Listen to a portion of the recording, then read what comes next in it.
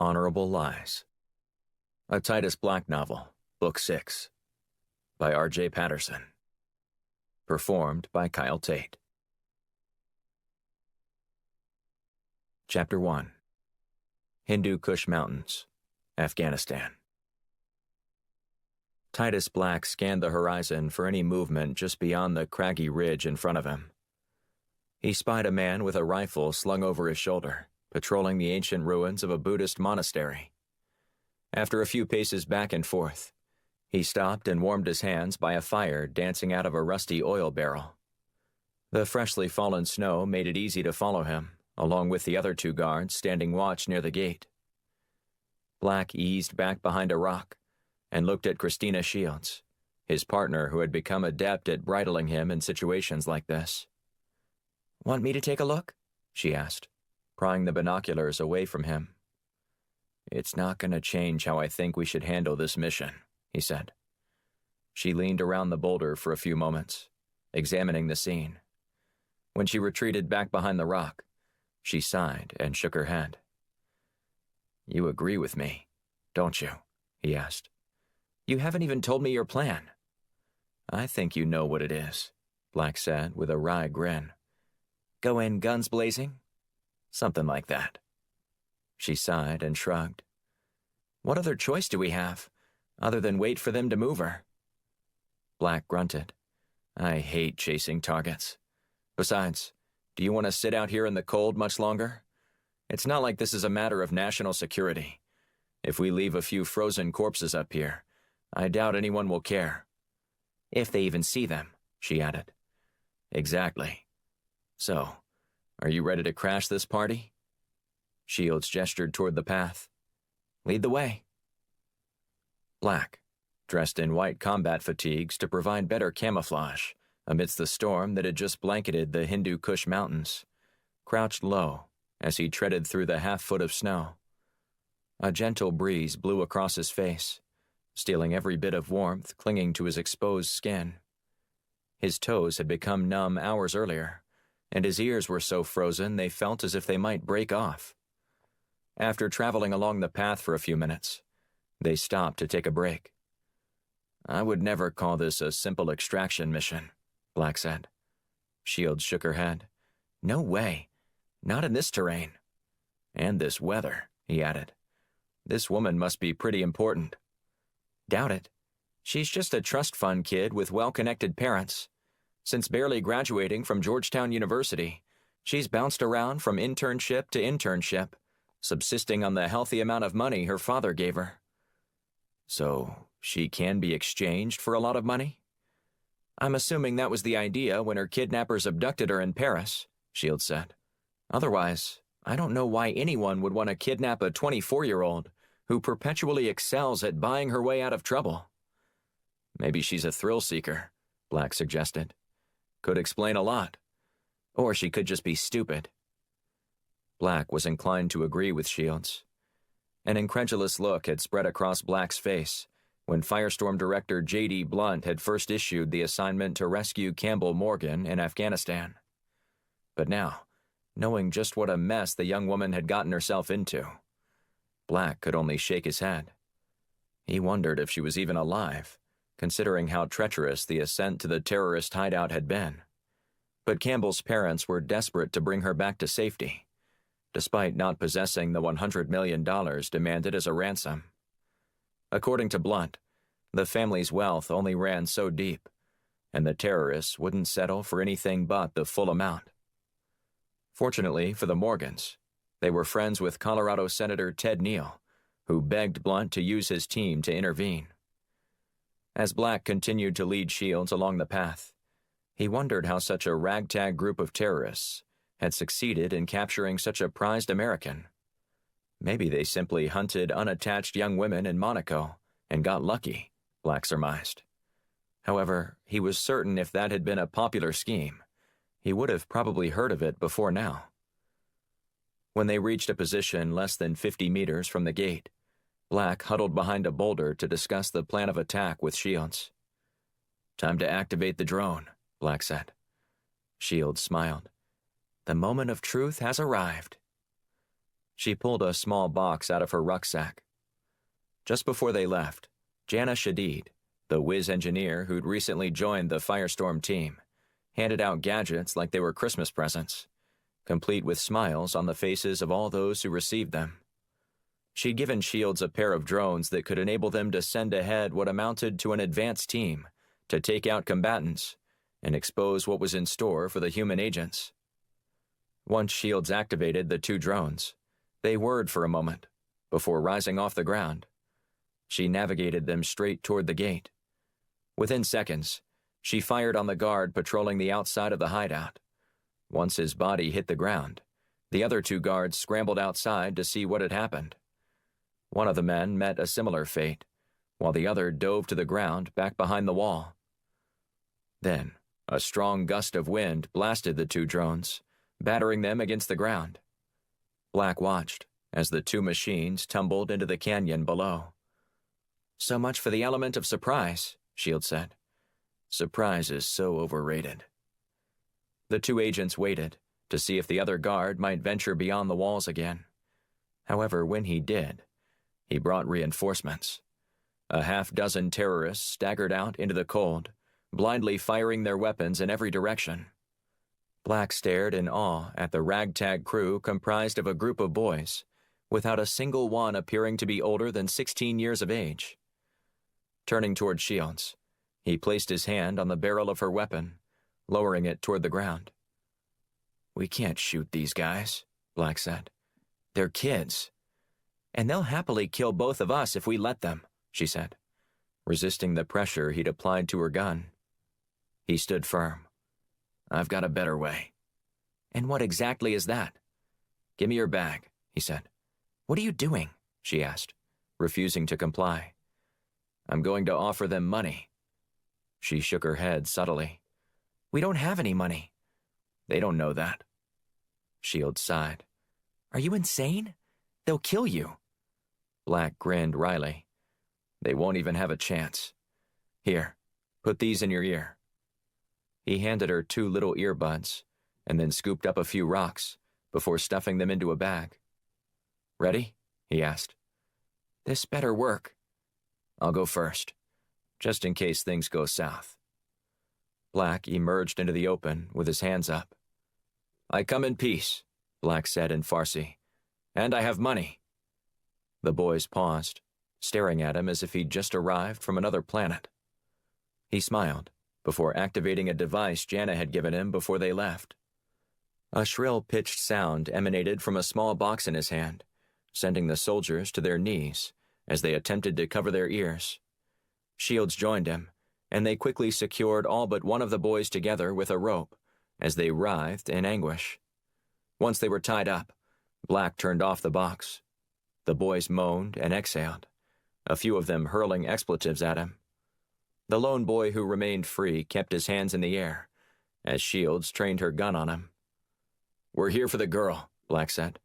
"Take us to her." Black pocketed the device and pulled out his gun, as the boy gestured for them to follow him.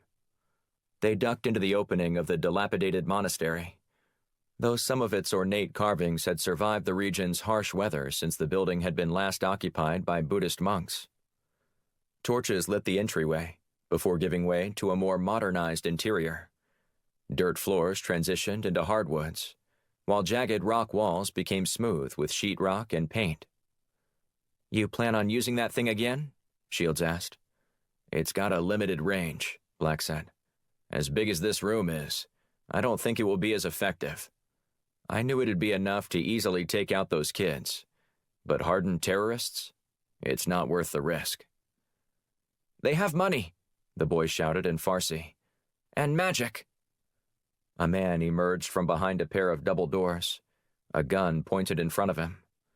Several other guards joined him, all armed. Black gestured for the leader to lower his weapon. He didn't comply. "Who are you?" the man asked. "We're here to talk about the woman," Black said, his gun still pointed at the man. The man looked at Shields. "Her?" Black shook his head. "The one you were holding ransom. We need her now." A faint smile spread across the man's lips. And what makes you think that I'm just going to give her to you? They have money, the boy repeated. Is this true? The leader asked. No, it's not, Black said, before dropping the sack on the ground. Rocks tumbled out onto the floor, exposing the ruse. I'm not about to give you anything. I'm just here to take your captive and be on our way. And you expect me to let her leave with you? The man said before laughing. Black glanced at the boys. Want to tell him what's outside your compound, or should I do it? The boy shook his head, remaining silent. Fine, Black said, turning back toward the leader. There is a drone honed in on this position, circling overhead. If I don't make contact with them in 2 minutes, that plane will obliterate your little hideout here. And what's to stop it from doing so once you leave? The man asked. Black shrugged. I'm feeling a little generous today, even though I'm not happy about the fact that you were using children to fight your battles. But what difference does it make? This place is burned now. We know where it is. The man looked at the boy and asked them if he'd seen a drone outside. He nodded, eyes widening as he swallowed hard. Abdul and Amir are dead, killed by a drone, the boy said. The man took a deep breath and studied Black. This is not how the deal was supposed to go. Look, if you kill the girl, I don't care, Black said. This is just a mission to me, as it is to you. And if I die, it'll be satisfying to know that I took a whole den of terrorists with me. The man held up a finger and turned to consult with 2 others in hushed tones. You think it worked? Shields asked. We're about to find out, Black said. The man turned back around and held Black's gaze. What do you Americans say? Live to fight another day? Black nodded. That's some sage advice. Then I'll be taking it today, the man said, before glancing at a security camera in the corner of the room. You may have the girl, but I have your picture in my database now. If anything happens to this hideout, I will hold you personally responsible and have you hunted by legions of warriors who will leave no stone unturned before you are dead. Do I make myself clear, Mr. Black? Black nodded, resisting the urge to show his surprise. Understood. 2 guards led Black and Shields down a corridor to a room where Campbell Morgan sat at the foot of a small cot. She brushed away her matted hair to reveal her freshly bruised face. Time to go, Black said, offering his hand. Campbell took it, and he eased her to her feet. Shields came around on the other side, offering her shoulder to help Campbell walk. Who are you? She asked. Who sent you? We'll tell you all about it later, Black said. Let's just get you out of here first. Thank you, Campbell said, tears streaming down her face. I thought I was going to die here. Not today, Shields said. The trio headed toward the exit and returned in the same direction they came, before she stopped them. There's a faster way out of here, she said, nodding toward another hallway. To the outside? Black asked. She shook her head. No, to civilization. When the group changed course, the 2 escorts questioned them. What are you doing? We're leaving the quick way, Campbell said. The men scowled and shook their heads. No, you're not. Yes, we are, Campbell said, glaring at the men. In a flash, one of the men grabbed Shields and put his gun to her head. You come this way, or she dies. And you with her, Black said. I have 1 more minute before I have to make contact with our drone just outside. I suggest you take your hands off her. The man chuckled. If I die, I am a martyr. What do I care? That is what I live for. Before he could say another word, the leader appeared at the front of the hallway. Let them go, Mohammed. We must honor our word. The man shoved Shields forward. She stumbled into Black, grabbing onto him to maintain her balance. Until we meet again, Mr. Black, the leader said, before offering a half-hearted wave. Campbell led them into a room where they found a tunnel with a rail system and a small transportation car next to a platform. "Apparently the monks dug this tunnel as a means of escape," she said, "and these bastards built a system to get you in and out. We'll be out of here before you know it." Campbell climbed into a cart that held 4 people. She sat in the front and waited for Black and Shields to join her before activating the transport device that ran on a monorail. "How do you know how to do this?" Shields asked. "They've taken me up and down plenty of times," she said. "I pay close attention, and I can't wait to come back and kill these bastards one day." "You and me both," Shields said. After 10 minutes, they reached the end of the track as the car slowed down. Once they exited, Campbell looked at Black. "Didn't you need to call your drone?" she asked. "What drone?" Black asked with a smirk. "Thank you," Campbell said. "I just now realized I haven't told you that." "It's our pleasure," Black said. "And I'm glad you're all right. What did those bastards do to you?" She shook her head and sighed. "It could have been much worse," she said. "Let's just leave it at that." They exited through a door that opened up into a courtyard at the base of the mountain. The car Black and Shields had rented to drive to the small village was waiting just a block away. After they all piled inside, Black picked up his phone and dialed Blunt's number to let him know that they had secured Campbell. "That's great news," Blunt said. "And Lord knows I needed some today." "What's happening?" Black asked. "There's been an attack earlier today," Blunt said. "Early intelligence reports believe Al-Shiri hit a cruise ship in the Bahamas." "Any casualties?" "So far, 45 people are dead." He paused and let out a long breath. "Including the Secretary of State. You need to get back here quickly." Chapter 2. Washington, D.C. J.D. Blunt had met Noah Young on several occasions, but only once since he assumed the office of the president following Conrad Michaels's untimely demise. Young was more than competent, handling the transition as smoothly as could be expected under such adverse conditions. But the situation brewing in the Bahamas was his first real test, where the American people would expect strong leadership in response to a deadly terrorist attack, especially when it included the death of the beloved Secretary of State, Sheila Hatcher. Blunt sat in the small room in the bowels of the White House and awaited Young's arrival. The former senator gnawed on a cigar, anxious to hear Young's ideas for how to proceed. After a few minutes, Young opened the door before nodding at his Secret Service detail. One of the agents closed the door, leaving the 2 men alone. Young finger-combed his hair before shaking hands with Blunt and taking a seat. "Rough day?" Blunt asked. "You have no idea," Young said. "When I signed up for this job, I never considered the possibility that I'd be in this position so soon. But here we are. Well, you've done a fine job at managing the country over the past few months since Michaels died.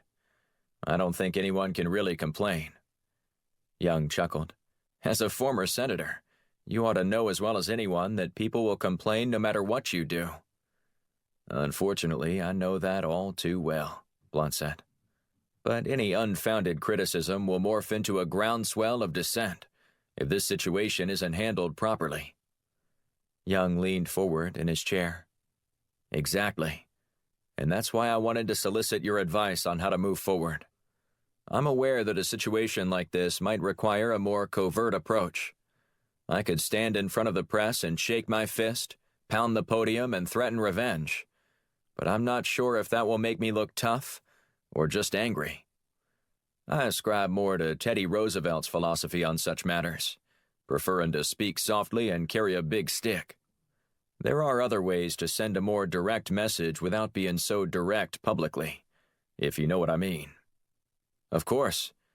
But what does that look like with a burgeoning terrorist organization? And can we exact retribution in a way that the rest of the world sees we won't tolerate such acts against Americans, let alone high-ranking government officials?" "There are ways to do that," Blunt said. "But I feel obligated to remind you that Firestorm is about operating in the shadows. If you want something done, we can do that for you. In fact, we are designed to address specific situations such as these. However, we're not supposed to exist, so the quieter we go about this, the better." "But won't that make me look weak?" Young asked. "Shouldn't I at least say something?" "That's something for you to discuss with your aides, but I think you must assure the American people that you're going to handle it. When we're finished, you can show the results of our operation, explaining what happened on a covert mission. That should satisfy the press and anyone else looking to question how you handled the situation." "Sounds like a plan," Young said. "So, what do you intend to do?" Blunt leaned back in his chair as a wry grin spread across his face. "We're going to do what we always do and get to the bottom of this. And right now, I have far more questions than answers." "Such as? Was the Secretary of State the only target? And if so, who would benefit from her being dead? As well as where did the information about her trip come from? And who else died in the attack? That's just for starters. Making rushed assumptions is sure to either get egg on your face or guarantee that you won't catch the perpetrator. These types of investigations need to be handled discreetly and with caution, because you never know who you're really dealing with." Young templed his fingers as he eyed Blunt closely. "Are you suggesting that perhaps this was orchestrated by someone within our own government?" Blunt shrugged. "Maybe. Maybe not. I take it you're up to speed on the Full Good initiative and how they were operating within the Pentagon?" "Yeah, I got a security briefing on them, but I was assured that Full Good had been completely dismantled and everyone involved had been removed." "Everyone that we knew of," Blunt said. "I'd be shocked if there weren't others." Young resolutely shook his head. "If there's anyone left, they're powerless." Blunt sighed. "I know you've been in Washington for more than a minute, but I've been here a long time. And the number one thing you better never forget is how you can't ever underestimate anyone. I've been surprised time and time again at the lengths to which some people are willing to go to seize power or control. I'm no longer surprised, nor am I underestimating anybody." "Trust me," Young said, "the Full Good initiative is dead." "I wish I could share your optimism, Mr. President," Blunt said. "I just want to see Al-Shiri gutted and burned to the ground, both figuratively and literally. We'll do our best to make sure that happens." "Good," Young said. "I'm counting on you and your team to help me as well as the American people breathe a little easier at night, even if they aren't privy to any impending threats." Blunt nodded before rising. "At the moment, I think it's safe to say we're in the dark, but that'll soon change. I'll keep you posted, sir." Young thanked Blunt before he exited the room. Blunt exhaled as he lumbered down the hallway. He wasn't as confident as he presented himself, doubt seeping in before he even reached his car. But he didn't have time to let such thoughts take hold. He had a mess to sort through, and only one shot to impress the new president. Chapter 3. Freeport, Bahamas. Kenneth Parker flashed his CIA credentials at the officer standing watch in front of a yellow police tape that cordoned off the blast site. He nodded and gestured for Parker to enter. As he strode along the dock, he stared skyward at the hulking cruise ship, blotting out the early morning sun. At the far end of the vessel, investigators and other law enforcement officials examined the gaping hole, exposing the innards of the fourth and fifth decks. The Caribbean breeze whipped past him, easily slipping over his bald head. He didn't like the fact that he'd lost all his hair worth keeping by the time he turned 34 a year ago, but he was warned hair loss or going gray early was one of the many hazards of the job. And while he hated the consequences, he was pleasantly surprised he got to use a comb as long as he did. The stress of being a CIA field agent was enormous at times, and he already sensed just how heavy the weight of this particular assignment was. The CIA always demanded justice for a fellow fallen agent, but this time, The pressure to return to Langley with answers was even higher, given that Secretary of State Sheila Hatcher was also among the casualties. Parker strode up to Mitch Travis, the U.S. ambassador to the Bahamas, and shook his hand. "Glad you could come down," Travis said. "What a mess." Parker nodded. "Ain't that the truth?" He glanced up at the hole where several men hung from safety harnesses, while welding around the crumpled metal. "They're not wasting any time getting the ship back in order, are they?" Parker said. "Ever heard of ship shape?" Travis asked. "This ship needs to be back out at sea as soon as possible, though I'm not sure anyone is going to be rushing to purchase tickets for it after this." Parker nodded. "So, what do we know?" "Whoever did this knew exactly where to place the explosives and when to detonate them. It's almost as if they had inside information on Madam Secretary's plan for the evening." "How so?" "She was scheduled to stick around longer after she spoke at a small gathering, but she decided to retire early. And 15 minutes after she returned to her room, the explosion happened." "Did any of her aides survive?" Parker asked. "Just one," Travis said. "Gordon Musselman, head of security for Hatcher." "Is he still around?" "He's staying at the embassy, and he's a little shaken up right now. I can't imagine it'd be easy watching all of your colleagues get blown into the water, and then knowing that you'd likely be the one held responsible for it." "What's your read on him?" Parker asked. "Think he had something to do with it?" Travis sighed. "Look, I'm not an investigator, so I doubt my intuition means much. But he certainly doesn't appear to be guilty in any way. From what I understand, he was fond of Hatcher, and they had quite a bond." "What kind of bond exactly?" "I don't know. I'm just going by what I was told from some of the other staffers here who'd interacted with the two of them. They didn't say much more, so it might have been the kind that was out of bounds, if you know what I mean." "What was Secretary Hatcher doing here anyway?" "She was coming to the Bahamas for a summit with a handful of other government officials in the Caribbean to discuss ways to strengthen relations and cooperate in matters of security." "The irony," Parker said as he shook his head. "I just don't understand how this could happen," Travis said. "Between her own personal security and the ship's. This doesn't make any sense." Parker put his hands on his hips and stared upward again at the hive of activity overhead. Sparks scattered from the welders working above as the incoming tide lapped against the side of the boat. Slowly inhaling a deep breath, Parker's nostrils filled with the salty air while he considered the ambassador's comment. But Parker wasn't perplexed about who did it. That much was cut and dried to him. The intended target was what he was grappling with. "At least we know who's responsible," Travis said, breaking the long silence. "Those Alshiri bastards are always causing the worst kind of trouble." "Just because they claim to do this?"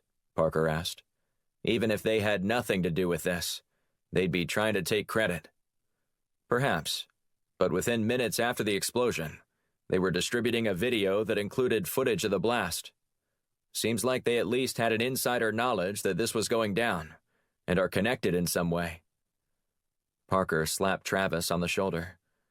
"Guess that's why I get paid the big bucks." Travis managed a smile. "If you need anything, just let me know." "Actually, there is," Parker said. "Do you happen to have a copy of the manifest from the cruise line? I want to match it up with the one we have." "Sure thing. I'll get my assistant to text it over to you right away." "Thanks," Parker said.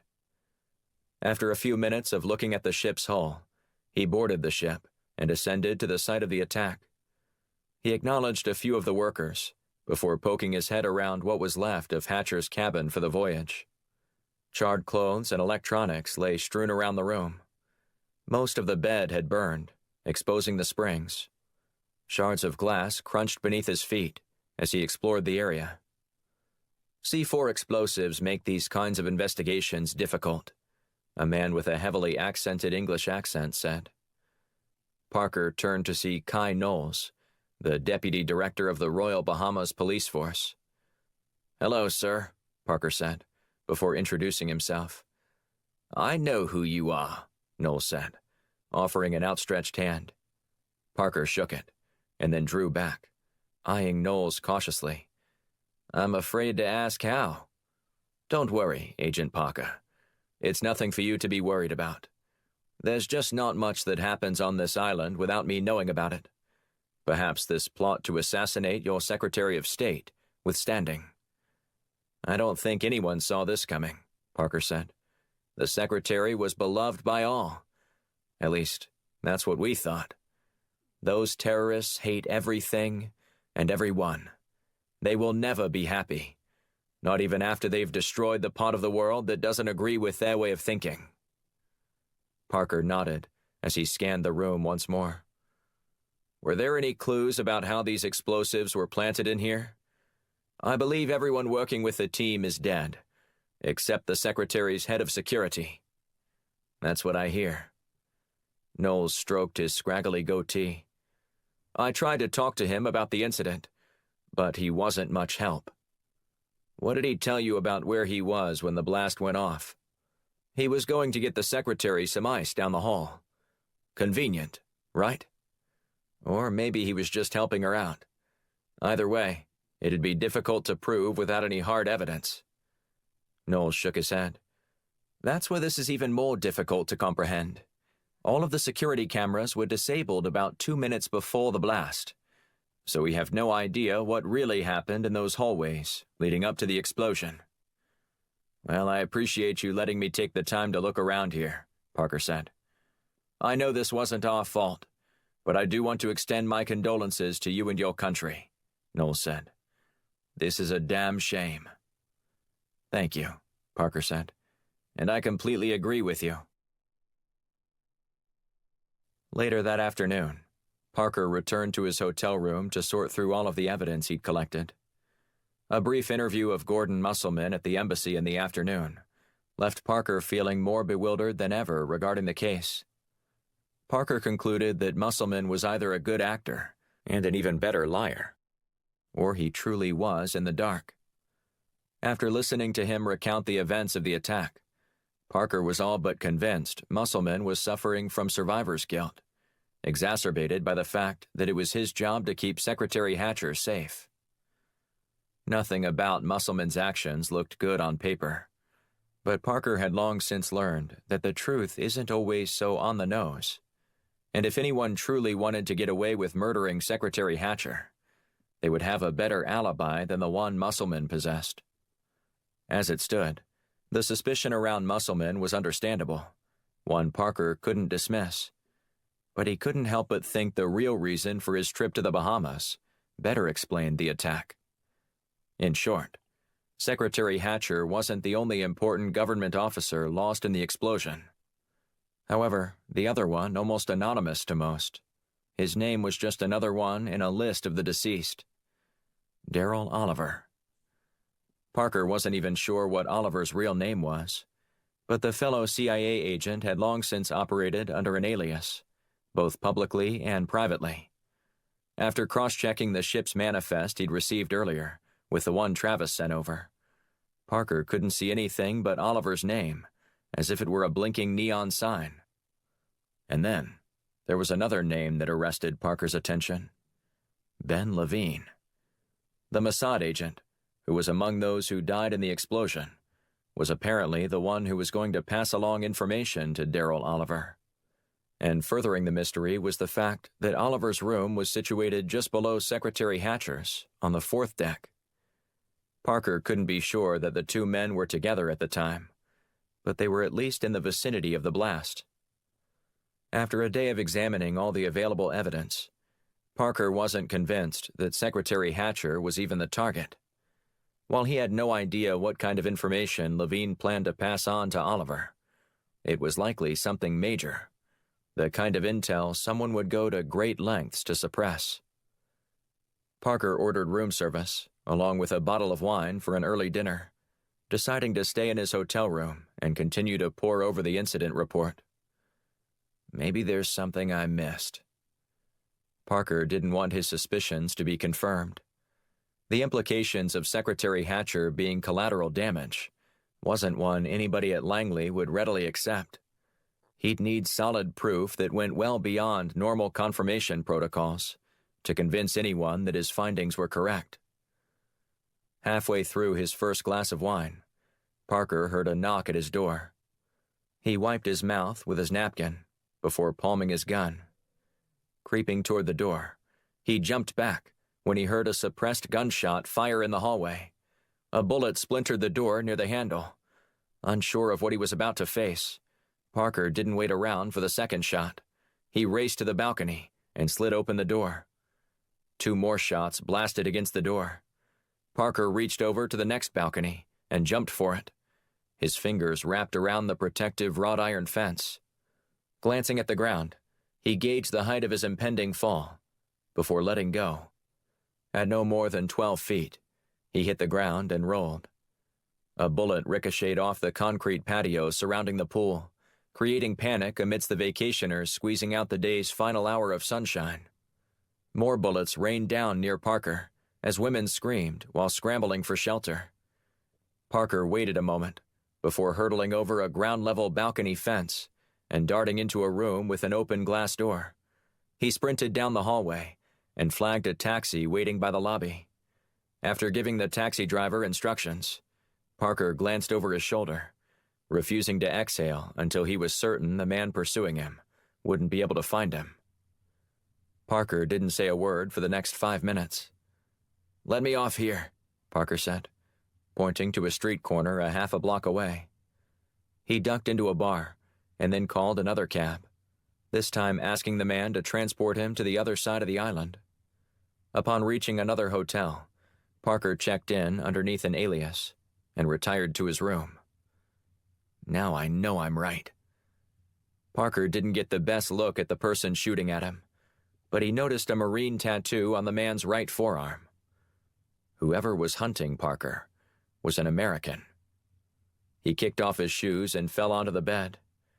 After contemplating his next move, he picked up his cell phone. Calling the agency could be a mistake, since he didn't know who exactly was after him. But he had to let someone know what had happened to him, just in case. He dialed a number and waited for the person to answer. "Senator Blunt, this is Kenneth Parker. Do you have a few minutes to talk? I have something urgent to tell you." Chapter 4. Washington, D.C. Black and Shields wasted no time in heading straight to Blunt's office upon returning to the Phoenix Foundation. He was buried in a copy of the Washington Post when they entered and took a seat across from him at his desk.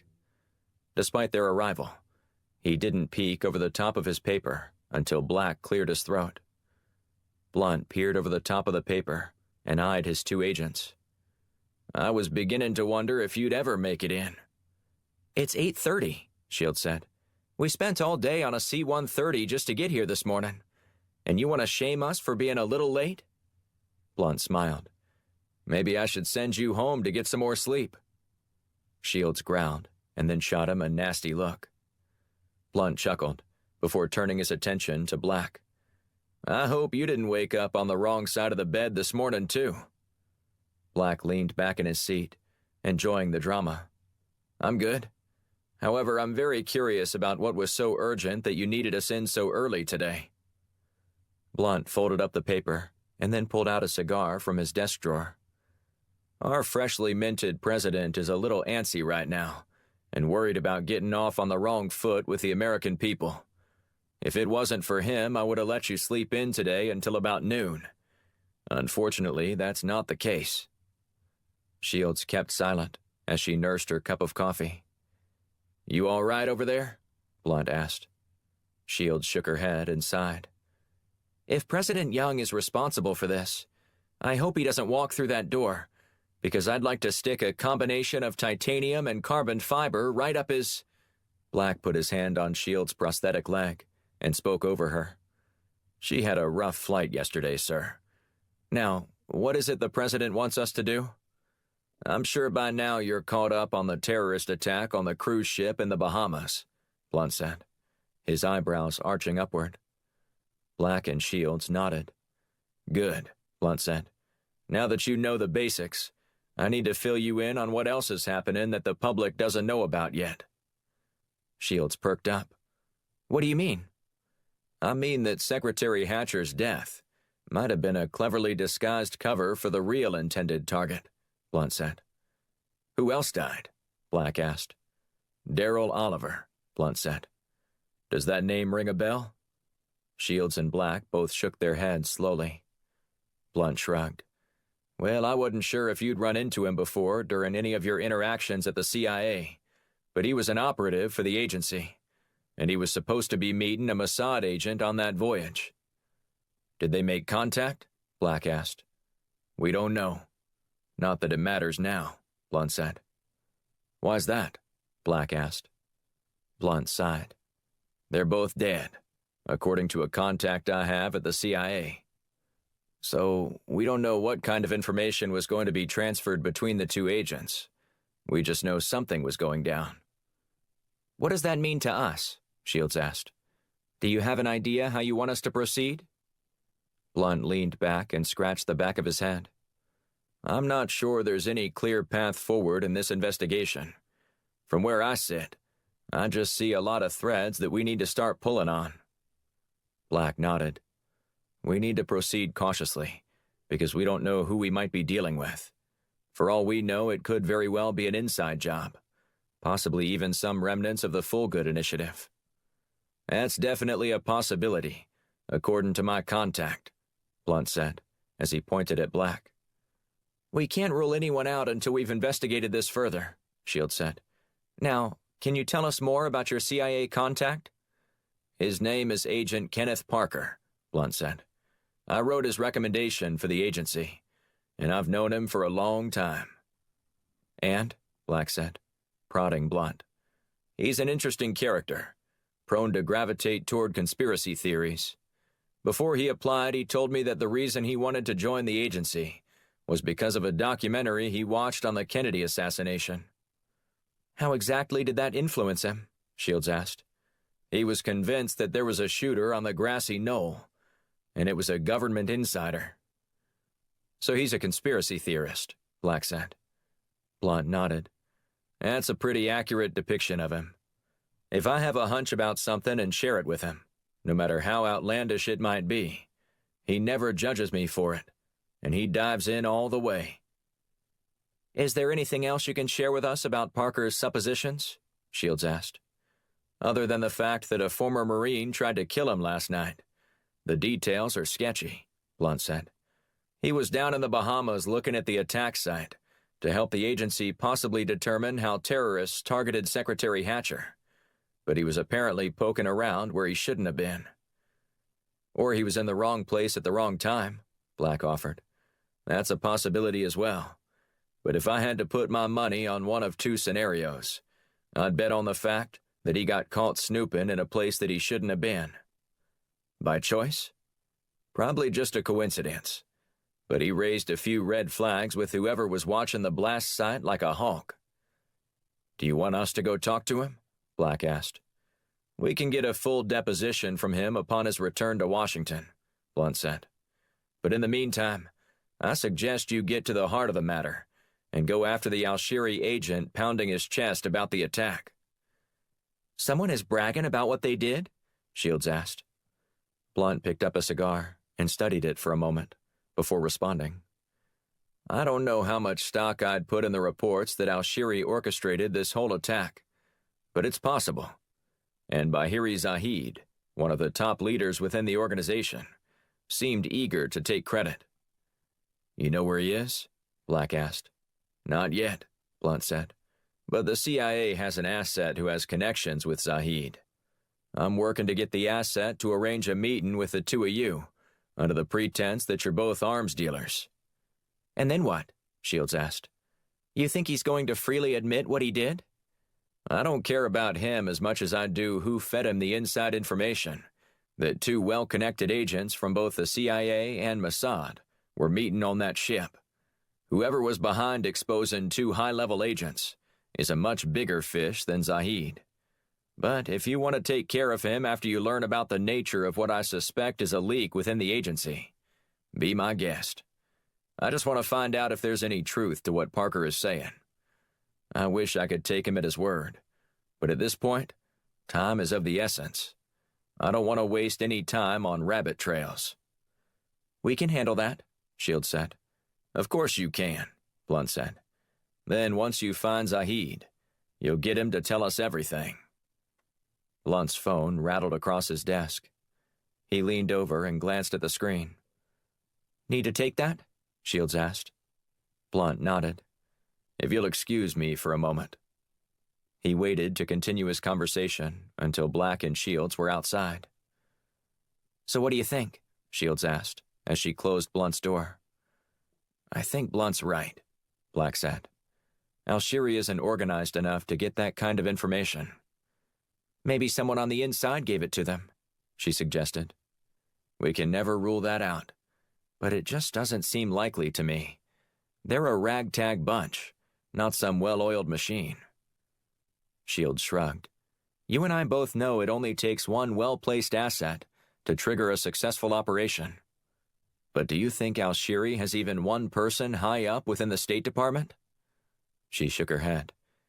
"That seems like a stretch, I know. Which is why I think maybe Parker isn't so crazy after all.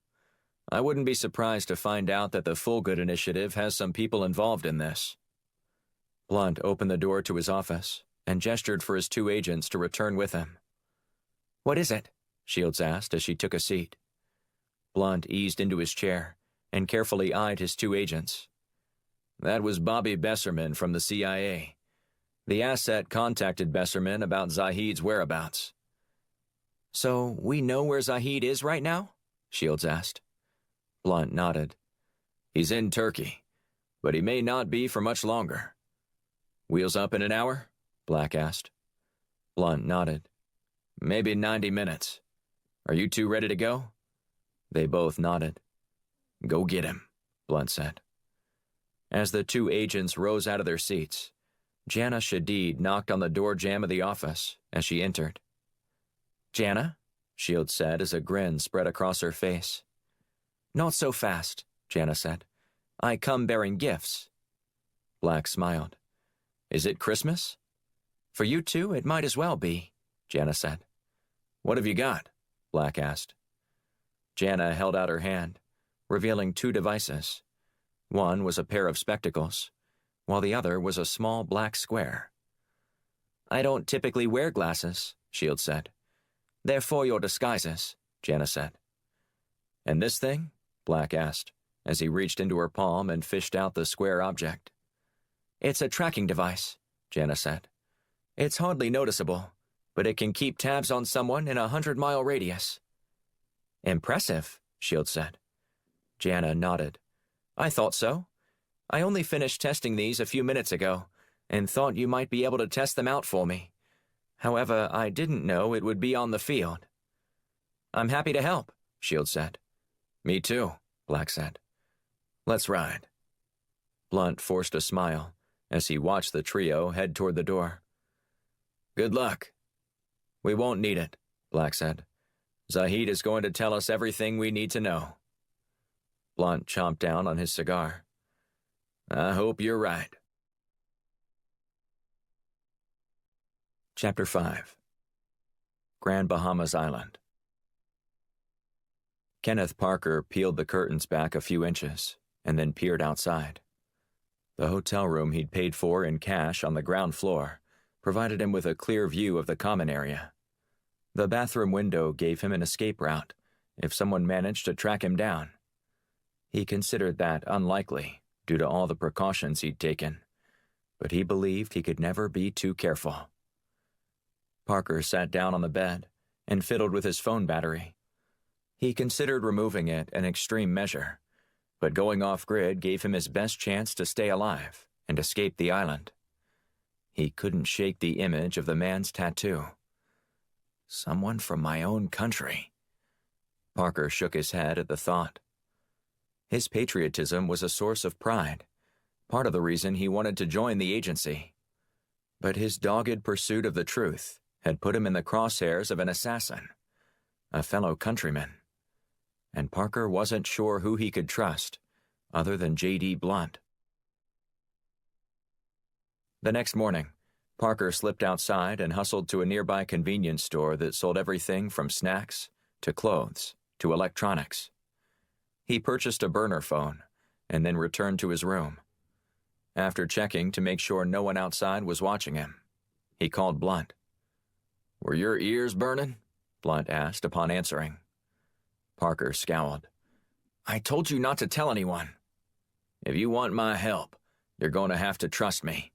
My team is on your side, and if you really need my help, I'll be using them to do it. And I wouldn't dare do the disservice of sending them into the situation blind. The more they know, the better they can help you." "Fine," Parker said. "Just nobody else, okay? I'm getting a little nervous." "Why? Did something else happen?" "No, but knowing that the man who tried to kill me was a former Marine signals that whoever is trying to kill me is from my own country." Blunt grunted. "Not necessarily. The guy could have been a hired hand. You don't know who he's working for. Sometimes you just know. Like the time you told me you were convinced that President Michaels was a Russian plant?" "Yeah, and now he's dead," Parker said. "My theory hasn't been disproven." "Geez, Parker. You don't make this easy, do you?" "I want to get out of here alive, so I'm filing my report this morning and saying that it was Alshiri acting alone. Just know that it's all a lie. And when I get back to Washington, we can sort out the rest of this mess and figure out who actually initiated the attack and what's really going on. Then tell me what you need from me, and I'll make it happen. Can you get me a flight out of here?" Blunt sighed. "I just sent my plane out of the country, and I'm not sure how long it will be before I can get it down there. Will you charter one for me?" Blunt thought for a few moments in silence. "Arranging a charter flight will take much longer, but I do know a fishing guide in Freeport who could take you on a private fishing expedition. 2.5 hours later, you could be in Miami. How's that sound? Send me the address, and I'll be there in an hour. Captain Slater is who you'll want to talk to. He mostly manages the place these days, but I should be able to convince him to take on a favor like this." "Thank you," Parker said, before hanging up the phone. A couple of minutes later, Parker received a text message from Blunt with the information regarding Captain Slater's sea adventures in Freeport.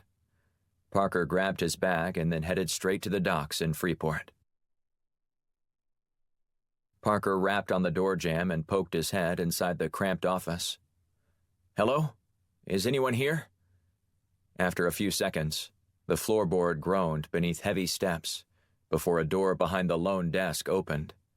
A heavy-set man strode inside and stroked his scraggly beard. "Can I help you?" he asked in a gruff voice. "I'm looking for Captain Slater," Parker said. "Do you know where I can find him?" "You're looking at him, son. What can I do you for?" "I think we have a mutual friend who may have contacted you within the last hour. Mr. J.D. Blunt." Slater nodded subtly. "I know the man well." "Did you speak to him?" "I did." "And?" "I told him I'd look out for you and get you where you needed to go." Parker sighed in relief. "That's great news, sir. What do I need to do to make this happen?" "Since Mr. Blunt already prepaid your bill, I expect all you need to do is put your belongings on the manta ray, the big fishing boat right out front. I'll be out shortly once I finish up some last-minute paperwork." "Copy that," Parker said. He spun around on his heels and followed the captain's orders. Parker wanted to sit on the deck and soak in the warm sunshine, offsetting the cool breeze swaying the palm trees. And a drink in his hand would make the moment almost perfect. But such luxuries would have to wait. He still wasn't certain that he'd eluded any surveillance, even though he hadn't seen a hint of the Marines since seeking safe harbor on the other side of the island. In the cabin below, Parker shoved his bag onto the bench in the galley and sat down. Keeping an eye on the stairs, he fired off a quick text to Blunt, thanking him for his assistance. The ride to Miami wouldn't take much longer than 3 hours, and then Parker could return to Washington to sort out the mystery behind the attack. As promised, Captain Slater joined Parker on the boat, lumbering down the steps with a black cane, which was topped with an ornate bronze carving of a skull. When Slater reached the bottom, he clamped down on the tip of his pipe and stared out the window. "Ready to set sail?"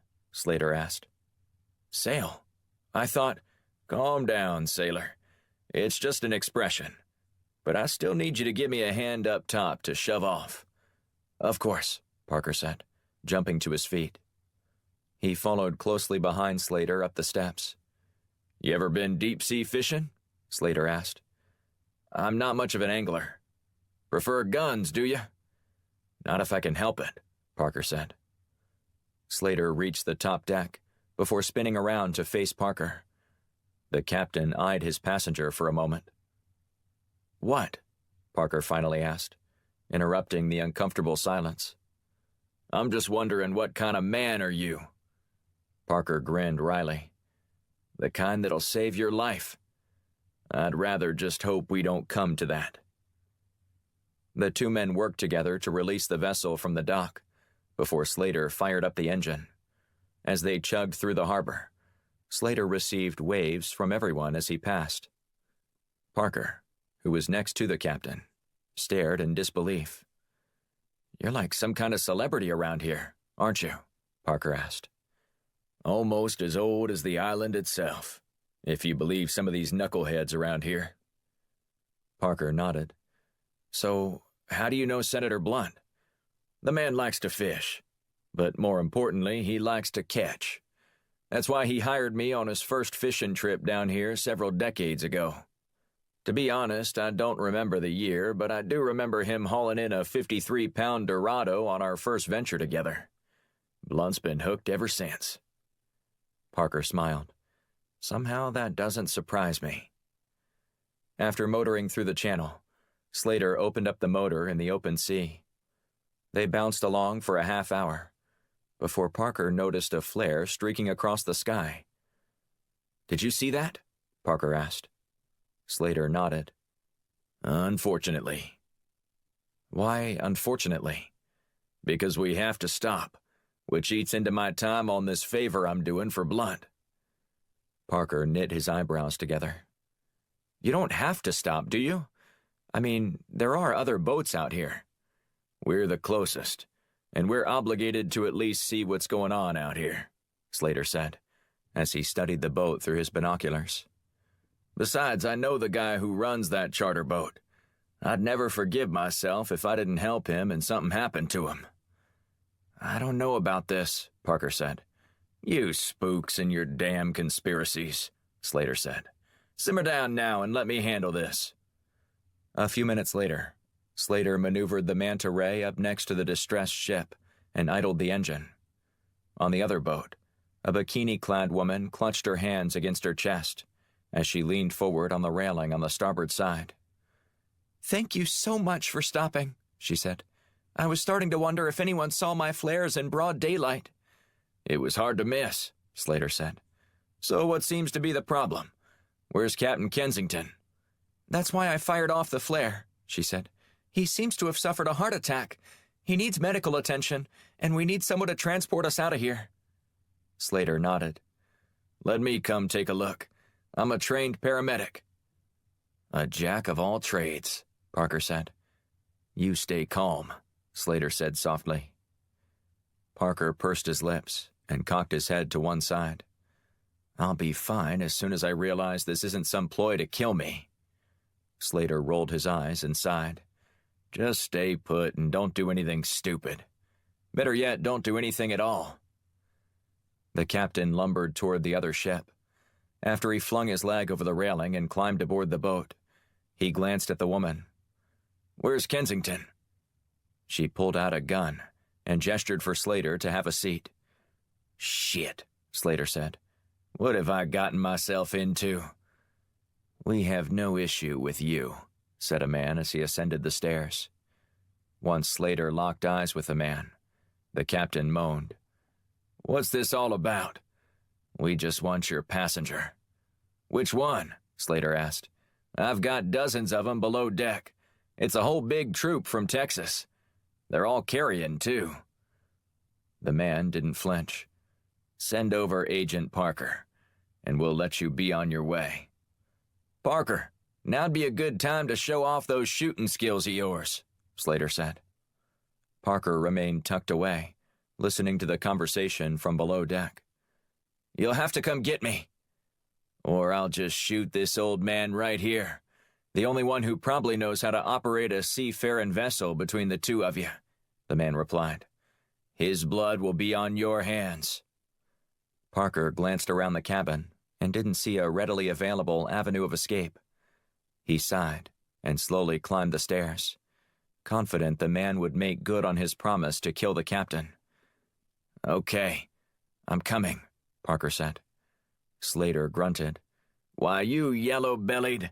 The man pistol-whipped the captain, rendering him unconscious as he crumpled to the floor.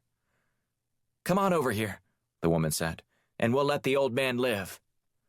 Parker raised his hands as he stepped over the railing, joining the duo on their boat. The woman kept her gun trained on Parker, while the man hoisted Slater's limp body back onto the manta ray. Come with me, the man said as he turned his attention to Parker. I have a special place for you. Chapter 6. Punta Cana, Dominican Republic. Ben Levine removed his shirt before easing into a lounge chair situated beneath the shade of a palm tree. Less than 50 meters in front of him, the Atlantic's waves rhythmically crashed the beach before receding back to the ocean. Children and lovers alike pranced along the shore, smiling and laughing in the warm sunshine. He still winced whenever he heard one of them shriek, even if he knew the shouts weren't conjured up from a feeling of terror. A few days earlier, Levine had been aboard the cruise ship that Al-Shiri targeted. His survival was no accident, undoubtedly the result of his extensive training as a Mossad operative, though he did have plenty of good fortune. However, he couldn't help but feeling a tinge of guilt as he reached for his piña colada and glanced down at the identification of the man he'd watched die in the water. Everything had happened so fast. A woman wearing a bathing suit that left little to the imagination spread out her towel on the chair next to him and then took a seat. She took her time rubbing suntan lotion across her already bronzed skin. Levine pushed his sunglasses further up on his face, ignoring the woman's obvious attempt to get his attention. When he didn't give her the satisfaction she sought by enticing him to gawk at her, she got up and walked over to him before sitting down at the end of his chair. Would you mind? She asked, holding out her lotion. Levine sighed and shrugged. Why not? She smiled and giggled. You'd be the first to turn me down. You may wish you'd asked someone else tomorrow, Levine said. My brother asked me to spread lotion on him once, but regretted it less than 24 hours later, when his girlfriend asked him if he'd contracted some sort of sun-poisoning disease. That's how he got the nickname Splotch. She hesitated. Where did you grow up? Southern California, he lied. You? All over, she said, turning around and exposing her back to him. Levine wasn't sure if she was giving him instructions on how to apply the lotion, or if she was answering his question. Were you a military brat? Might as well have been, she said as Levine detected a hint of an accent in her voice. My father was in international finance. We went wherever the market was hot, which usually correlated with warm weather, too. Levine finished smearing the lotion all over the woman's back. He leaned back and reached for a towel to wipe the grease off his fingers. When he did, she extended her right arm, her hand wielding a knife, and whipped it toward him. Levine expected the move and rolled over, dodging the blade. As she spun around to face him, Levine grabbed his towel and used it to ensnare her right arm. He wrapped the cloth around her wrist, forcing her to drop the weapon. Then he knelt and snatched it off the sand while he clung to her. I'll scream, she said in a hushed tone. Levine scanned the area. No one was even paying them any attention. He sighed and dropped his shoulders, signaling that she could relax. That's when he struck. He jammed the knife into her throat, followed by the towel to sop up the blood. She clutched at her throat, unable to speak with severed vocal cords. Levine eased her face down onto her lounge chair and then jammed the knife through the mesh material and into her chest twice more. Within seconds, her body fell limp. Levine wiped the knife clean, then placed it beneath her, along with her beach bag and cell phone. He donned a pair of sunglasses and tugged the baseball hat down low on his forehead before leaving the area. As he walked away, he discreetly scanned the beach once more.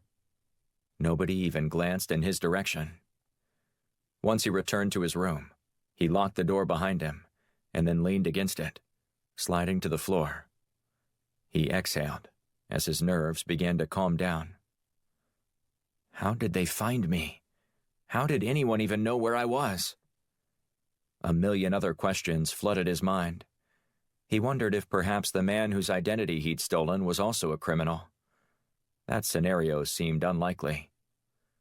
During the fleeting moments after the explosion on the cruise ship, he had realized that the target wasn't the U.S. Secretary of State. He was the target. Or maybe his contact was. Either way, someone knew about their meeting and went to great lengths to make sure it didn't happen, and that nobody even suspected the attack was about anything other than killing Secretary Hatcher. Based on the manifest compared with survivors, she was among the dead. So was the CIA agent Levine was meeting. Now, whoever had orchestrated the attack was cleaning up loose ends. And they weren't about to stop pursuing him either. Not after what he'd just done. Killing an asset in broad daylight was risky, but unavoidable. However, the move would only enlarge the target on his back. Levine pondered his remaining options. The most obvious one was still the one that frightened him the most. Report to his superiors what he'd learned. His reluctance to share this with the higher-ups at Mossad was how this fiasco started in the first place. In hindsight, maybe it wouldn't have been such a bad move. But that didn't matter anymore. He couldn't go back now. That would make him seem guilty, almost as if it was his only option, a roll of the dice. But Levine resisted the urge. He never suspected this much trouble would follow him. Not after what happened in the Freeport Harbor. When he closed his eyes, he saw the entire scene unfolding in slow motion. The loss of balance as the deck shook from the blast. Passengers screaming as they tumbled into the water. Ringing in his ears as he hurtled overboard. An impaled man gasping for breath as he was suspended just a few feet above the water's surface. When Levine splashed down, he looked up and noticed the wallet floating peacefully in the water. That's how he became Edward Rodriguez. Tethered to his new identity, Levine contemplated how to navigate the minefield before him. Misfortune, or missteps, resulted in a mess he needed to dig himself out of. The meeting with Daryl Oliver aboard the cruise ship wasn't part of Levine's original plan, back when he first stumbled across the fateful information. Upon intercepting a communique between a high-ranking American official and a former Mossad agent who'd gone rogue, Levine decided to investigate the matter on his own. After months of tracking the rogue agent, Levine had become convinced that he hadn't truly gone rogue, but was instead acting on the orders of someone within Mossad, someone who could give him protection. Levine didn't want to share the information with his superiors without knowing what he was up against. So he hired a former Israeli intelligence officer to capture the rogue agent and interrogate him. But that plan was foiled when the agent killed the hired man, leaving Levine with no other recourse but to deliver the information he'd learned directly to someone he trusted at the CIA. Daryl Oliver was that man, and now he was dead too. For a moment, Levine considered checking out of the hotel and disappearing into a remote part of the world. He could start over with one of his many aliases, maybe settle in an isolated village in the Andes Mountains, or buy a small Tuscan villa and run a cafe. It wouldn't be such a bad way to retire. At least he'd be alive. But Levine couldn't. Not just yet, anyway. The information he knew couldn't be buried in his mind, never to be thought of again. Hundreds, maybe thousands of innocent lives were at stake. And while Levine realized he might be able to survive and go on with his life in anonymity, he couldn't live with himself if he didn't share what he'd learned with the proper authorities. Levine needed a plan, and he needed one quickly. Chapter 7. Istanbul, Turkey. Within hours of landing in Istanbul, Black and Shields put their plan in motion to rendezvous with the Alshiri operative Bahiri Zahid. In the aftermath of the cruise ship attack, Zahid had become a quasi-celebrity among terrorist groups. His appearances on several Muslim extremist websites bragging about killing several dozen infidels earned him a nickname that roughly translated into Admiral Death. Publicly, however, he maintained a low profile, his whereabouts unknown, until a well-placed asset reported to the CIA that Zahid was traveling to Istanbul. He was scheduled to be there for a few days, where he was meeting with a handful of other lieutenants from Alshiri to discuss the organization's next attack. While killing Zahid would be a signature victory for Noah Young's fledgling presidency, Black and Shields were more concerned with learning who leaked the information to Zahid, and they needed sufficient proof to finger the traitor. Accusing someone of treason required more than circumstantial evidence and hearsay. Blunt wanted to be able to nail the bastard to the wall, as he put it before sending off his 2 firestorm agents. Black intended to make Zahid divulge the name of his contact in Washington through a variety of persuasive methods, none of which Black would want performed upon himself. But that was something he wouldn't have to concern himself with until after the most daunting task had been accomplished: apprehending Zahid and moving him to a private location. Black planned to pose as an arms dealer from South Africa, leveraging one of Zahid's former classmates from Caltech to set up the discussion. While they were in the air, Shields spoofed the classmate's number and texted Zahid to see if he'd be interested. He enthusiastically responded, telling his friend that his timing couldn't have been any more perfect, since his next big operation necessitated much greater firepower than he'd used in the past. The initial meeting was scheduled to take place the following evening at a cafe in the city's Sultanahmet district. Just a few short blocks from the Grand Bazaar, the public place served as a safe space, as well as one that could enable them to disappear and escape quickly if necessary. Black and Shields spent most of their day scoping out the establishment and searching for all possible pitfalls. Once they were satisfied that the cafe was safe, they retreated to their hotel room to make final preparations for their meeting. "Nervous?" Shields asked, as she tested out the video feed from Black's glasses. "Not really," Black said. "If I'm nervous about anything, it's about who's really behind this and how high up this goes within our own government." Shields sighed and pushed her chair away from the table. "The thing that I just can't figure out is why anyone would want to kill Secretary Hatcher." Black huffed a short breath through his nose before answering. "You're seeing the same thing I am right now. All these extremist groups are using this as a rallying cry. They assassinated a top U.S. government official. That's a major coup for them. And they're going to leverage it into a recruiting tool now." "Yeah, but she's not even all that well known, even within our own borders. I doubt half our country even knew her name until she was killed in the attack."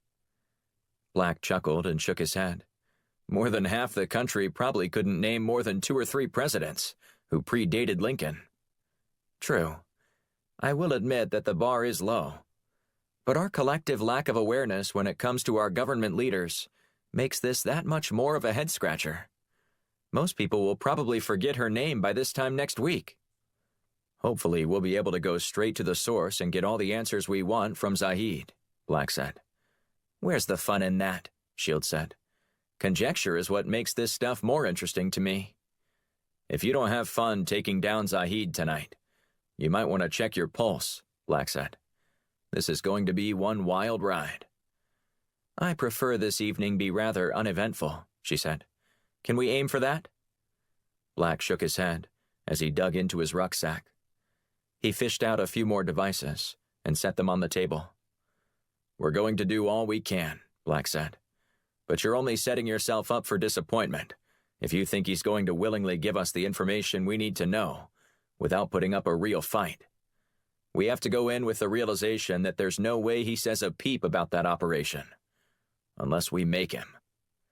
In that case, can we just not make it so complicated?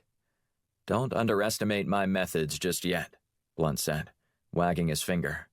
A dash of simple fear might do the trick. Want to bet a 20 on that? Black nodded. You're on. At precisely 9:30 that evening, Black entered the doors of the Mad Hatter, the quaint cafe he and Shields had scoped out earlier. The protocol they set up for verifying each other was simple, almost imperceptible to even the trained eye. But it was effective, which was all that mattered to Black. In one corner of the room, elderly men crowded around a chess table affixed to a wooden barrel. While precedent for such matches required a quiet place, this was the opposite. Spectators cheered or groaned with every play, while discussing openly what was a better move. The departure from chess decorum shocked Black. Are these games always this loud? Black asked the haggard waiter, who was balancing 5 drinks on a tray. The man cut his eyes toward the sign etched out of wood, dangling over the bar. This is the Mad Hatter. What's up is down and what's down is up in this place. Black responded with a polite smile to the man, who promised to return shortly. Once the waiter scurried off, Black removed his gray fedora and set it on the table. He nudged it toward the edge with his knuckles until the brim hung over the side by a few inches. How are you doing out there? Black asked through clenched teeth over the comms. I'm hanging in there like a hair in a biscuit, Shields said over the comms. She was watching the whole scene unfold on a computer monitor in a van 2 blocks away. That good, huh? I've decided this van can't be more than a couple of degrees warmer than the freezing air outside. I can barely type. A couple of minutes later, the waiter hustled over to Black and took his order, an Americano. After he received his drink, Black spent the next 15 minutes watching both the rowdy game of chess and the door. Zahid was late, though Black wasn't surprised. As cautious as the Alshiri operative had been, he'd likely staked out the cafe to ensure that the meeting wasn't a trap. Eventually, he strode through the door and headed straight to Black's table. Black made eye contact with Zahid before gesturing for him to have a seat. It's nice to make your acquaintance, Mr. Clark, Zahid said. Victor speaks quite highly of you. And you as well, Black said in his South African accent that was more than adequate. Consider me an admirer of your work, such as it is. What I saw in the Bahamas was exquisite. Zahid leaned forward as a scowl spread across his forehead. Mr. Clark, please, this is not the time or place to discuss such matters, regardless of your admiration for what I do. Black placed his hands in the air, signaling his regret. I'm sorry, it's just that I rarely conduct these types of meetings in public like this. The first time is always in public, Zahid said. I must know if I can trust you or not. And? Zahid leaned back, stroking his beard while eyeing Black.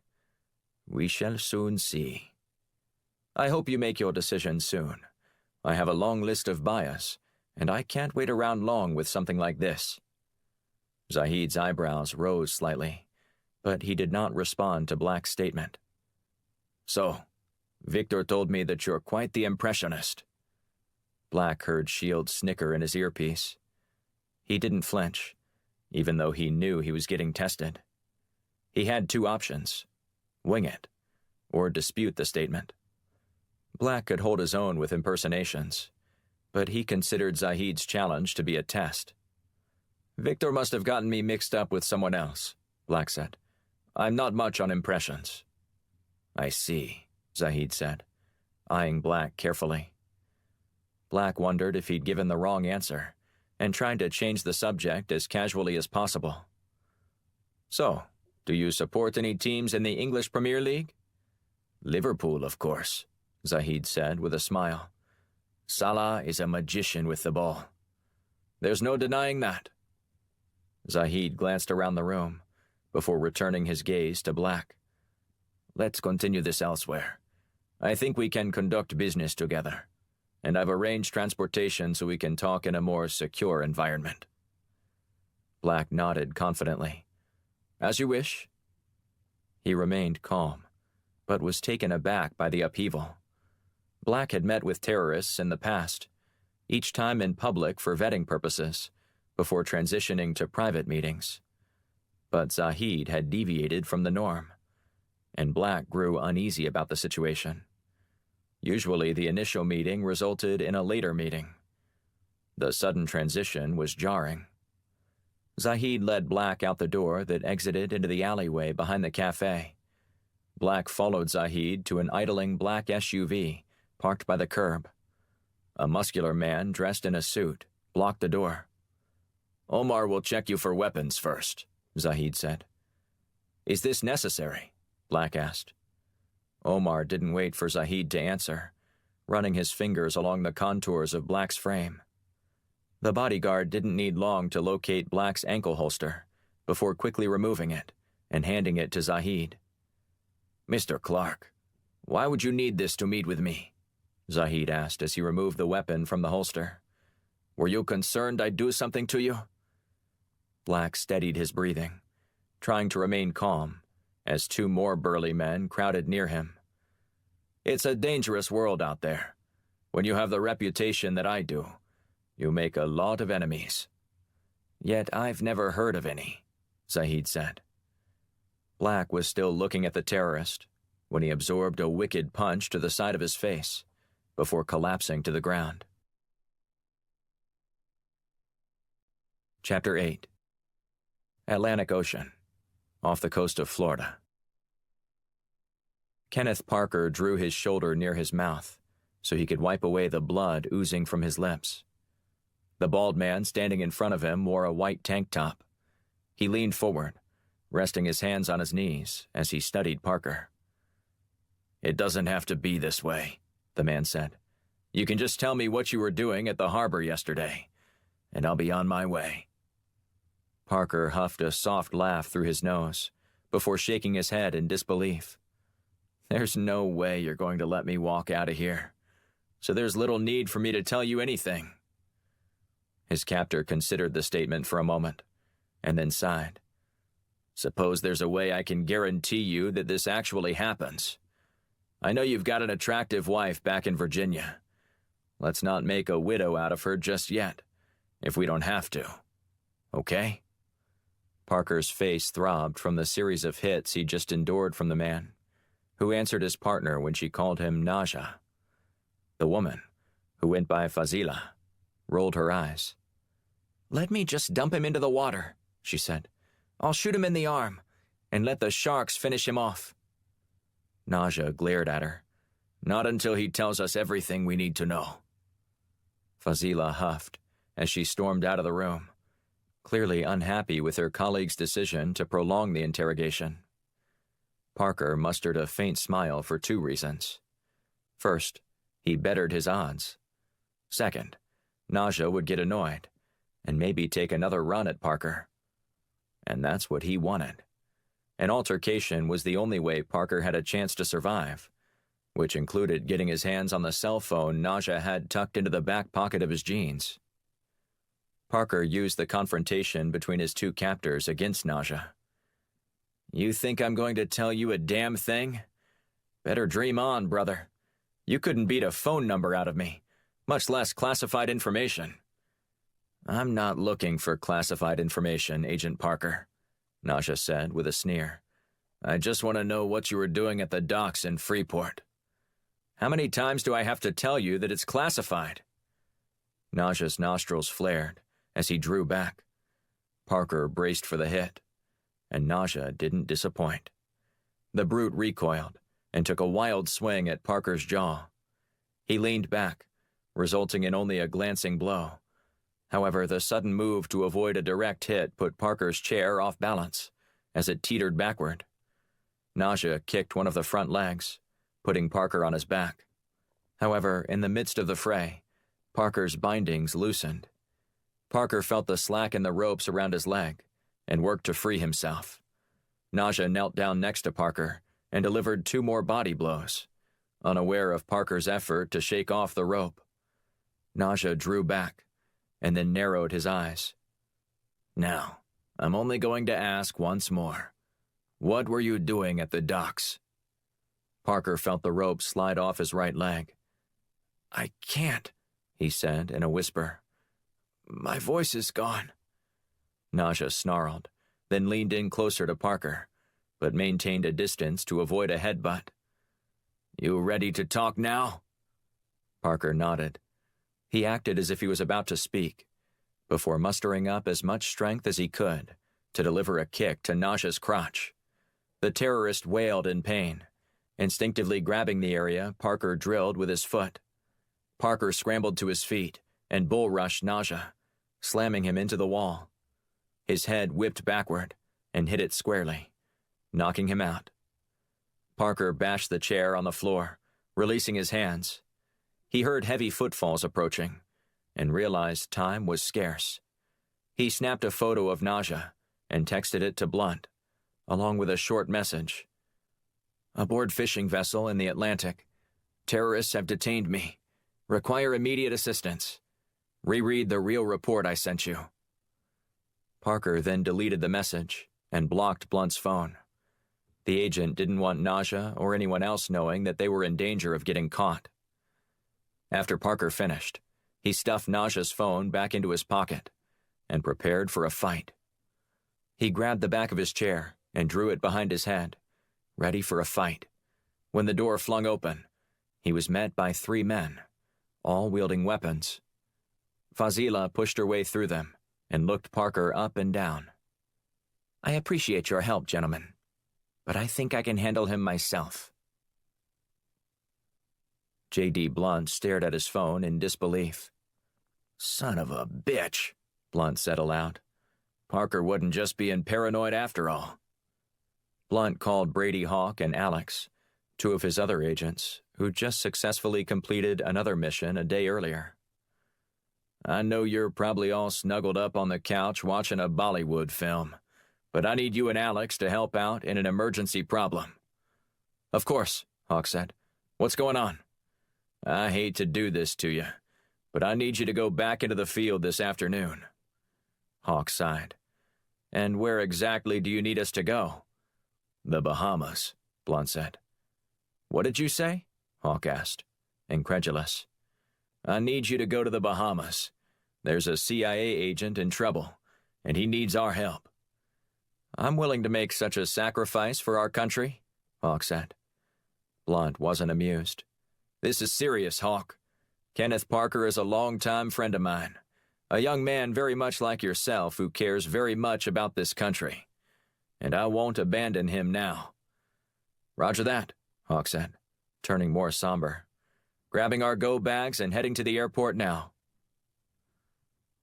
The sun had nearly sunk beneath the horizon when Hawk and Alex arrived in Freeport.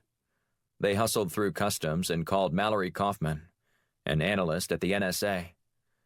"What do you have for us, Mallory?" Hawk asked. "Blunt had me triangulate the position of Parker's cell phone call, and it wasn't that far off the coast," she said. "Can you tell me where the phone is now?" he asked. "It appears to be turned off or outside." "Or could they have gone back out to sea and be out of range?" "Not likely.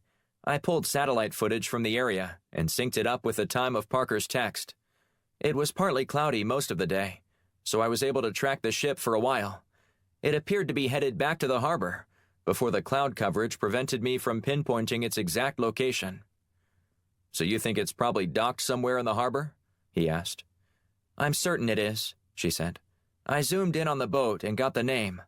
It's called Free Spirit, and it's registered to a rental company in Freeport. I spoke with the owner a half-hour ago, and he confirmed that it's been returned. I'm texting you the address now." "Thanks, Mallory," Hawk said. Hawk relayed the conversation to Alex as they hustled to their rental car. "They're probably long gone by now," Alex said.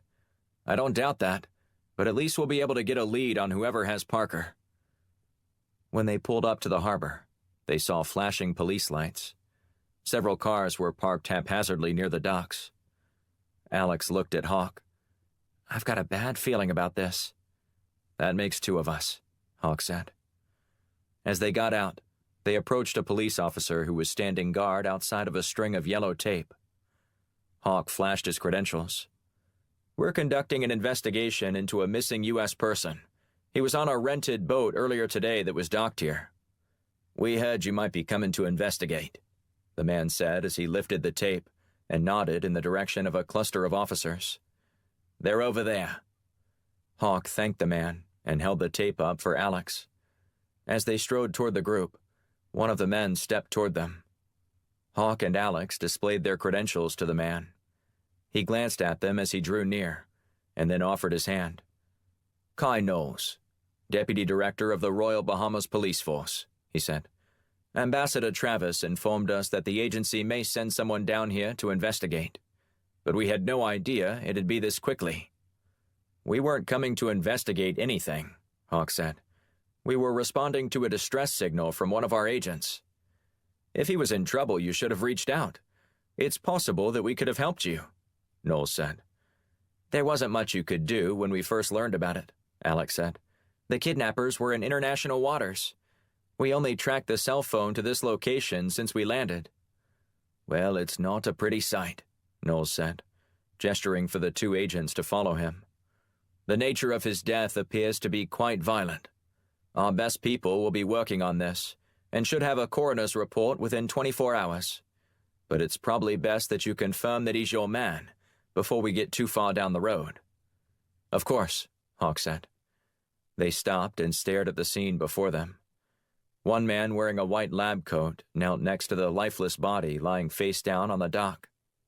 Water pooled all around the corpse, as did blood near his head. Looks fresh, Hawk said. The doctor examining the victim looked up at Hawk and nodded. If I had to guess, I'd say he was killed within 2 hours. Someone found him floating in the water and fished him out because they thought he might still be alive. So there's no telling how this person might have been contaminated by that, but your assessment appears to be spot on. Hawk turned to Knowles. I'd like to see all the security footage you can possibly wrangle from all these nearby businesses. The quicker we move, the more chance we might have of tracking the attackers down. Knowles winced. I'm sorry, Agent Hawk, but this harbor isn't exactly like ones in the United States. These areas aren't nearly as secure as you might think. Those cameras are a luxury, and not the kind you'd find on a dock like this. Hawk scowled as he surveyed the area. See any yachts here? Knowles asked. Hawk slowly shook his head, understanding Knowles' insinuation. No yachts, no cameras, Knowles said. Thieves here don't waste their time on a fleet of rental boats that don't fetch much on the resale market. There are far better targets. I see, Hawk said. If you'll excuse me, Knowles said, I need to deal with another issue. One of my officers here will be more than happy to assist you. Hawk watched Knowles walk off, but not before he stopped and spoke with a few of his men, directing them to attend to Hawk and Alex's requests. You need to call Blunt, Alex said. Hawk sighed. He's not going to like this, but at least it confirms one thing. What's that? Alex asked. Kenneth Parker wasn't as crazy as Blunt might have thought, Hawk said, glancing down at the body. This poor guy was definitely onto something. The kind of something that cost him his life. Chapter 9. Punta Cana, Dominican Republic. Ben Levine used his foot to shove the latest room service tray out of his room and against the hallway wall. He ducked back inside before the bellhop pushing a cart of luggage could make eye contact. As the squeaky wheels drew closer, Levine peered through the peephole while gripping the knife tightly behind his back. He held his breath until the man disappeared from view without incident. He had money and a fake passport, but he doubted he'd be able to get far with it. Without question, Mossad was searching for him, and using the passport on a flight would alert the agency to his whereabouts. And until he knew who he could trust, he wasn't about to leave his room if he could help it. Distraught and running out of ideas, Levine fell onto the bed. Lying on his back, he stared at the ceiling before closing his eyes. He could still hear the sweet voice of his wife, Esther, telling him to hurry back from the trip because of a big party planned for his father's 70th birthday. Levine had married Esther just over 2 years ago, yet she still had no idea about the truth of what he did for a living. She believed he was an analyst for an investment firm, his job requiring him to travel the globe to determine the feasibility of potential projects. He hated lying to her, but it was a necessary evil. However, Levine felt in this case, his secrecy was more cruel than usual. 3 days before he left, Esther told him she was pregnant. He'd been reluctant to have children due to the nature of his job, though he'd used another excuse with her. Yet she begged him to reconsider. After months of pleading and explaining that she wouldn't feel complete as a woman until she'd become a mother, he relented. Now, he was awash with regret. Levine picked up the cell phone he'd purchased and logged into a secret social media profile he'd created. He'd never told anyone about it, but it was how he spied on certain targets who were careless with the way they conducted themselves online. With a deep breath, he searched for Esther's account and almost immediately wished he hadn't. Her private grieving had become public. Messages from friends attempting to encourage and console her comprised most of her interactions over the past 2 days. She even posted a tearful video, letting others know just how painful the news had been. Levine turned off the phone and slid it onto the nightstand. That wasn't the image he wanted to see. Esther's disposition was cheerful and hopeful, always ready to hand out a compliment to friends and strangers alike and brighten their day. Instead, a steady river of salty tears meandered down her face. They started to trickle down Levine's, too. He sat upright and wiped his face dry. While the gravity of the moment weighed heavily upon him, Levine needed to clear his mind for a minute and think about something else. Anything else. He snatched the remote off the nightstand and turned on the television. After flipping past a few sporting events and shows, he stopped when he came to the news. A somber woman clutched her microphone with both hands as she delivered her report in Spanish from the Bahamas about a grisly murder. He wondered for a moment why a Dominican reporter would be covering a story there, only to remember how such a story could dissuade tourists from going to one destination over one that was far safer. The fact that the woman he'd killed in broad daylight had yet to be mentioned in the news served as sufficient proof to him that his theory was true. "Federal agents from the United States government are investigating the murder," she said in Spanish. "And while police officials have yet to share the name of the victim, it's clear that he's someone affiliated with the U.S. government." Levine jumped off the bed and raced closer to the television. A man in the background talking with Bahamian police looked familiar. That can't be him, can it? Levine cocked his head for a moment, the woman's voice fading into background noise. He studied the screen some more before shaking his head in disbelief. Suddenly, he had a plan. He picked up his burner phone and dialed a number. "I need to speak to Mr. Blunt," Levine said. "What's this regarding?" a woman asked.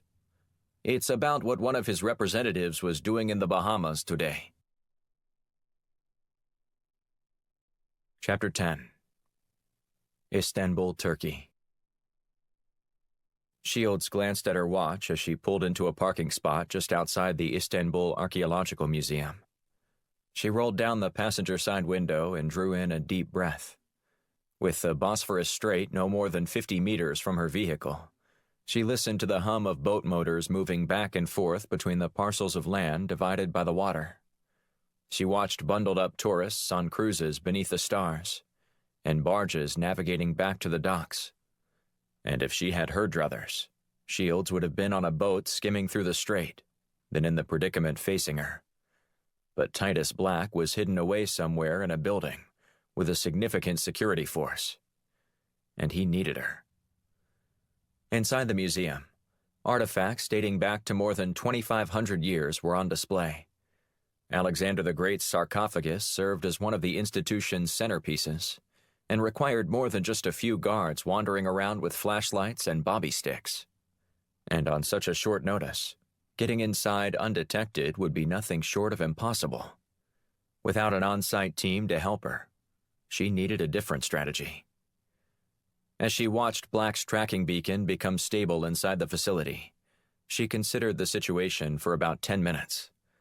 Mulling over the pros and cons of each possible scenario, she narrowed down her course of action to one that would give her the best chance of succeeding, albeit a slim one. Upon making up her mind, she picked up her cell phone and dialed Jana Shadid's number, back at the Firestorm offices. "How are things going?" Jana asked. "I'm about as lost as last year's Easter egg," Shields said. There was an awkward silence on the line before Jana spoke. "I'm afraid I don't understand what you mean by that." Shields smiled. "I'm between a rock and a hard place. Understand that?" "Of course. So how can I help?" Shields explained her problem of needing to get inside the building after hours, and then how she was unsure that even after she got in, if she could extract Black. "Apparently the beacon I gave you worked," Jana said. "Yes," Shields said, "but let's forget about that for a moment and think about what we do have. Do you have the earrings I gave you from your previous mission?" "Yeah." "Do you remember what they do?" "I can use one of them as a tranquilizer." "You remembered," Jana said, clapping her hands. "Now, you need to inject it into the neck of one of the guards so you can take his access card." "That's great, Jana, but I need a way inside first." "Oh, of course, that's the easy part. I'll send you a replica of the badge so you can get inside." "And how are you going to do that?" Shields asked. "I still have some friends in Mossad stationed in Istanbul. Just text me your exact location, and I'll have the badge there for you in a matter of minutes. And keep me posted. Good luck." Shields hung up, and then sent Jana the information she requested. For the next 45 minutes, Shields called up schematics of the building on her laptop in an attempt to acquaint herself with the layout. She studied them, committing the different passageways to memory. However, she was struck by the fact that there didn't seem to be a viable place to hide. If she could just avoid the security guards, she figured it'd be easy to find where Zahid had taken Black. A tap on the window startled Shields. She slammed her laptop closed and looked at the silhouetted figure outside her window. A woman with her hair twirled up in a bun stood outside, blowing on her hands to keep them warm. "Can I help you?" Shields asked after rolling down the window. The woman shoved her hands into her coat pockets. "Yes, I believe we have a mutual friend who sent me." "Jana Shadid?" Shields asked. The woman nodded. "She asked me to give these to you." She handed Shields a small envelope. After peeking inside, she pulled out 2 badges and examined them. "Impressive," Shields said. "What'll be more impressive is if you try to get inside there tonight," the woman said. "Got any tips?" "I'd sit right where you are until the museum opens in the morning." Shields furrowed her brow. "Why's that?" "Because if your man is indeed inside that building, he's in a place where you won't be able to go until someone takes you there, or gives you their security card." "Where do you think he is?" Shields asked. "If I had to guess, I'd say that they've taken your partner to the basement. It's the only truly secure place in the whole facility. First thing in the morning, go inside and ask to be shown to the basement, or find another way in. I'm not going to tell you how to do your own op, but if it were up to me, I'd wait until they open in the morning, if your asset remains inside. That's why there's a second badge in there for you." "Thanks," Shields said. "Any time," the woman said, before spinning on her heels and walking away. Shields was left alone to ponder the Mossad agent's advice. Her plan seemed reasonable and would explain where Black would be hidden. She thought through a plan in case Zahid attempted to move Black in the middle of the night. Then she set up an alert on her computer that would be triggered if he moved more than 100 meters from his current position. After that, she leaned back in her seat and tried to get some sleep. At daybreak, Shields awoke to the tapping on her window Her eyes still blurry, she rubbed them before a police officer came into view. She rolled down her window a few inches before he launched into a tirade, which she gathered was over her decision to sleep in her vehicle. Shields nodded and placed her hands up, signaling that she acknowledged what he was talking about. After rolling her window back up, she turned the key, igniting the engine. She waited until he stepped clear of the van before shifting into reverse and leaving the parking space.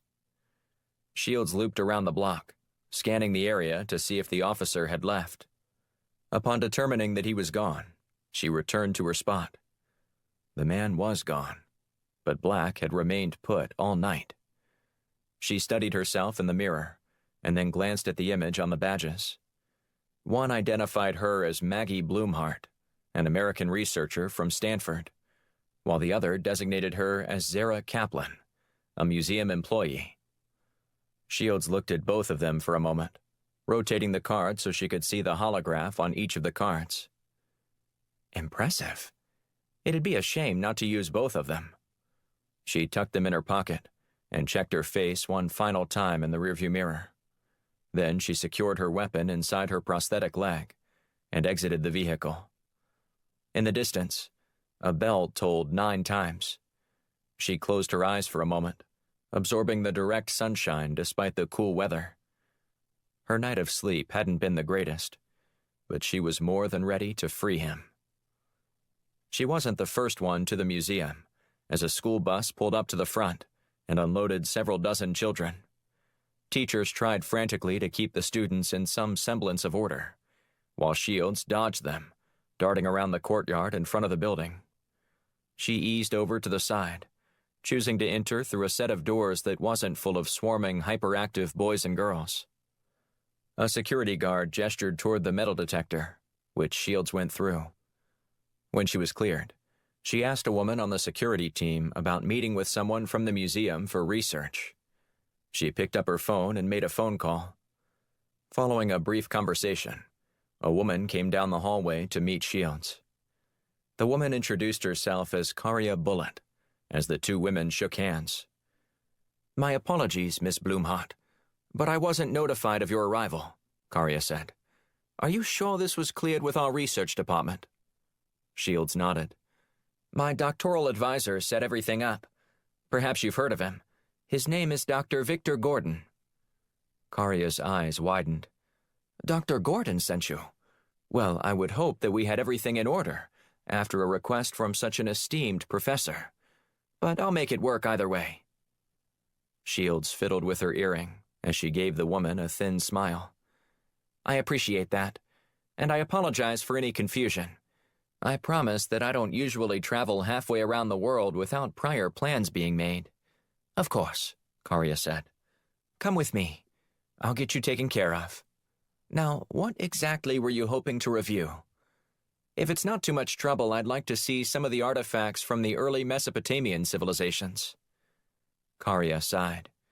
"I'll see what I can do, but I must warn you that some of them are in the process of being restored right now, while others are packed away in the basement, waiting to be shipped for a traveling exhibit.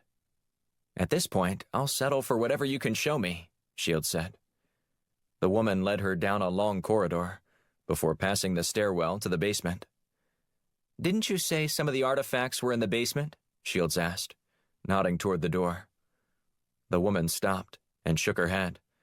"I'm afraid you won't be able to see the ones that are already in the basement, since they have been packed into a secure crate." As soon as she spun back around, Shields pulled out her right earring and jammed the sharp stud into Karia's neck. She collapsed, but Shields caught the woman before dragging her off to a nearby supply closet. Jana Shadid had warned Shields that she would have about 1 hour before the victim would regain consciousness. Shields set her watch and went to work. Her first order of business was to remove Karia's access card. With that, Shields swapped out the research identification badge for her employee one. As Zara Kaplan, she wouldn't draw any looks from passing security guards, even if she was venturing into places within the museum that normally were off-limits. Shields slipped back into the hallway and waved at several children still being corralled by teachers, like sheepdogs getting a herd under control. She hustled over to the doorway leading to the basement and descended the steps. Once she was inside, she unholstered her weapon from her leg and then proceeded to creep down the rounded stone staircase. When she reached the ground, she kept her gun behind her back as she glided around the room, which was clearly used for storage. Crates and boxes were stacked on shelving units, stretching the entire length and width of the room, with the exception of a small clearing in the middle. Shields eased along the outer perimeter. All she wanted to find was a doorway, something that could help her find Black. She pulled out her phone and accessed the app that showed Black's position. She was getting closer, but when she reached the back of the space, there didn't appear to be anything but a stone wall. What the hell? She felt along the wall, looking for anything that could open up a door to the other side. Black was clearly on the other side, but she couldn't figure out how to reach him. Then, she noticed a small pinhead-sized light shining behind one of the shelves. She waved Karya's access card in front of the small panel. A short hiss was followed by a section of the wall sliding aside, revealing a large room. However, it wasn't what she expected. Instead of walking into a cavernous space that echoed every sound, she found a carpeted room with state-of-the-art walls and a ventilation system. She quickly surmised that the climate-controlled space must be where the museum kept some of its more delicate artifacts when not on display. This was also where Zahid was keeping Black. She glanced at her phone and then navigated toward the blip on her screen through the room lined with shelves and packed with boxes. She followed a corridor to her right, which had a series of doors on both sides. After trying a few knobs that were all locked, she froze when she saw a man brandishing a gun at the far end of the hall. He yelled at her in Farsi before he approached her. Instead of waiting for him to get any closer, she put 2 bullets in his chest before he could react. Shields hustled down to the room she'd seen the man emerge from and found Black, bound and gagged. Working quickly, she freed him and then turned to go. Black grabbed her wrist. "I'm glad you made it, but getting out of here won't be easy. There are another 6 men somewhere else around here." Shields poked her head outside and glanced down the hallway. 3 more of Zahid's men were walking toward them. She looked at Black. "Good thing I did my homework," she said. "You ready to move?" He shrugged. "Almost. Did you bring me a weapon?" She retrieved it from inside her leg and handed it to him. "Happy now?" Black grinned. "You have no idea." They both ripped off several shots at the men from around the corner. They immediately returned fire, resulting in a short gun battle. Black and Shields took out 2 of the men, while the other retreated. "Let's go," she said. Shields led Black to the hallway that ran perpendicular to the one she'd found him in. She went through a door as the environment transitioned back to the old stone architecture, leaving the climate-controlled space behind. They hustled along for 100 meters before she heard a door in the distance slam. "They're in pursuit," Black said. "Are you sure you know the way out of here?" "Right around this corner," she said. But as she sprinted toward the spot she was counting on to exit, there was no door. A wheelbarrow loaded down with bricks sat next to a scaffold. Shields cursed. The footfalls of the men behind them grew louder. "What now?" Black asked. Shields shook her head as she paced nervously.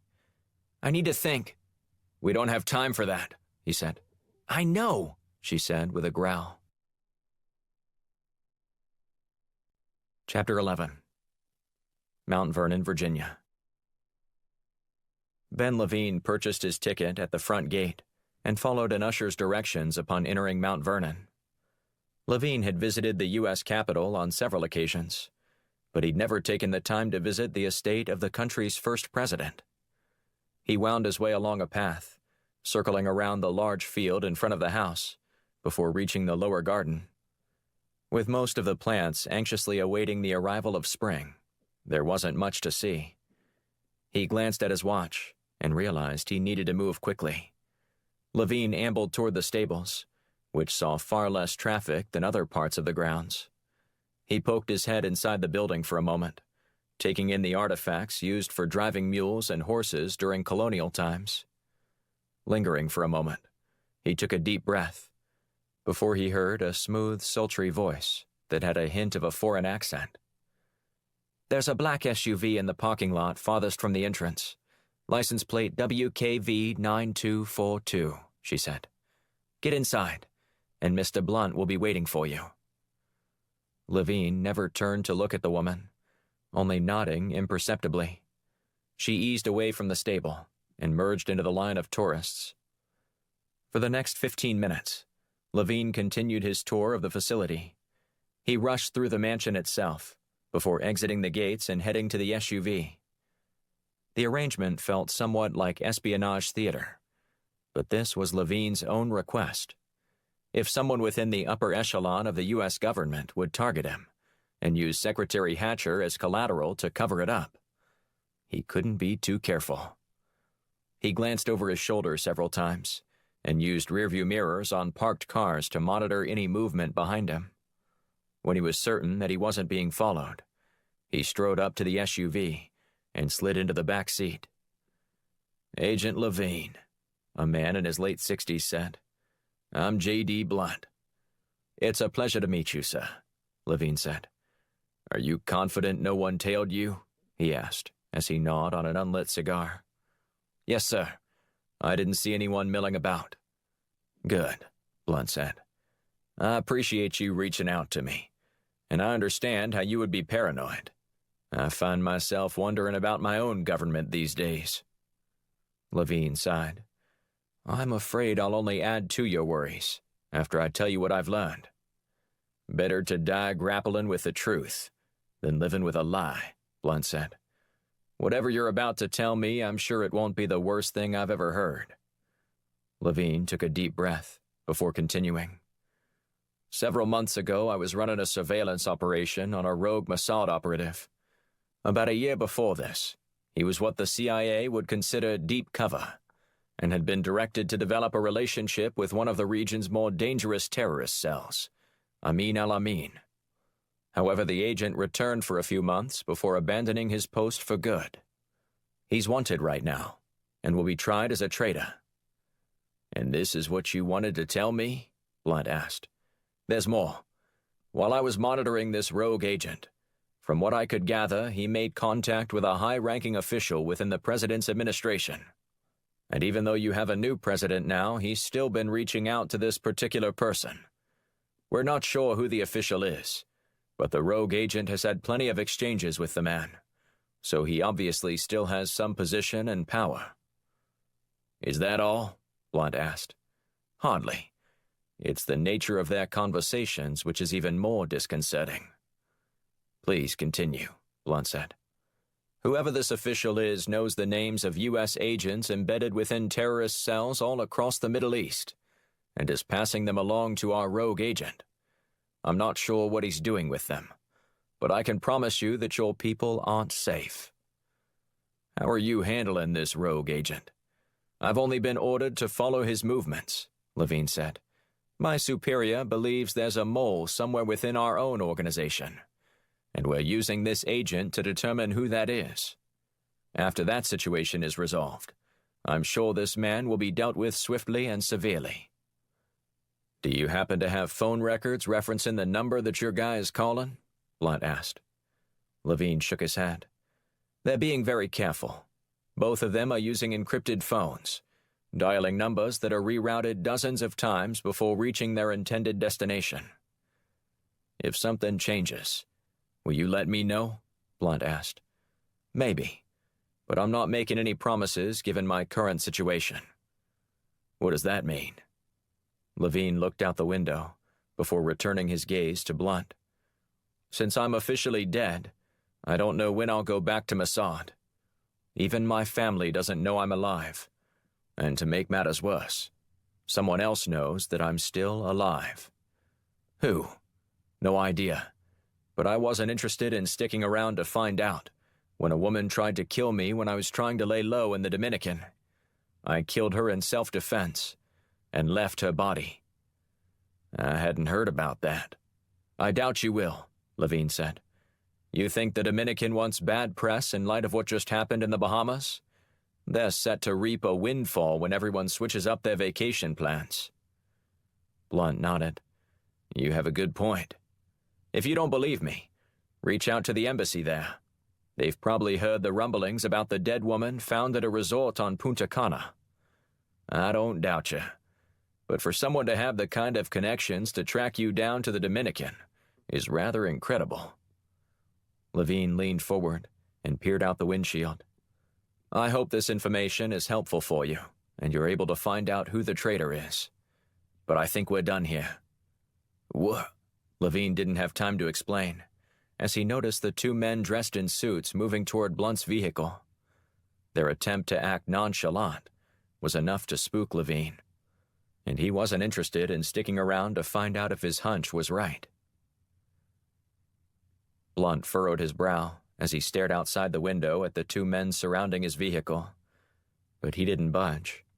However, when one of the men slapped his FBI badge against the glass, Blunt decided to inquire about their presence. Is there a problem, sir? Blunt asked. As a matter of fact, there is, the man said. We have orders to bring you in for questioning. Questioning? Blunt said. About what? We have proof that you've been speaking with a rogue Mossad agent who's been indicted for selling state secrets. Is that so? Blunt asked. The agent closest to Blunt didn't respond. Instead, he opened the door and yanked out Blunt. The firestorm director stumbled as he emerged from the vehicle, his cigar tumbling out of his mouth and onto the ground. What the hell, man? Blunt said with a growl. Can't you have a little respect? I advise you to be quiet, Mr. Blunt, the agent said. You're under arrest. Chapter 12. Istanbul, Turkey. Black glanced up at the trusses supporting the roof overhead. He heard the footsteps of the approaching guards and knew there wasn't much time. Need a boost? Black asked Shields. What? She asked, staring at him as he interlocked his fingers and held them around waist level. We need to go up, he said. You thinking ambush? She asked. We'll figure that out later, he said. You need to move. Shields stepped into his hands and balanced herself by grabbing Black's shoulder before he hoisted her up. She grabbed the beam and scrambled on top of it. Then Black took a few steps back and then sprinted toward the wall. He stepped high on it, launching himself high enough to catch the beam and straddle it. Zahid's men drew near, and Shields pulled out her weapon. Black motioned in an attempt to get her attention and signaled for her not to shoot. The two men stopped some 20 meters away from the bricked-up exit and then spun in the opposite direction. Once they disappeared around the corner, she glared at him. We could have taken them out, Shields said. Yeah, and we could have attracted more of Zahid's goons, Black said. There's another dozen or so where those guys came from. So what do you propose? We just sit here and wait them out? Black offered a thin smile. Not at all. I think we leave right now. Can you run through a brick wall? Black shook his head. But I can run through a wooden one. He nodded down the hall. What's that supposed to mean? She asked. There's a wooden facade in front of one of the arches, he said. That's our way out. Are you sure? Beats running through a brick wall. Black swung down and landed on the ground. He offered to help Shields down. How would you like a mix of titanium and carbon fiber shoved up your ass? She snapped. Black eased back and chuckled. I'm glad one of us finds this amusing, she said. I appreciate your chivalrous gesture, but I think I've proven I can handle a little drop like that just fine. We can argue about this later, Black said, but I spied something earlier that we need to check out. While Black was up on his perch, he saw slits of light hitting the concrete floor about 50 meters down the hall. He wasn't certain the curious illumination would provide a way out, but he preferred that to a gunfight where he was pinned down. Black hustled toward the spot, Shields chasing after him. Where are we going? She asked. I think I saw a way out. Think? This is not the time for playing one of your wild hunches. Black ignored her, skidding to a stop near the place where he'd noticed sunlight trickling into the hallway. He moved closer to the wall and studied it for a moment, before realizing wooden planks were along the outside. "What is this?" he asked, before checking out the wood with his hand. He drew back and delivered 2 swift kicks, the second one smashing through to the outside, as the boards clattered on the stone walkway outside. Black gave a wry grin to Shields, who rolled her eyes. "Congratulations," she said. "You kicked the wall down." He glanced back down the hallway to the secured door. It swung open, and a handful of Zahid's men rushed into the corridor and raised their weapons. Shields and Black instinctively reacted. They both put their shoulders against the broken wall, providing a brief respite from the impending hail of bullets, and a better positioning from which to crash through. "On 2, Black said. 1, 2. Bullets ricocheted off the stone facade around them as they fell forward with their push. The wall collapsed, and they rolled onto the stone walkway outside, where a mason sat on his scaffold, dumbfounded at what had just happened. Black and Shields scrambled to their feet and broke into a sprint. "Now that we're out," Black said, "what's your plan?" "My plan is to live, and to live a long and fruitful life at that," she said. "I mean right now," Black said. "Where's your vehicle?" "This way," she said, gesturing for him to follow her. As they drew nearer to the SUV, she fished the key fob out of her pocket and unlocked the doors. However, it also signaled where they were headed to Zahid's henchmen. Bullets peppered the car, before one bullet flattened the tire. Black cursed as he took cover by one door. "Now what?" "I don't know," Shields said. "I wasn't counting on things going like this." "You have to have a plan B," Black said as he returned fire, and promptly felled one of the men pursuing them. Shields peeked over the hood and squeezed off 2 more rounds. "I had plans for how to get in, and how to sneak in or talk my way in, if I wasn't able to gain access more quickly. But not this. I didn't anticipate pointing out my car for target practice." Black shrugged it off. "Don't worry about it. Whenever you make a bad choice, you can change things by making the next right decision." She scanned the area. "And what looks like the next right decision to you right now?" Black glanced around, his eyes drawn toward the water. "Come with me." The two crouched low as they eased away from the vehicle. Black had noticed the area was situated on a hill, with the main thoroughfare sitting 10 feet below them. They stopped at the edge of the retaining wall and peered down onto the street, the only thing separating them from the Bosphorus Strait. "Mind telling me what your plan is?" Shields asked. Black looked over his shoulder and saw Zahid's men charging hard toward them. "We're going to jump." "And then what?" "We're going to jump on top of that bus," he said, pointing at the approaching vehicle. "Are you out of your mind? We'll be sitting ducks on top of that thing." "Not when we disappear around the corner," Black said. "Like it or not, this is our best option." A bullet hit the ground near them. Black grabbed Shields' hand as they prepared to leap onto the bus. "Ready?" he asked. She nodded. Black counted them down from 3 before the 2 agents hurtled themselves onto the roof of the vehicle. The bus slowed briefly, but kept moving in the tight morning traffic. In a matter of seconds, they rounded a corner and disappeared from the men's line of sight. "There's a dock about a half-mile from here," Black said loudly, trying to speak over the wind. "We're going to jump on a ferry and disappear." "Think we're home free yet?" she asked. "We will be once we get on that ship."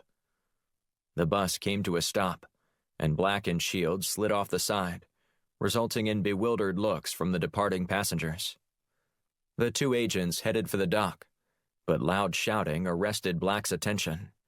He glanced over his shoulder to see 2 of Zahid's men racing through the crowd. "We've got company," Black said. "Change of plans," Shields said, nodding toward the smaller boats. "Roger that," Black said.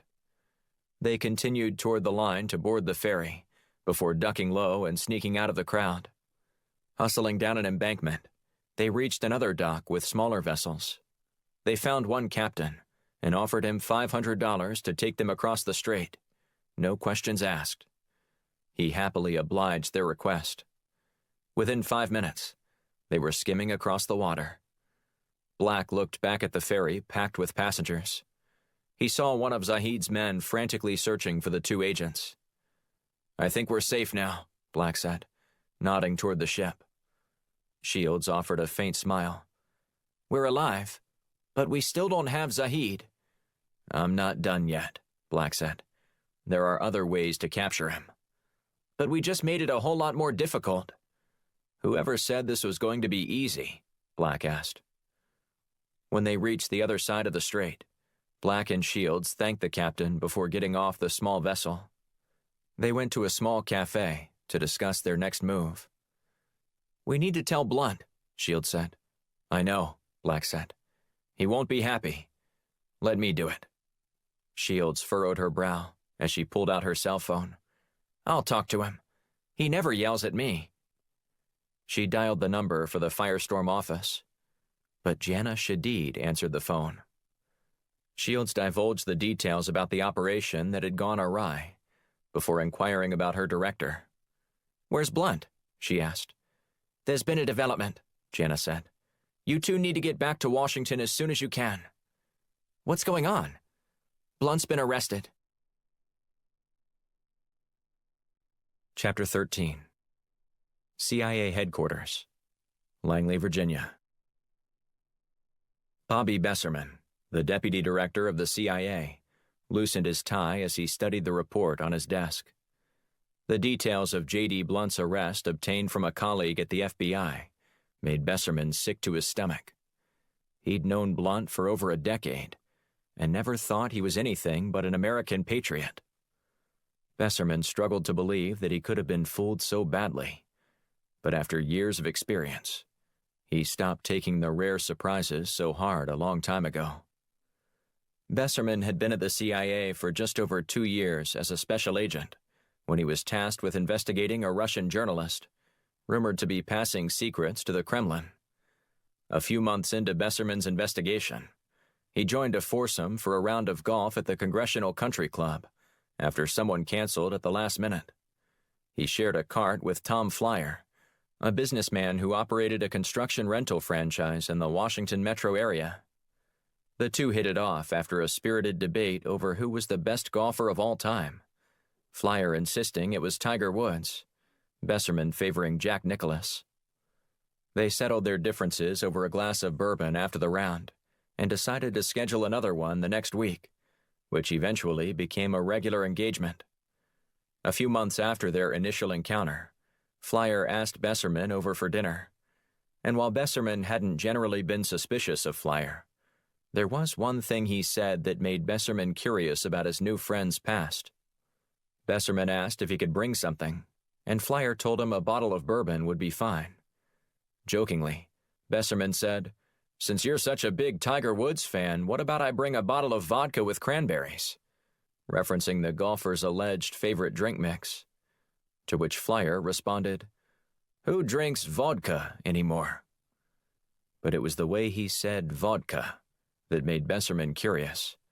That long O drawn out, like only a native Russian speaker would say it. Besserman hung up and immediately launched his own investigation into Flyer. All of a sudden, something didn't seem right. And it didn't take long for Besserman to prove his intuition was correct. Flyer's business had been on the rocks during the recession, and Besserman found that Flyer was receiving payments through a consulting business from a Russian-controlled oil company. Flyer didn't have any equipment an oil company would need, not in the U.S. or on foreign soil, and neither did he possess any familiarity with the industry, according to his past professional experience. All that led Besserman to question why an oil company would put Flyer on such a healthy retainer. It didn't make sense. Then Besserman called the country club and asked about who was scheduled to play with Flyer's foursome that day, learning the missing golfer was a man named Randy Moneymaker. When Besserman visited Moneymaker, he disclosed that Flyer called 2 hours before they were scheduled to start and said that the tea time had been canceled.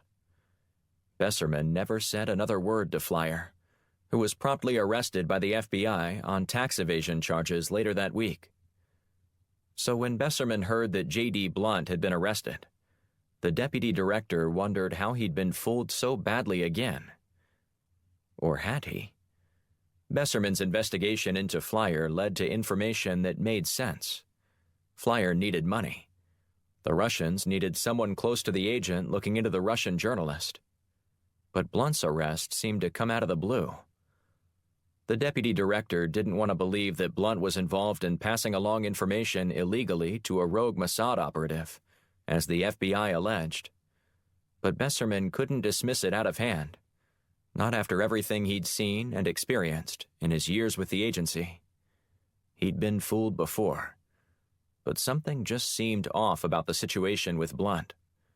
And that's why Besserman called a meeting with Blunt's team. Besserman threw the folder into his briefcase and then locked up his office. He told his assistant he'd see her in the morning and hurried to his car. He wanted to beat the traffic in order to reach the Firestorm offices in time. When he arrived in the lobby, Blunt's assistant ushered him to the conference room.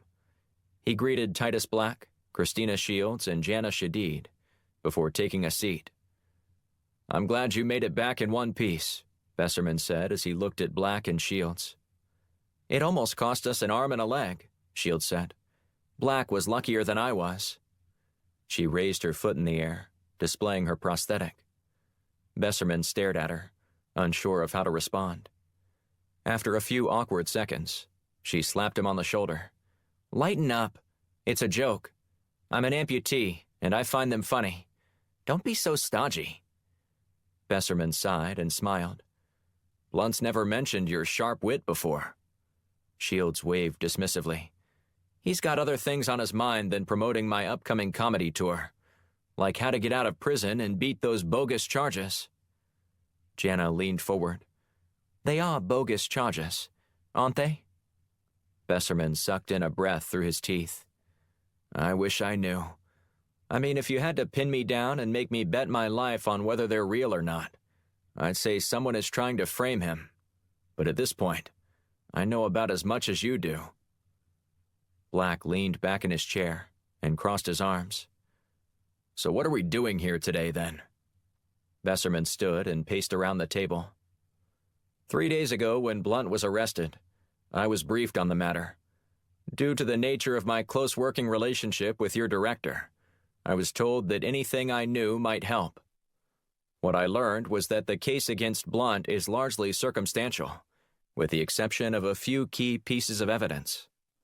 "Fabricated evidence, I'm sure," Shields said before leaning back and hoisting her prosthetic leg onto the table. "That's what I'm hoping," Besserman said. "But here's what I know. Right before Blunt was arrested, he was in contact with a Mossad agent named Ben Levine. Mossad hasn't heard from him in over a week. They're assuming that he's gone rogue, since he was on the cruise ship that was attacked in the Bahamas. According to Mossad, he switched identification cards with someone else. Their agency sent someone to Freeport to identify the body and bring it home, upon hearing the report that he had died in the explosion. But obviously the man identified as Ben Levine was someone else." "And he made an attempt to see Blunt?" Black asked. "Not just an attempt," Besserman said. "They actually met in Blunt's SUV before he escaped when agents started to close in on the vehicle.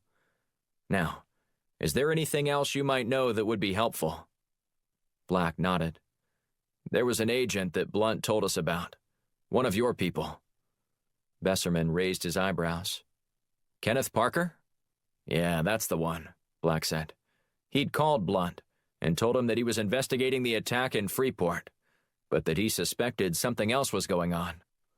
Blunt didn't tell us what exactly, but Parker had shared how someone tried to kill him. What did his report say?" "Well, here's where it gets interesting," Besserman said. "What he said in his report may contradict reality." "How so?" Shields asked. Besserman sat down in his seat. "Kenneth Parker was found dead in the Freeport harbor, while you two were in Istanbul." Black looked at Jana. "Did you know about this?" She nodded her head.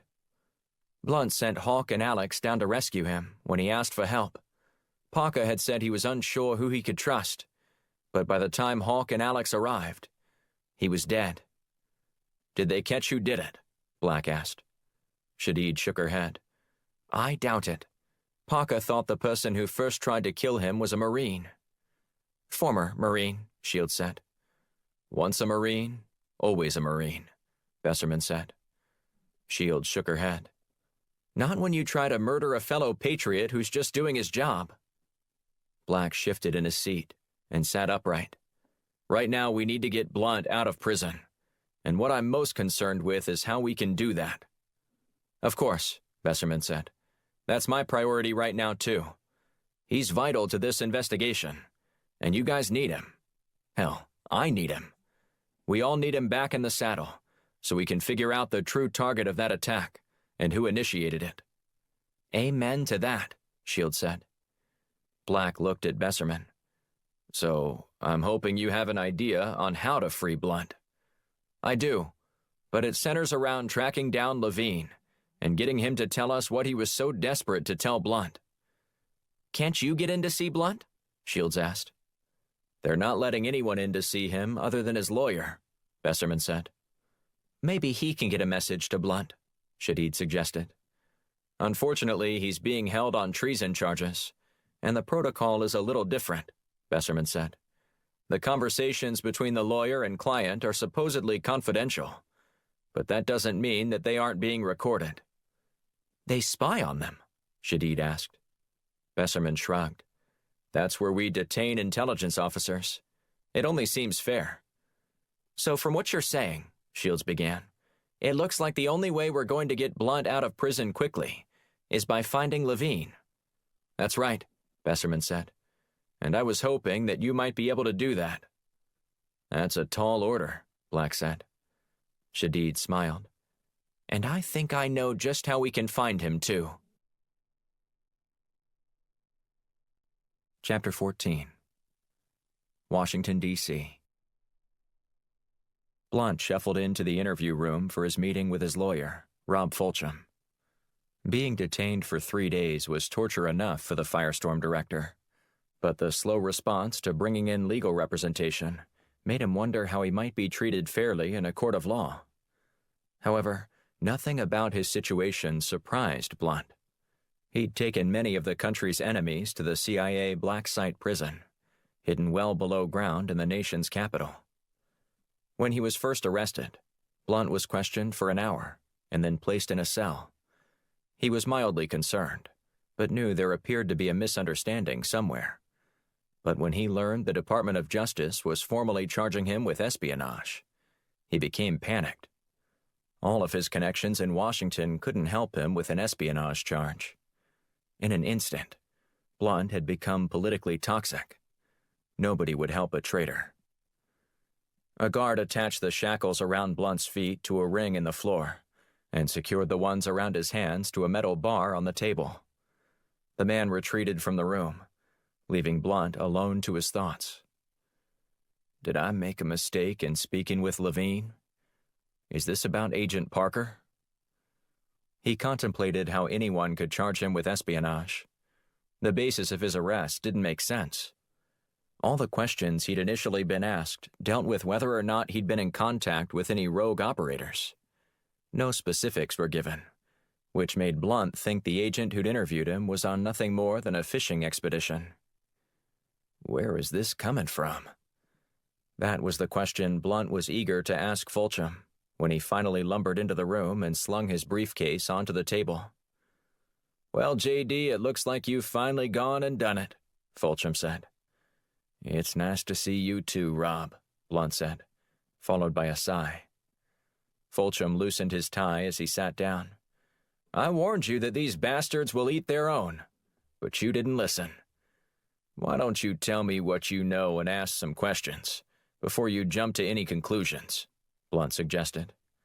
I already know you didn't do it, but that doesn't mean you weren't playing with fire either. Blunt cocked his head to one side, squinting at his lawyer. If doing my job is playing with fire, then I guess I'm guilty as charged.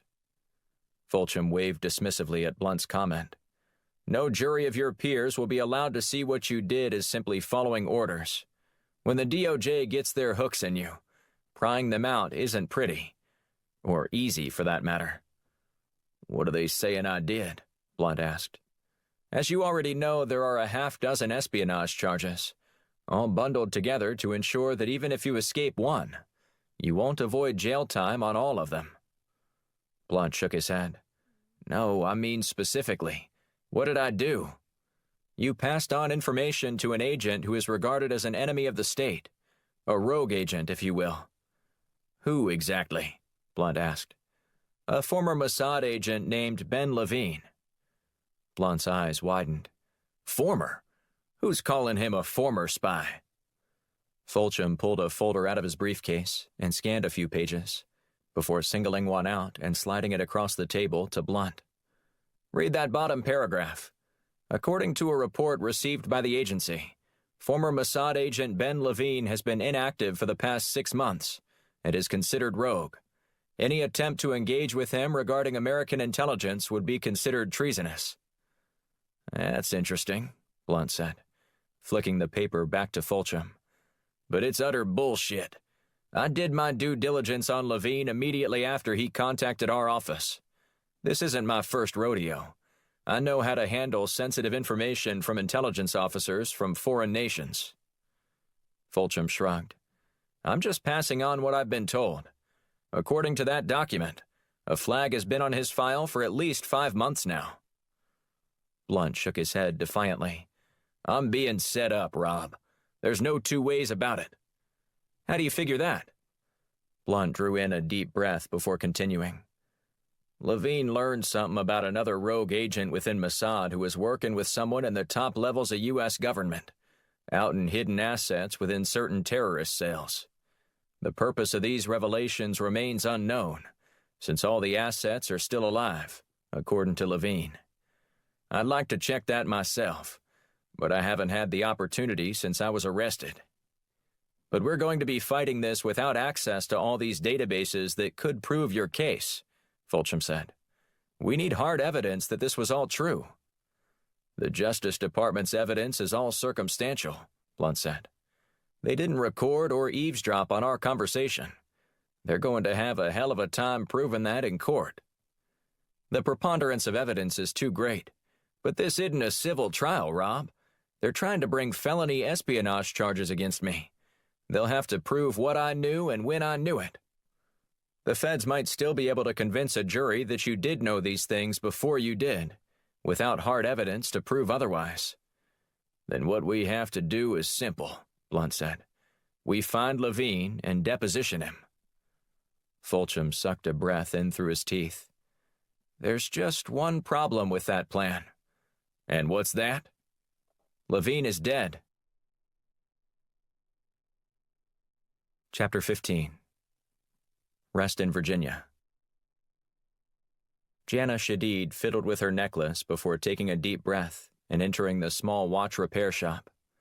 She'd had opportunities to help the Firestorm team before, but mostly from behind a computer screen or in a lab. But this time, the situation was different. She was required to go in person, her skills of persuasion and fluency in Hebrew necessary for a successful operation. On its face, the mission seemed simple enough. Extract the information regarding the whereabouts of Ben Levine. But she was prepared for pushback, for denial, for defiance. And if she were met with such opposition, she was prepared to utilize a weapon more powerful than any device she'd ever created in a lab. Persuasion. However, it wouldn't be the type accompanied by a winsome argument, but the kind made with spine-chilling threats. A bell clanked against the glass door upon entering, making her jump. She took another deep breath to calm her nerves, and then proceeded toward the counter. Behind it, a man stood over a small towel with tiny parts strewn across it. She cleared her throat to get his attention. The man, who appeared to be in his early 70s, lifted up the magnifying loupe attached to his glasses and eyed Jana. "Maybe I help you, miss?" he asked, the light on his glasses blinding her for a second. She held up her hand to shield the bright beam. "Oh, I'm sorry," he said. "Please forgive me. When you spend time with watches, you sometimes forget where you are." "It's okay," she said. "I understand. I feel the same way when I'm playing the piano. Ah, what I wouldn't give to hear my daughters play again for me." "It's never too late to learn how to play," Jana said. The man held up his wrinkled hands and eyed them for a moment. "I can barely fix a watch. I doubt I'd be able to do something that wouldn't make my dog howl." Jana offered a thin smile. "Fortunately for you, I didn't come here to listen to a good piece of music." "Well, that's a relief," he said. "Is it the watch on your wrist that needs to be repaired? I notice that your band is worn." "It's my mother's. But no, that's not why I'm here." "Whatever it is, I'm sure I can help you." Jana nodded. "I hope so, Moshe." The man furrowed his brow. "How do you know my name? Have you been in here before?" She shook her head. "This is my first time. I've never had reason to pay you a visit, though I'm well acquainted with the wide range of services this establishment provides." "I'm afraid I'm not following," Moshe said. "Your hands do more than just fix watches and jewelry," Jana said. "Don't they?" Moshe shook his head. "Apparently you have me mixed up with someone else. This is all I do."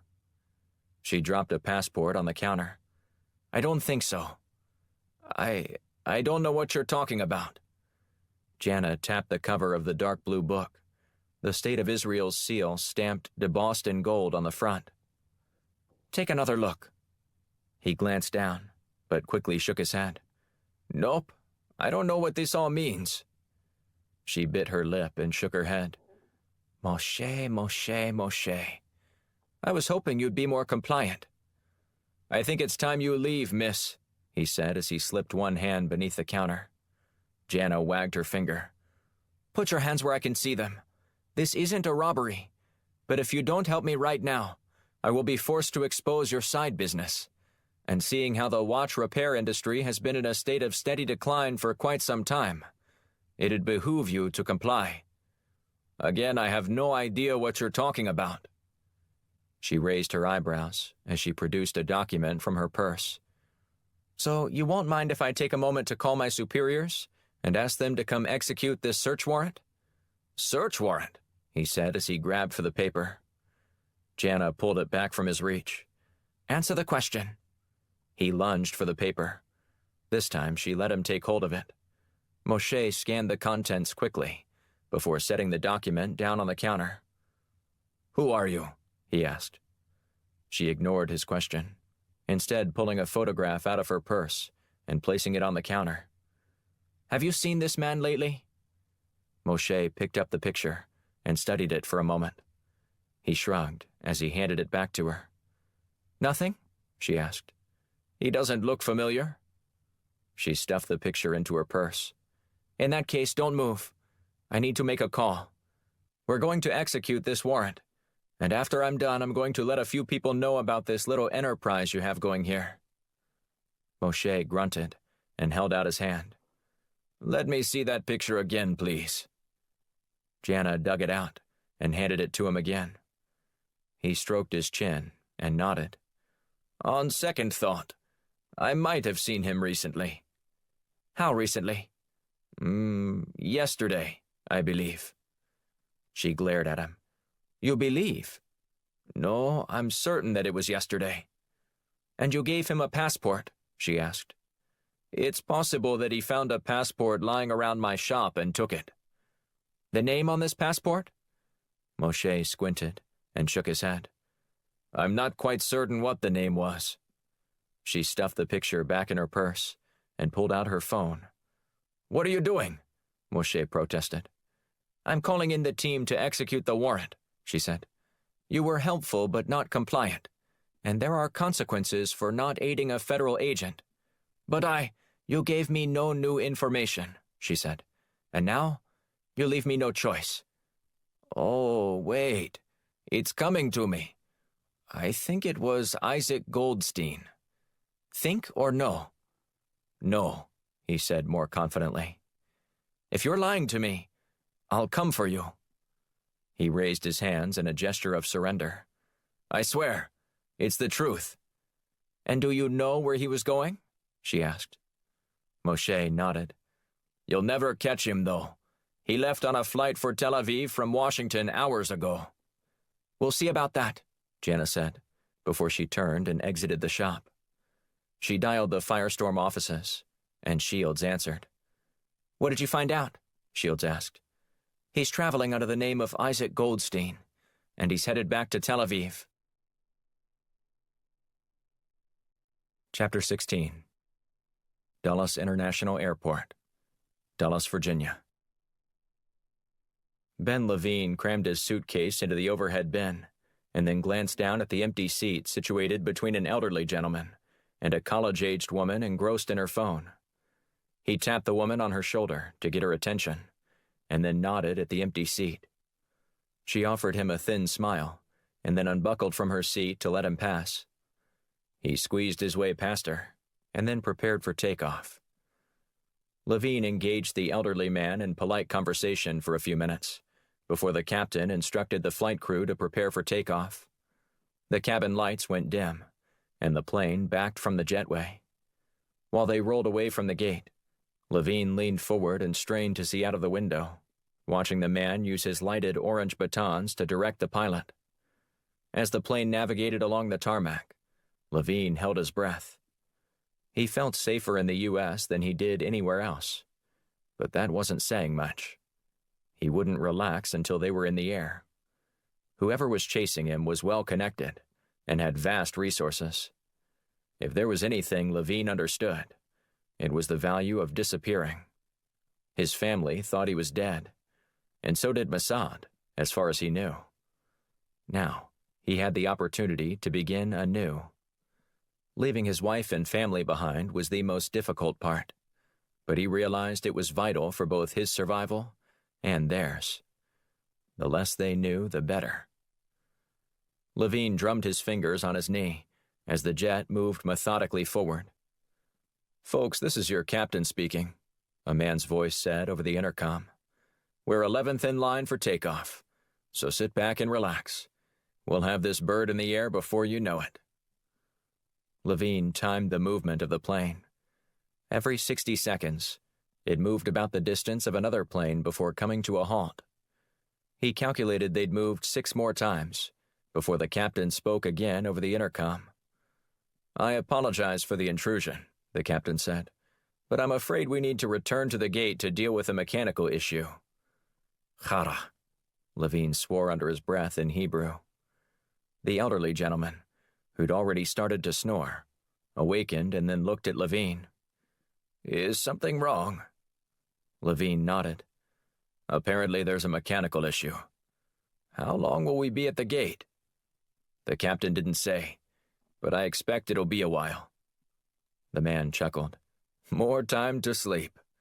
And if you don't mind, wake me when we finally land."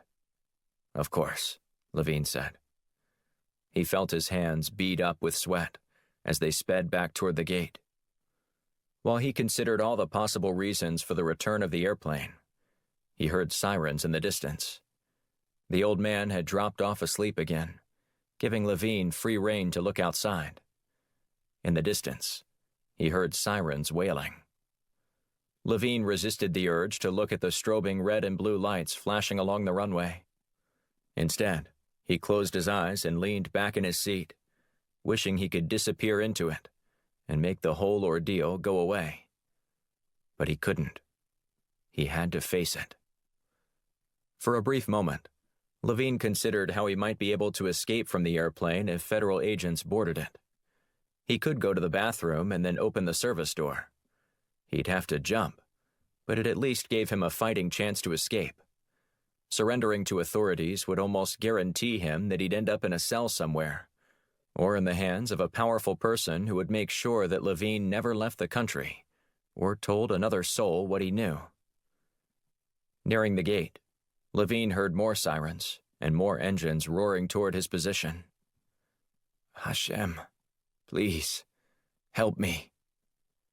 It was the first prayer he'd uttered in years. Under the circumstances, he didn't mind setting aside his cynicism about his faith. The sirens grew louder and louder. Levine prayed all the harder. He looked outside the window and saw agents pouring out of their cars, weapons drawn. Chara. He tapped the woman next to him on her shoulder. She rolled her eyes, before removing her earbuds and then standing up. As he maneuvered his way toward the aisle, a flight attendant rushed over to stop him. "I'm sorry, sir," the man said. "You need to remain in your seat." "But I need to use the restroom," Levine protested. "I'm afraid that's not possible right now. When we're in the air, we'll let you know when you're free to move about the cabin." Levine didn't move. "I need to go right now." "Sir, if you don't have a seat, we're at the gate," the flight attendant said. "It won't be difficult for me to have you removed." Levine bit his lip and returned to his seat. After a few minutes, he got the attention of one of the flight attendants. "How can I help you, sir?" she asked. "We haven't heard from the captain in a while," Levine said. "What's going on?" "Like the captain said, it's a mechanical issue, and right now we're not sure how long it will take to resolve it."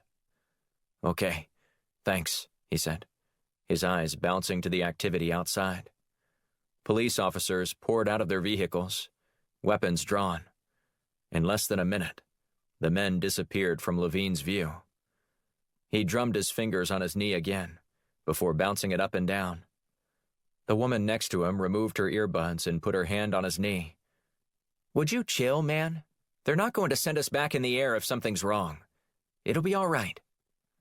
Levine turned slowly toward her, narrowing his gaze. She removed her hand from his knee and offered a faint smile. "Just relax," she said again.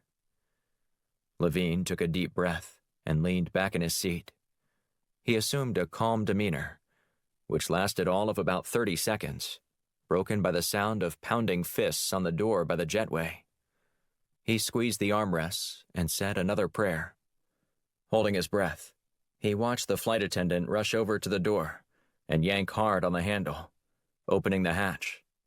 A man and a woman entered and looked around before addressing her. "Can we speak to your captain?" one of the men asked. "Certainly," she said, gesturing toward the cockpit. The two men followed her. Meanwhile, Levine couldn't stop imagining the worst. His reaction went against every bit of training he'd ever had. But so did his situation. Though it had been a while since his initial classes, he knew that getting into a scenario where he had no weapon and there was only one exit usually resulted in a catastrophic ending, if not deadly. And he had no control over anything, also highly discouraged in his training. Levine steadied his breathing as he couldn't ignore the thoughts flooding his mind. What were those people doing in the cockpit? And what was taking them so long? The elderly man next to Levine stirred before opening his eyes. "Did we just land?" "Oh, no, sir. We haven't left yet." "I swear it felt like I was out for hours." Levine smiled. "Maybe an hour, at the most. But we'll be there before you know." The old man shrugged before leaning back in his seat and closing his eyes. Levine did the same, except he was also praying. "Hashem, please, get this plane in the air." Chapter 17. Dulles International Airport, Dulles, Virginia. Black and Shields entered the airplane through the jetway before stopping outside. The lead flight attendant opened the hatch. After explaining their reason for being there, she led them to the cockpit. They explained to the pilot that they need to apprehend a fugitive on board. "Is he dangerous?" the pilot asked. "We don't believe so," Shields said, "but it's imperative that we pull him off this plane to speak to him." The pilot looked at the flight attendant. "Do you have a copy of the manifest?" Yeah, right here," she said, handing the printout to Black. He and Shields scanned it before locating Isaac Goldstein, his seat number listed as B11. Black looked at Shields. "Let's go get him." "Roger that," she said. "Sir," Black said, turning to the pilot. I don't believe this will take long, and we're not expecting any type of violence. But please remain inside the cockpit with the door locked. We'll radio to you when the situation is diffused. Am I making myself clear? The pilot nodded. Good luck. Black and Shields emerged from the cockpit and headed down the aisle. Passengers wearing anxious expressions followed Black and Shields as they marched toward Goldstein's seat. They left a wave of murmurs in their wake. Upon reaching the appointed seat, Black and Shields found no one sitting in the middle seat on that aisle. Black looked at another flight attendant standing near the front of the business class section. Is this seat B11? Black asked. She nodded. Where's the person who is occupying this seat? Shields asked. The woman shrugged. I don't know. Maybe he got up to go to the restroom. But everyone's on board. I did the head check myself. Black glared at her. We gave you explicit instructions to make sure everyone remained in their seat. A man sitting 2 rows back in an aisle seat leaned forward. What's this all about? Black held out his hand, refusing to answer the man. I'm sorry, the flight attendant said to Black. There's no way to get out of the plane. It's completely sealed off. We've been here for a while, and I didn't want to deny people the chance to go to the restroom. Now we have a situation, Black said. The man who's supposed to be sitting here is gone, and you don't know where he is. She sighed. Let me check the bathroom. I'll go with you, Shields said. Black watched them hustle down the aisle. More worried looks spread across the faces of all the passengers. The young woman sitting in the aisle seat on Isaac Goldstein's row took her headphones off and looked up at Black, almost as if she was unaware anything was happening. What's going on? She asked. We're looking for your seatmate, Black said. He glanced back down the aisle and saw Shields shaking her head as the pair rushed back toward him. My seatmate? She asked, staring at him incredulously. Black nodded. Yeah, the man who was sitting in that middle seat. Nobody's been in this seat the whole time I've been here, she said. Just me and Mr. Drools over there by the window. He fell asleep before I even buckled my seatbelt. Black cursed under his breath. Okay, thank you. Shields arrived back with the flight attendant. Well, now what? This woman here, Black said, nodding at the passenger in A11, just told me that no one has occupied that seat since she boarded. Are you sure? Shields asked the woman, who was listening intently. Yeah, she said, nodding. I've been quite excited about it. This is a long trip. Black turned his gaze to the flight attendant. We need to do a quick head count. I already did one, she said. Everyone on the manifest is here and accounted for. Let me see it again, Black said. She squeezed past them and went to the galley near the front of the plane to get her list. What do you think? Shields asked. I think that old man played Jana like a fiddle, Black said. He misdirected us, probably at Levine's bidding. The flight attendant returned and handed the list over to Black. He ran his fingers down the list, searching for Isaac Goldstein's name. He's missing, Black said. Who? Asked the flight attendant. Isaac Goldstein. He was supposed to be on this flight and was on the pilot's manifest. He's not on this one? She asked. Black shook his head. Then that's because you probably saw an earlier manifest that only includes ticketed passengers. This one is the final one that includes everyone who boarded. Black wanted to put his fist through one of the overhead bins, but decided against it. Let's go, he said to Shields, before turning to the lead flight attendant. I'll radio your pilot to let him know that you're clear to take off now. Once the 2 operatives were on the jetway, Black radioed the airport security team to let them know that Ben Levine was not on the flight, and neither was Isaac Goldstein. Black notified the pilot that they were clear to resume travel. After the pair exited the jetway through a rickety metal staircase, Black paced around the tarmac and tried to think of how he could have escaped. I don't know what else to do, Black said. We're at a dead end. Levine could be anywhere by now. For all we know, he never came to the airport. Shields tied her hair up in a bun and let out a long breath. I should have gone with Jana. No, it would have definitely tipped off the forger. Going there by herself was the only reason we got any information. Useless information. Black squinted as he watched a plane roar off into the night sky. An idea popped into his head, something he'd yet to consider. Maybe it's not entirely useless, Black said as he stroked his chin. What do you mean? Well, this whole time we've been focused on the name Isaac Goldstein. But that's how Levine planned to escape the country. So what are you saying? Maybe he's not trying to escape the country. Yet. Shields raised her eyebrows and studied Black as he stopped pacing and templed his fingers. Go on. Isaac Goldstein may have very well been a ticketed passenger tonight, Black said. Maybe he was going to leave the country, but the forger called him and told him to take a different course of action. How else would he do that without us being able to find his name in the ticketing system? He'd have to buy a ticket to go anywhere, and his name would have to be on it. Unless he had another form of identification. Such as? Black pulled out his phone and dialed Besserman's number. Did you get him? Besserman asked as he answered. Not yet, Black said. But I did have a quick question for you. Fire away. What was the name of the man whose identity Levine stole? Besserman didn't hesitate in his response. Edward Rodriguez. Why? What? I'll explain it all later, Black said, before hanging up. You get a name? Shields asked. Edward Rodriguez, Black said. Let's see if we can cross-check all the manifests with that name and see what we come up with. Give me a minute, Shields said. She stepped away and made a phone call. While she was tracking down that information, Black was already working 2 steps ahead, trying to figure out what he would do if he was in a similar situation and felt just as endangered as Levine probably did. He'd create a diversion to draw the attention of the authorities elsewhere, then try to escape through a less secure route.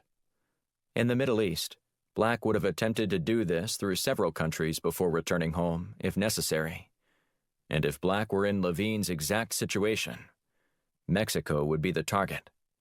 Going that route would afford him multiple outlets for escape through Central America. Plus, Black had contacts throughout that region, which was also something to consider. But the lack of information on Levine crippled Black. Shields returned a few minutes later, with a faint smile on her face. Good news? He asked. She nodded. Caught him. Let me guess, he said. Border state to Mexico. And let's see. A flight to El Paso, Texas. Way off there, compadre, she said with a chuckle. Our man Levine prefers cooler weather. Black's eyes widened. He went north? She nodded. Buffalo, New York, to be precise. And if I had to bet my mortgage, I'd bet it all on Levine trying to get into Canada. Has his flight landed yet? It landed 5 minutes ago. We better notify the border patrol there, Black said. It takes less than 20 minutes to get to the border from the airport. I'll make the call now, Shields said. Chapter 18. Buffalo, New York. Ben Levine drummed his fingers on the desk in front of him as he sat in a U.S. Customs interview room. When he took off from Dulles, he looked back at the flashing police lights surrounding the plane he'd told Moshe to tell federal agents about. The flight to Tel Aviv through London. Levine had exhaled and smiled, confident that he'd escaped. He didn't tell anyone the name of the person's identity he'd stolen. But while he sat staring at the white cinder brick walls, he realized someone had figured it out. I should have asked Moshe for 2 passports. He checked his watch. More than 2 hours had passed, and he was starting to wonder if he'd ever get out. His stomach growled, fighting hunger pangs that hadn't been satisfied with a small pack of peanuts and a soft drink several hours earlier. And while Levine was being held for questioning, he hadn't been officially arrested, which gave him a scant bit of hope. Levine pushed his chair back and stood. He strode over to the door and jiggled the handle. It didn't move. Chara, he muttered to himself. He paced around the room, pondering his best tactic to getting released. While he wondered what the people detaining him wanted, he never once considered that they might simply be in search of the truth. The door finally clicked as a man and a woman entered the room.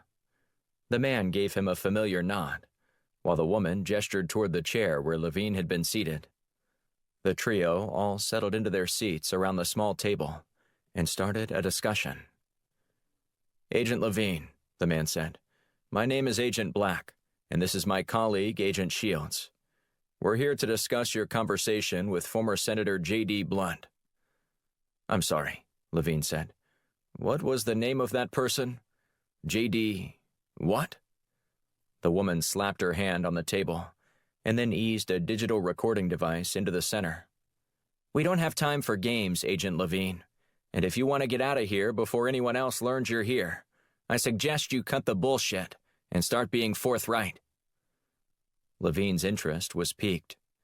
Shields appeared to be a no-nonsense kind of woman, but she said something that made him think maybe these two agents were on his side. Still, he wasn't convinced. "I'm sorry," Levine said. "I'm not familiar with the man's name you mentioned." "Oh, I think you are," she said, reaching into an envelope. She slid a handful of surveillance pictures across the table to him.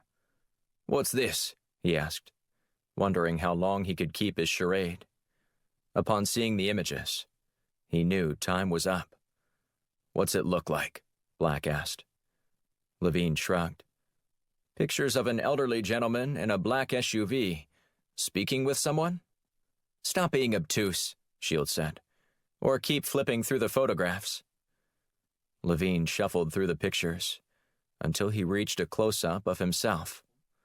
There wasn't much left to say. No matter how he tried to spin it, he was undeniably the man depicted with Blunt. "Okay, so it was me," Levine said, tossing the pictures back toward Shields. "It's not a crime to talk to an old acquaintance, is it?" Shields arched her eyebrows. "You knew him?" "Well, knew of him," Levine said, deciding to feel out his next course of action. "I ran into an agent who worked with him several years back and was led to believe that Mr. Blunt was one of the good guys left in Washington." "And do you think that's true now?" Black asked. Levine took a deep breath and leaned back in his chair. He stroked his chin as he looked off in the distance for a moment, considering how to respond. While Levine had an honest answer ready, he was less concerned with telling the truth than he was telling the agents what they wanted to hear in order to get him released. "Maybe. Maybe not," he said. "It's not always easy to tell which side people are on." "Enough of this," Shields said as she turned toward her partner. "Let's get out of here and let whoever's after him do whatever they want. He's just wasting our time." Both agents deliberately rose to their feet and headed toward the door. Okay, Levine said. "What do you really want to know?" Shields spun on her heels and walked back to the table, leaning on it. She glared at him. "How about just start with the truth? What did you meet with Blunt for?" She sat down, their eyes locked. Agent Black slowly returned to his seat. "After surviving the attack on the cruise ship that killed your Secretary of State, I have been hunted," Levine said. "I escaped with my life in the Dominican Republic and sought refuge in the U.S., mostly to get the message I'd originally intended to pass along to someone who could do something about it." "And you thought Senator Blunt could help you?" Black asked. Levine nodded. "I did." "And what did you tell him?" Shields said, her glare intensifying. "I told him what was really going on. A rogue Mossad agent was outing deep-cover agents in various terrorist cells in the Middle East." "To what end?" Shields asked. "I'm not sure," Levine said. "To my knowledge, none of them have ended up dead. Initially, I believed it had something to do with getting illegal drugs into your country. But now?" Black asked. "I don't know. But I'm not convinced that was it," Levine said. "These terrorists aren't exactly big players. But maybe that was the point. It's easier to go under the radar when all eyes aren't on you." Levine had fleshed out his theory more than he was letting on, but he was still unsure if the two agents in front of him were truly his allies, or simply a ruse to get him to reveal all that he knew. Shields shrugged and looked at Black. "Not sure this will help Blunt's cause, but it can't hurt." Black nodded. "Yeah, but at this point, if we can't help him, he's as good as dead." Wait, Levine said. "What are you trying to suggest?" Shields slapped her hands on the table. "This isn't helping our cause." "And what cause is that?" Levine asked. "Senator Blunt has been arrested," Shields said. "And frankly, it's because of you. If we can't use the subject matter of your conversation as a defense, the feds are going to prosecute him on charges of treason." "Treason?" Levine asked. "But I'm an Israeli.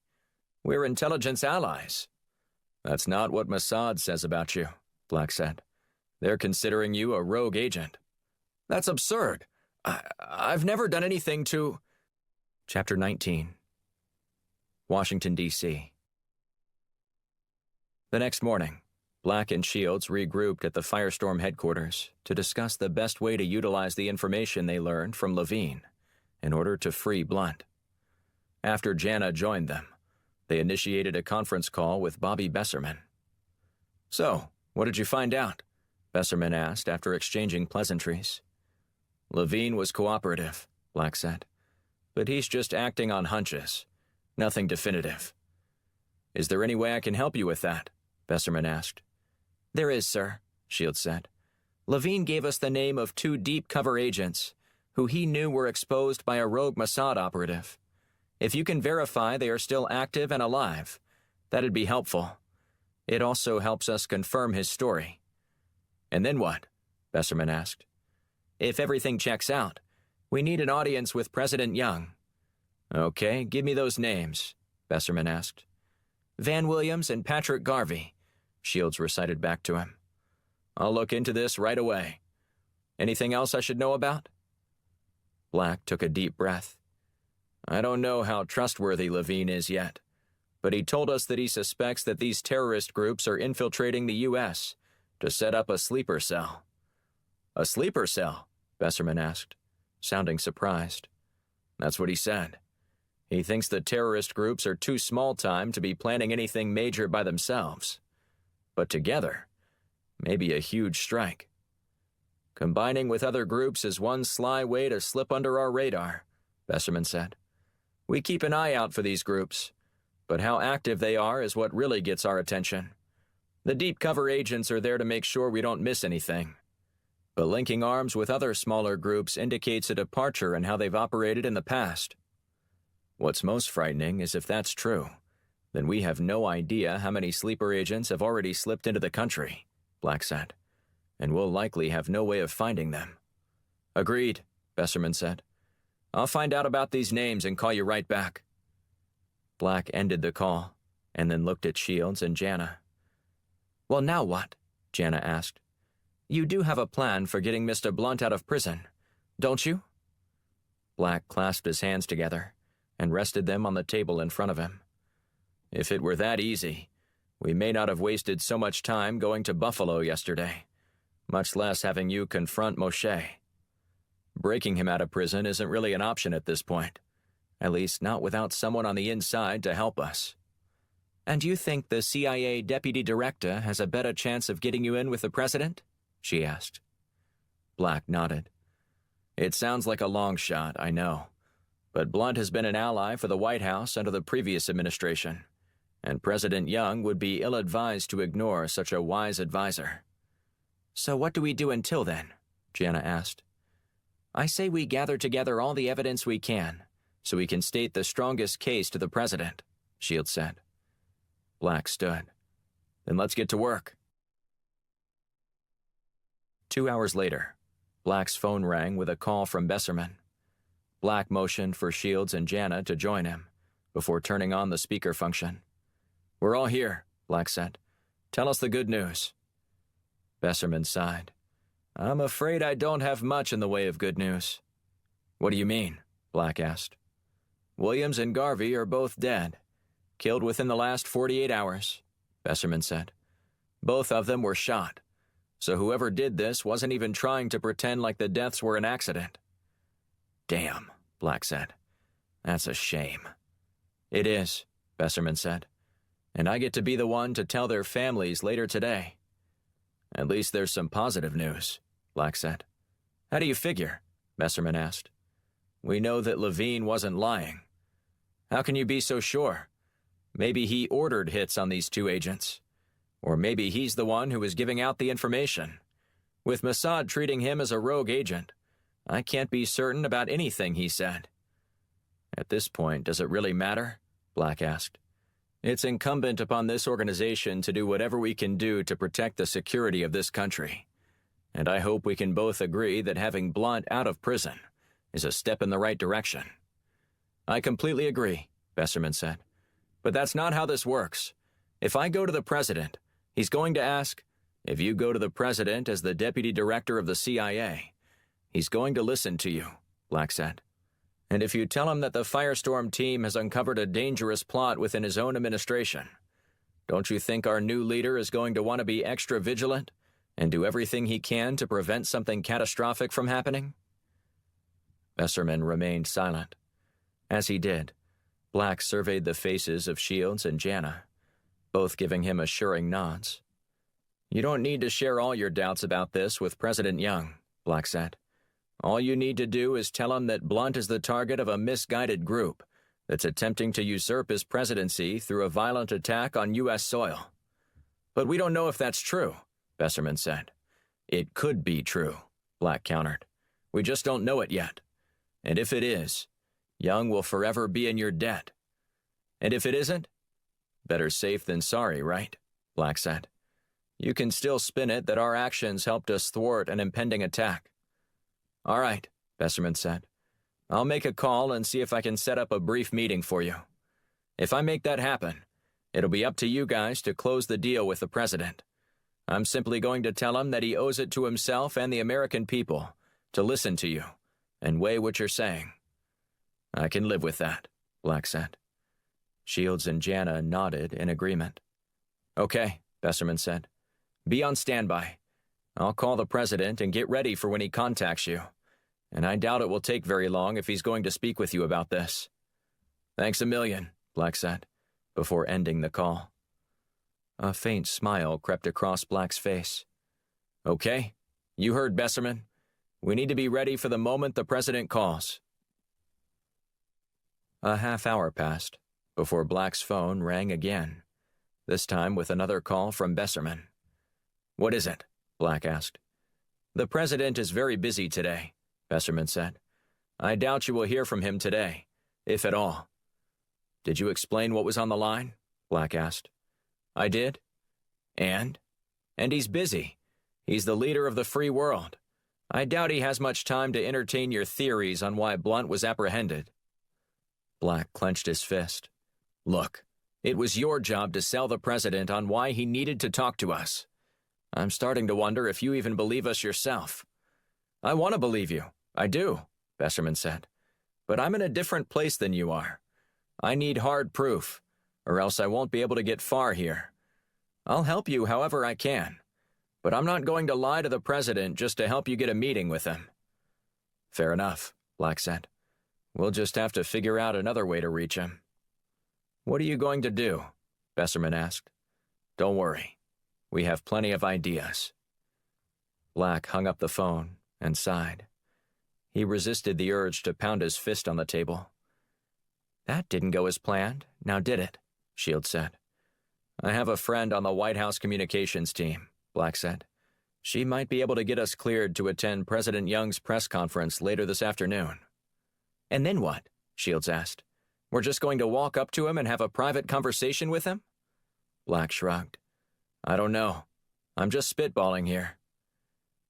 Maybe we should ask Besserman to ask the president again, Jana suggested. He's made his position clear, Black said. And I understand why it wouldn't be good for him to do that, especially if there is some kind of mole within the CIA leaking all this information. He also has a political minefield to navigate too. So, got any other ideas? Shields asked. Before Black could respond, his phone rang. He furrowed his brow as he scanned the number. "Who is it?" Shields asked. "I don't know," Black said, before answering. "This is Agent Black." "Please hold for the President of the United States," a woman said. Black's eyes widened as he spoke in a hushed tone to Shields and Jana. I guess President Young has had a change of heart. He put the call on speaker and sat down. "Agent Black," Young said. "Yes, Mr. President," Black said. "Sorry about all that," Young said. "I was in a meeting with several other people when the deputy director called, and I have some misgivings about some of the men in the room. I didn't want anyone to think I would seriously entertain a call with you." "Well, I appreciate you doing so, Mr. President." "All right then, what do you want to talk about?" Black went over his well-rehearsed story, recounting the interview of Ben Levine and its implications on national security. Black could tell Young was hesitant and needed more convincing. "I understand how you might be apprehensive in taking any action on this, but the most troubling piece of intel that we learned was how smaller terrorist cells in the Middle East might be banding together to sneak people into the country. Killing our deep-cover operatives isn't enough for them. These terrorists intend to inflict harm on the American people, and we must be vigilant. I know the last thing you want is an attack on American soil, just a few months after you've taken the office." "And you're certain Levine is trustworthy?" Young asked. "He may have had an incentive to lie, but everything he said tracked with what we know," Black replied. "If I had the authority, I'd act on it." "Then why don't you?" "Because the person who gives us these orders is being detained by the FBI and charged with treason. It's a farce. You know and I know it. And you're the only person I could appeal to who could change this with one phone call." "Consider it done, Agent Black," Young said. "But you better not fail me." "You have my word, Mr. President." Young ended the call, and then Black turned to look at his colleagues. "Not bad," Shields said, punching Black playfully on his arm. "Not bad at all." Chapter 20. Washington, D.C. J.D. Blunt had his best night of sleep in over a week, but he remained grumpy as ever when he lumbered into the Firestorm offices the next morning. He was surprised when Fulcham showed up late in the afternoon, with a smile on his face and release papers in his hands. But Blunt wasn't ready to release his grudge just yet. Nor was he content that he'd really escaped whoever tried to set him up. Fulcham explained that Blunt's release had been strongly advised by President Young in a direct conversation with the head of the FBI. That was all the information relayed to Blunt about how he got out of federal custody, which worried him. The fact that someone had managed to convince the FBI that he was trafficking state secrets with a rogue Mossad agent awakened Blunt to the idea that whoever coordinated the attack on the cruise ship was well-connected and powerful. Blunt mumbled a "good morning" to his assistant, who handed him a cup of coffee. He wasn't a fan of the popular hot caffeinated drink, but he didn't refuse this morning, catching his assistant by surprise. "Glad to have you back, sir," she said. "When I wake up, I'll tell you how glad I am to be here," Black said, offering a thin smile. "Sure it had to be better than sleeping on a cot in a federal prison." He stopped and eyed her closely. "It's not always about comfort. Sometimes it's about safety." She drew back and furrowed her brow. "Having a target on your back in public is far worse," he said. "Trust me." "I'll take your word for it," she said, before returning her attention to her computer screen. Blunt resumed his walk to his office. He unlocked the door and settled into his chair with a groan. After taking a few sips on his drink, he stuck his tongue out and then tossed the cup into his trash can. Who can drink that nasty stuff? He pulled out a bottle of bourbon from his bottom drawer and poured a small glass. He took a long pull, savoring the smooth taste as it went down. That's more like it. Blunt sifted through a few reports on his desk before he was interrupted by a knock on his door, which had remained open. He looked up to see Titus Black. "Rough night?" Black asked, eyeing the glass of liquor. "It could have been worse. Could have been spent another one behind bars." Blunt leaned back in his chair. "Who do I have to thank for getting me out?" "Probably President Young," Black said with a shrug. "And you had nothing to do with it?" "I may have had a conversation with him." Blunt winked. "Good work, Agent Black. Now, is everyone else here? We're all waiting for you in the conference room." "Tell them I'm on my way," Blunt said. He watched Black leave before gathering his notes and standing up.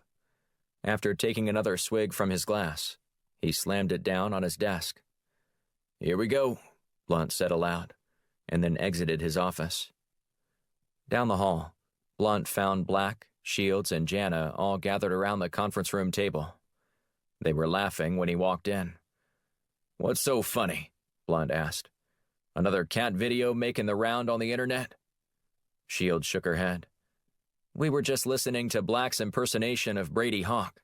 It's pretty good." "Let's see it," Blunt said as he settled into his chair. Black grinned, and then turned serious. "Look here, Alex.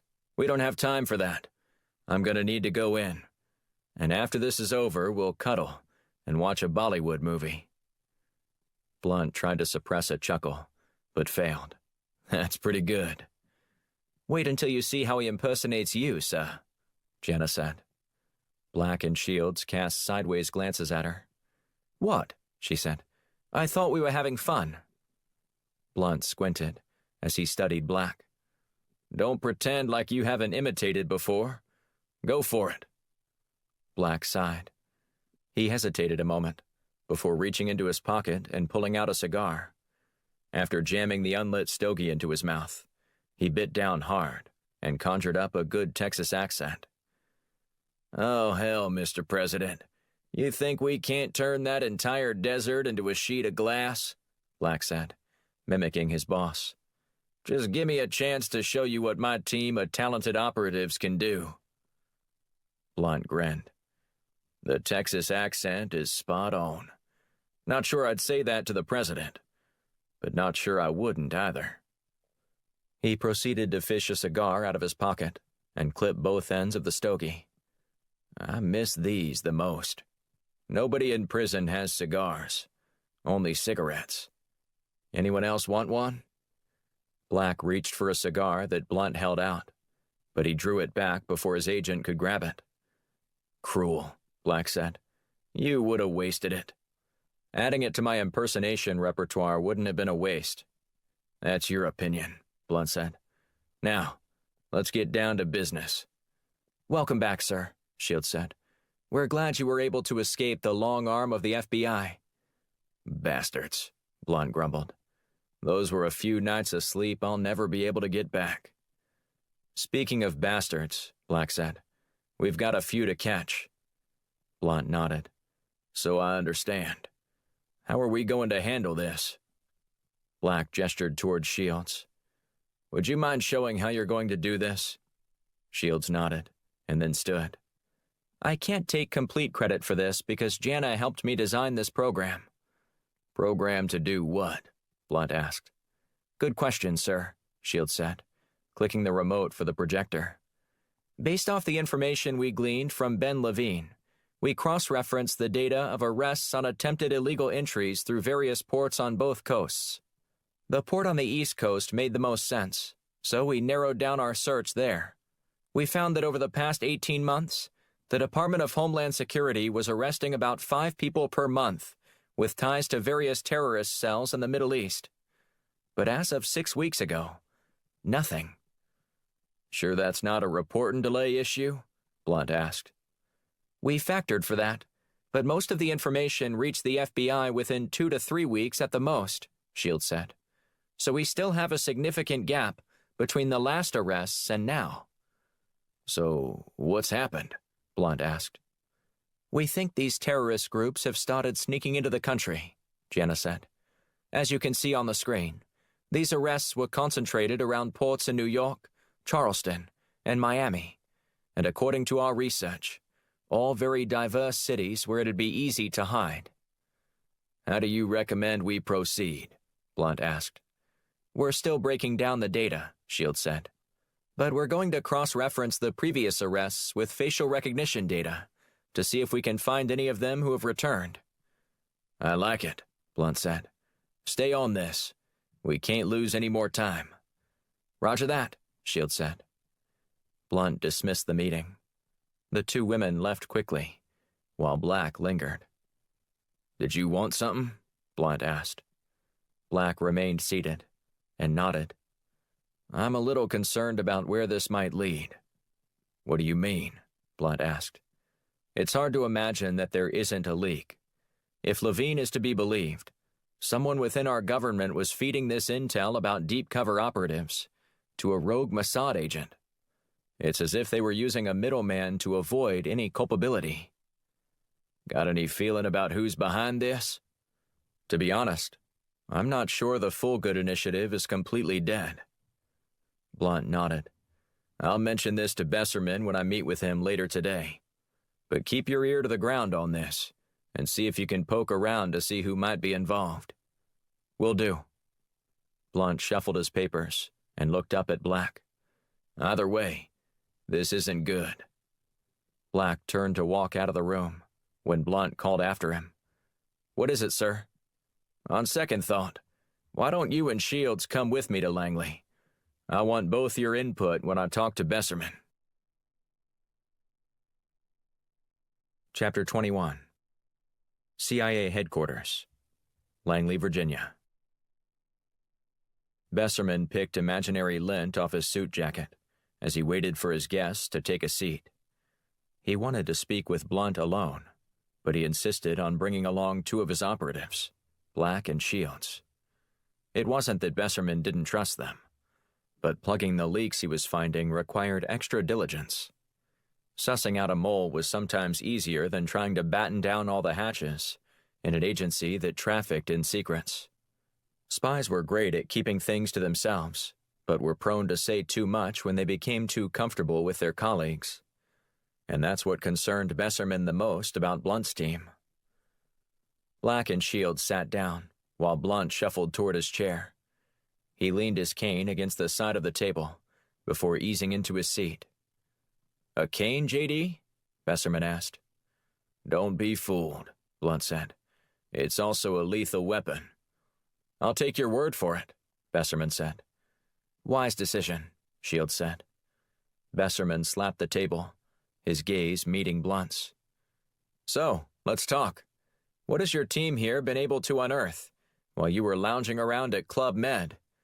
Club Med, Blunt grumbled. I ought to stick this up your... Lighten up, Besserman said. Can't you take a joke anymore?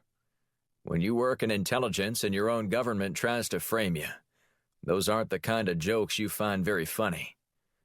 Besserman nodded. I understand. This coming from a man who had to fake his own death to avoid getting hunted by his own government. Now you're getting it, Blunt said. You still haven't answered my question, Besserman said. Blunt gestured toward Shields. Why don't you take it away? Of course, sir, she said. Shields explained to Besserman how the Firestorm team was plotting on a U.S. map all the terrorists who'd been deported while trying to sneak in at seaports. She also went into detail about their efforts to use facial recognition to track some of the previously deported terrorists. And what have you found so far? Besserman asked. We're working our computers overtime to capture the images of anyone who's currently in the country, but shouldn't be. It's a monumental effort, but we're hoping to have some news one way or another within the next day or so. Let me know as soon as you hear something, Besserman said. If we can coordinate efforts, all the better. Blunt arched his eyebrows. Do you have a team of operatives you can trust? I'm working on that, Besserman said. What's that look like? Blunt asked. I have some of my closest aides conducting an internal investigation, Besserman said.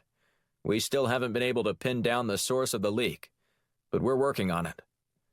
Is it a high-level leak? Black asked. Besserman nodded and smoothed out his tie. I'm afraid that's what it looks like. and it's far trickier to gather enough proof to prosecute those bastards. We might be on a fool's errand, but I don't care. The truth matters." "Amen to that," Blunt said.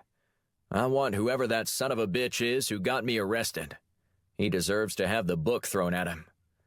"That's guaranteed to happen if we can prove it," Besserman said.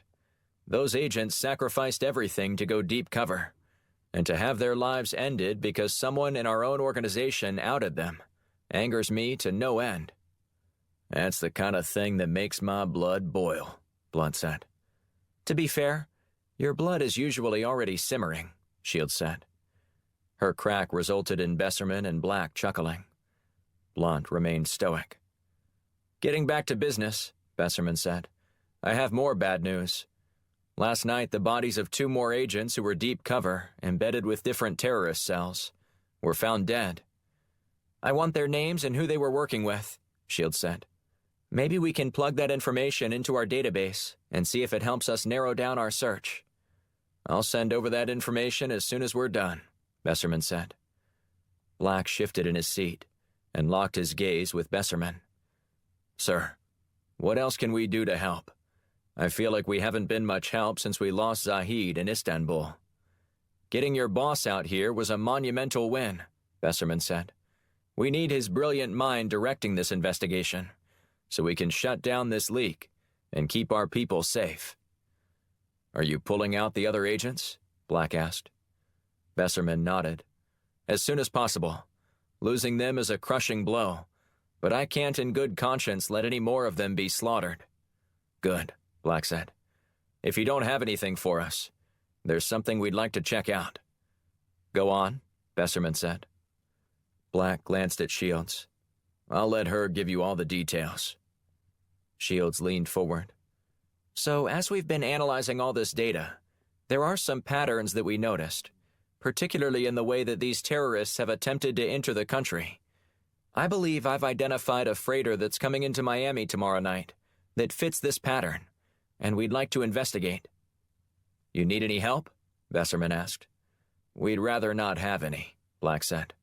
"The tighter the circle, the better our chances are of catching the terrorist and interrogating him.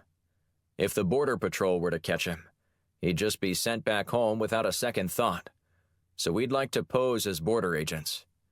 Do you think you can make this happen without raising any red flags? If you run into any trouble, don't hesitate to call me, okay?"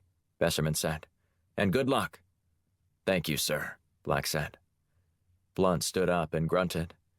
"I appreciate you making a call to the president. I promise not to disappoint you for sticking your neck out for me." Besserman smiled and shook his head. "When have you ever disappointed me, J.D.?" Blunt shrugged. "I'm not sure, but I don't intend to start anytime soon." Chapter 22. Dante B. Fussell Port, Miami, Florida. Titus Black lay prone on the rooftop of a warehouse facility as he watched the SS Cortez Canyon complete its docking procedure. Studying the scene through his binoculars, he took note of all the people awaiting the ship to begin its unloading process. Men scrambled into position as a set of cranes wasted no time in grabbing cargo containers and stacking them on the dock. But Black was more concerned with the conversations taking place between the ship's crew and the customs agent.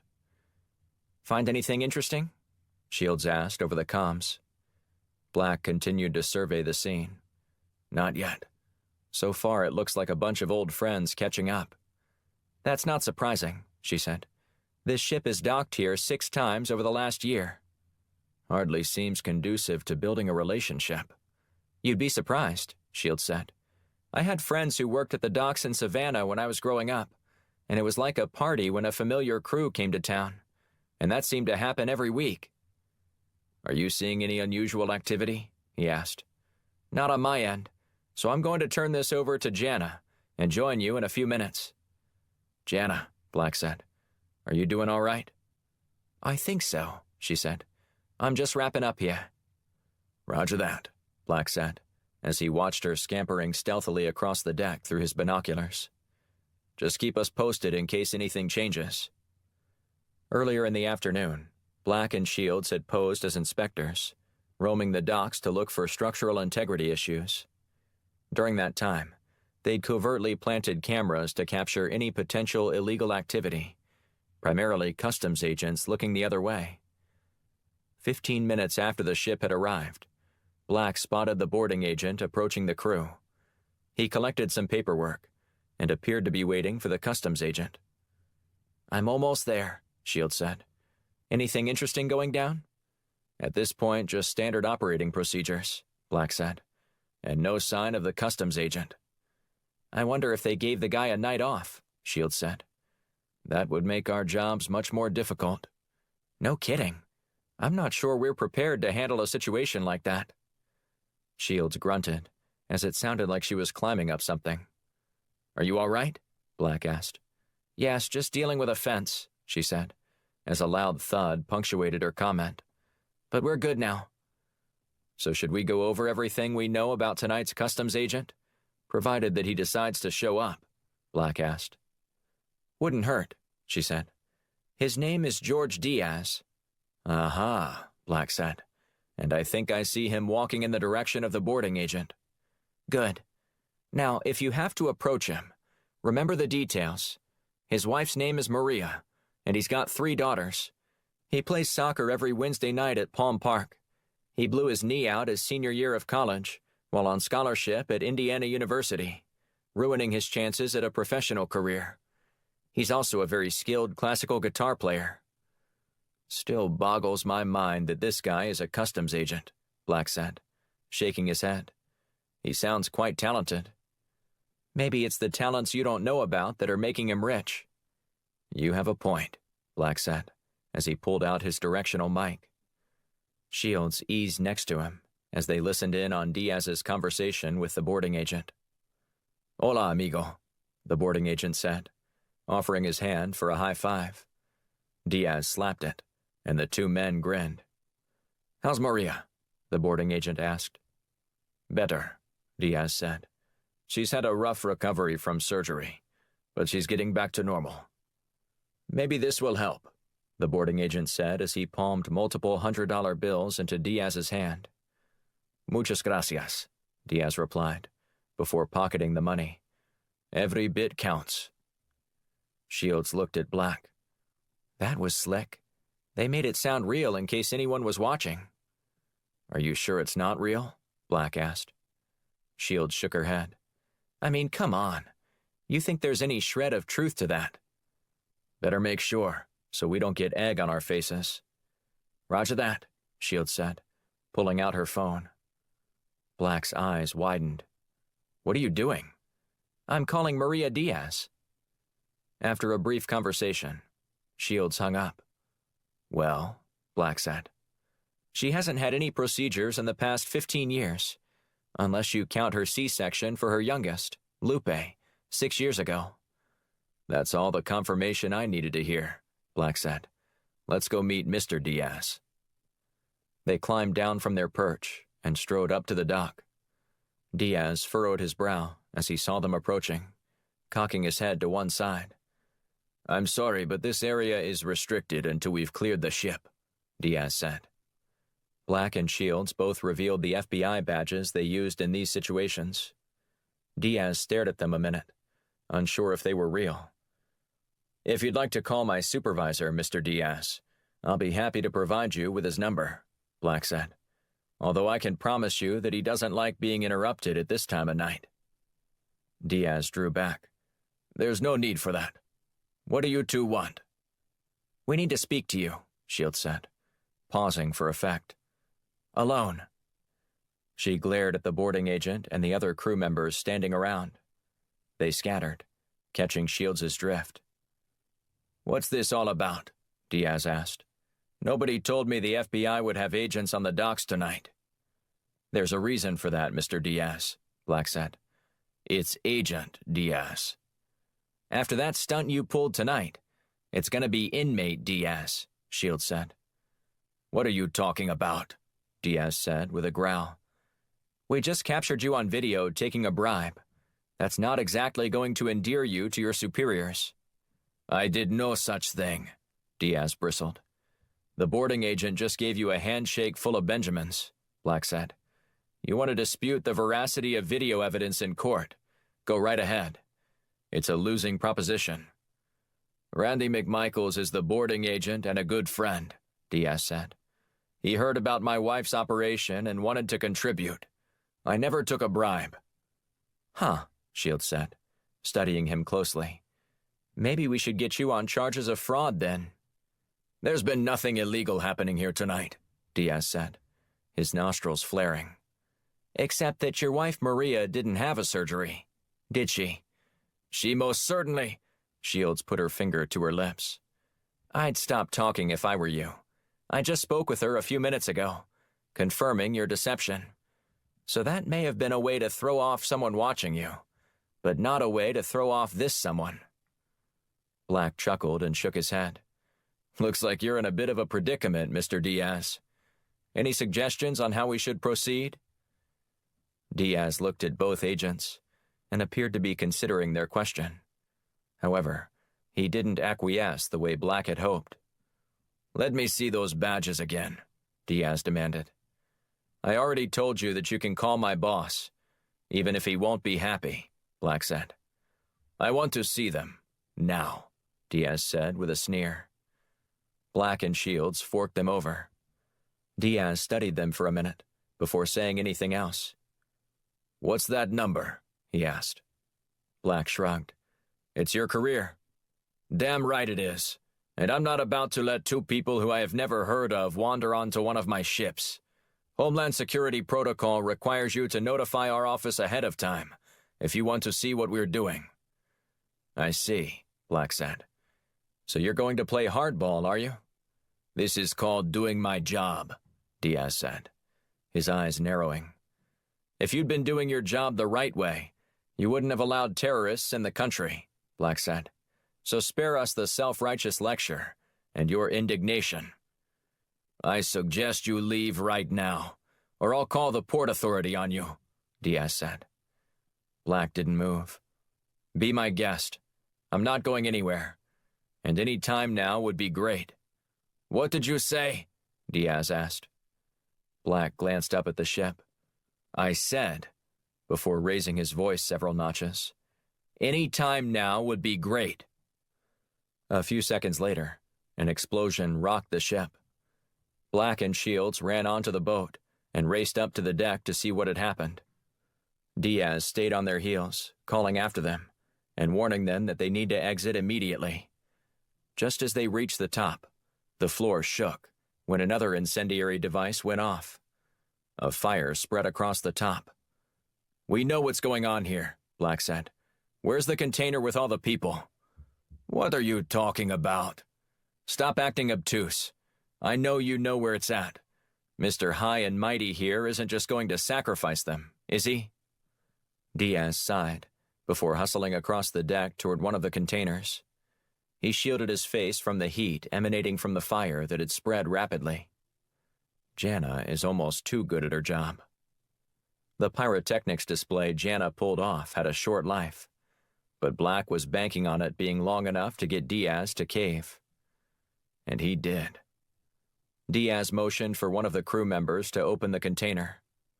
When he did, Black saw about 24 young girls huddled together in an attempt to stay warm. He motioned for the girls to come out. Stay with them, Black told Shields. But I can handle whoever else is inside. Once the girls were gone, Black turned on his flashlight and scanned the container. He pulled his shirt up over his nose, a feeble effort to blunt the stench emanating in the cramped space. In the far right corner, he noticed a bucket and a black trench coat draped high over it. At first, Black wasn't sure what he was looking at.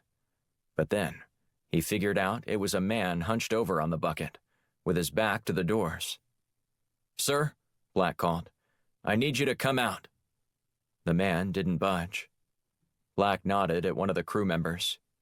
Go check on him, will you? The man sighed before shuffling along the filthy floor to reach the person in the back. Amigo, the crewman said. That man! He stopped and staggered backward, clutching his stomach. After only a few steps, He fell down and began moaning in pain. Black stared at the person in the shadows. "Hands up," Black said, "or I'll shoot." The man spun around and gave a guttural shout before charging at Black. As soon as his flashlight fell on the oncoming man's eyes, Black turned and ran. He didn't make it far before an explosion far greater than any charge Jana had set sent tremors along the deck floor of the SS Cortez Canyon. Black stumbled forward, his ears ringing with an intense pain and searing heat raging all around him.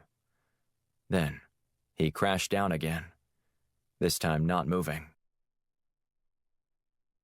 Shields ushered the emaciated girls off the boat. They followed orders, marching as one down the stairs Shields led them to. In less than a minute, the entire group had reached the docks. That's when she heard a violent explosion. One man tumbled headlong over the side, smacking the dock with a sickening thud. He didn't even twitch after making the long fall. A few girls screamed, adding even further trauma to the long voyage they'd just entered.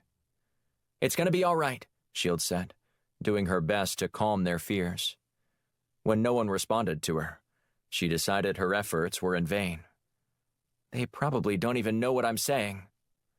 Shields was so immersed in crisis management mode that it took her a while to realize what had just happened. "Was that one of your charges, Jana?" she asked. "Unfortunately not," Jana said. "Then where did it come from?" Shields asked. "I have no idea, but it's not a good situation on the deck." "Black." Shields took off running toward the flight of stairs leading to the top. "Talk to me, Black. How are you doing?" "Nothing." "Come on, Black. This isn't the time for games." Still nothing. When she emerged, she saw the container where they'd pulled the women from, ablaze. Scanning the area for Black, she finally found him. He was lying face down on the deck, his eyes closed. She didn't hesitate, sprinting straight toward his lifeless body. Chapter 23. Washington, D.C. Blunt eased down the steps of Off the Record, one of his favorite bars to discuss pressing issues with busy people. Situated in the basement of the Hay Adams Hotel in downtown, Blunt regularly met up with former colleagues and other members of the intelligence community in the posh setting. He ambled to his preferred booth in the back and waited for his friend Gary Franks to arrive. Franks, a senator from North Carolina, served on the Intelligence Committee with Blunt before he left politics. They engaged in spirited debates over whose state had the best barbecue, as well as the best sauce. With all that was going on, Blunt would have enjoyed such a conversation, something to get his mind off the looming danger.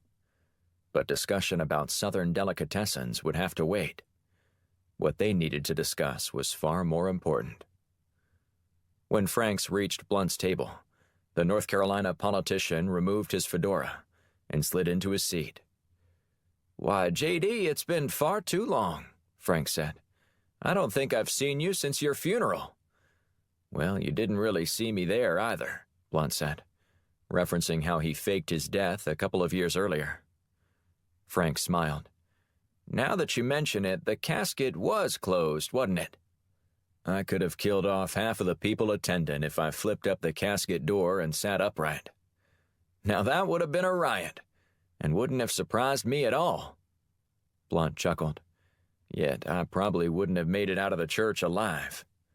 "Oh, the irony," Frank said as he snatched the drink menu off the table and perused Off the Record's specialty drink offerings. Once he decided, he ordered a drink called the Side Sweep. "Good choice," Blunt said. "I approve of any drink made from bourbon." Franks nodded in agreement. He leaned forward, clasping his hands together and resting them on the table in front of him. "It's great to see you again, J.D., but I gotta know what's so urgent that you called me up out of the blue to meet you here tonight." Blunt studied his drink as he swirled it around. "There's some crazy stuff going on right now that I need to get to the bottom of." "What kind of crazy stuff?" Blunt drew in a long breath and exhaled slowly. He looked up at the ceiling, unsure of how much he wanted to divulge to Franks, even though he had been trustworthy. Despite their friendship, Blunt wanted to tread carefully, lest he get blindsided again by a longtime colleague. "Come on, JD, just spit it out. It's me you're talking to." "I know," Blunt said before scanning the room. "It's just, I'm still trying to figure out the best way to navigate all of this. Tell me what you need to know." Blunt stroked his chin, and then leaned in close. "I think the Full Good Initiative is still alive and well." Franks chuckled. "You always have trafficked in conspiracy theories." "Theories that were proven true, I might add," Blunt said, raising his index finger. "The Full Good Initiative was completely dismantled, not to mention that its power was exaggerated," Franks said. "And don't forget that Colonel Marshall had the book thrown at him. And where is he now? Serving out his sentence in some posh prison that looks more like an overnight spa? He's out of the picture, JD. You don't need to worry about him anymore." Blunt shook his head. "I'm not concerned with Colonel Marshall, but I am worried about those who he might still be able to influence, or have his wishes carried out." The waiter eased up to their table and placed a drink in front of Franks. "Is this what you wanted to know from me?" Franks asked. Blunt surveyed the room again, before speaking in a hushed tone. "We've learned about a few low-level terrorist groups, the kind that nobody pays attention to, sneaking a few operatives into the country to create sleeper cells." "I'm aware of this," Franks said, "and we were catching every one of them, according to the intelligence report I read." "Key word there is were," Blunt said. "Nobody has been arrested for almost 6 weeks. Maybe those groups wised up and stopped sacrificing their people. But they were never sacrificing them," Blunt said. "They were deemed such insignificant groups that they were simply being flown home, only to try again. But now, nothing." Franks took a long pull on his glass before setting it back down. "So what you're suggesting is that they are getting into the country now?"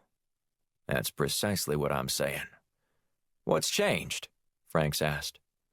"A rogue Mossad agent is believed to have obtained the identities of deep cover agents embedded in various terrorist organizations across the Middle East," Black explained. "They were placed there to gain trust and develop a resume of sorts before migrating to bigger organizations like ISIS. But now these agents are starting to show up dead, while the terrorists sneaking into the country aren't getting caught at the various ports." "Maybe it's a security issue." Blunt emphatically shook his head. "There might be some ineptitude, but not that much across the board all of a sudden. You can try to explain it away however you wish, but you know what this looks like." "You think there's a leak?" Frank said. "Think? I know there's a leak. But we have to figure out where it's coming from before we have a real problem on our hands, the kind we can't control." "And you think Colonel Marshall is somehow connected to the leaks?" Blunt shrugged. "Maybe. Maybe not. I need to know who on the committee has the closest ties to Colonel Marshall and might be loyal to him, even after what happened with the dismantling of the Full Good Initiative." "That's easy," Frank said. "Senator Ted Neal." "Neal?" Blunt asked, his mouth falling agape. "I know he doesn't seem like the type because he's such a rah-rah patriot guy, but he worked in Army intelligence and served with Neal in Vietnam. Those two were tight." "Then it's settled," Blunt said. "I need to go pay Neal a visit." "If you do, be careful," Franks warned. "If Neal feels threatened, there's no telling what he might do." Blunt smiled wryly. "Good, because that's what I'm counting on." Chapter 24. Dante B. Fussell Port, Miami, Florida. Black opened his eyes slowly as he was helped to his feet. The scene around him was a blur. People scurried back and forth across the deck of the ship. A ball of fire raged behind him. His ears were ringing from the blast. While Black had experienced the aftermath of an explosion before, handling it never got easier. "We've got to hustle," Shields said, leading him in the direction of the stairs. "Who knows what else is on this ship?" Black glanced over his shoulder at Ground Zero. The bomber had been nearly disintegrated in the blast. Shields guided Black around a body, but he stopped to take a look at the man, who was still clinging to life. "Agent Diaz," Black said, as he knelt next to the man. "Tell my wife and kids I love them," Diaz said, applying pressure to a wound on his chest. Black nodded. "I'd rather you do it yourself." As Black attempted to scoop up Diaz and carry him, the customs agent shook his head. "No, I'm not going to make it. And even if I could, I would go to prison. Just let me be." "Your family needs you," Black said, declining to adhere to Diaz's wishes. Diaz removed his hands from his chest, revealing a piece of shrapnel lodged just below his heart. His gaze met Black's. "I won't last long. Just get out of here and pass the message along to my family for me. Please." Black relented, easing his hands from underneath Diaz. "I'll make sure your wife and daughters know." Shields tugged on his arm. "We need to hurry." Black stood and followed his partner down the steps. By the time they reached the dock, sirens wailed in the distance. He turned and looked up at the scene, smoke billowing in the air and wafting across the harbor. Shields sighed. "I'm not really interested in speaking with local authorities about this. Are you?" Black tightened his lips and shook his head. "Let's go." They hustled back to the van, where Jana was waiting for them. "Are you guys okay?" she asked. "We're fine," Black said. "I want you to know that I didn't set that last explosion. We know, Jana," Shields said. "Well, what was that?" Jana asked. "A suicide bomber," Black said. "I guess the man didn't want to be caught and decided he'd rather blow himself up. It made no sense given the fact that we've simply been shipping these people back to where they came from." "It's almost impossible to understand the mind of a zealot," Jana said. "Trust me, I grew up around them in Jordan. About the only thing you can know about them with any certainty is that they will defy logic and reason." Shields glanced at Black's left arm. "You're bleeding." He glanced at it and shrugged. "It's nothing. I can dress it at the hotel. But let's get out of here." Shields drove them back to the hotel in relative silence. Black had plenty he wanted to say, but he was still trying to gather his wits, grateful that he jumped out of the direct line of the blast. Diaz hadn't been so lucky, and the image of the dying customs agent was seared into Black's mind. That could have been me. When they'd all retreated inside their hotel room, Black sat down at the table. Shields went to work on cleaning up and bandaging Black's injury. A 3-inch gash on his left bicep wasn't too deep, but it hadn't stopped bleeding. "You need some stitches," Shields said. Black offered a thin smile. "Know a good nurse?" "I dressed up as Nurse Ratched once for Halloween," Shields said. "I only need stitches, not a mid-brain lobotomy." Jana walked over to him and picked up the first aid kit. "I can do it." "So can Shields," Black said. "But if you would describe your touch as a gentle one, I'll let you do it." He winked at Shields, who sneered at him, while Jana went to work stitching up Black's arm. "Good work on the pyrotechnics tonight," Black said to Jana. "Thanks," she said. "Happy to help." Shields paced around the room. "We may not have caught one of these scumbag terrorists tonight, but I think it proves what Levine was saying about these guys sneaking into the country. Knowing when and where those ships were arriving into certain ports would have allowed for someone to pay off customs agents, or at least arrange for the ones susceptible to coercion to be on duty." "Who has that kind of power?" Jana asked. "It wouldn't even really be about power," Black said. "A customs agent could ask to work a certain night, or a certain portion of the dock.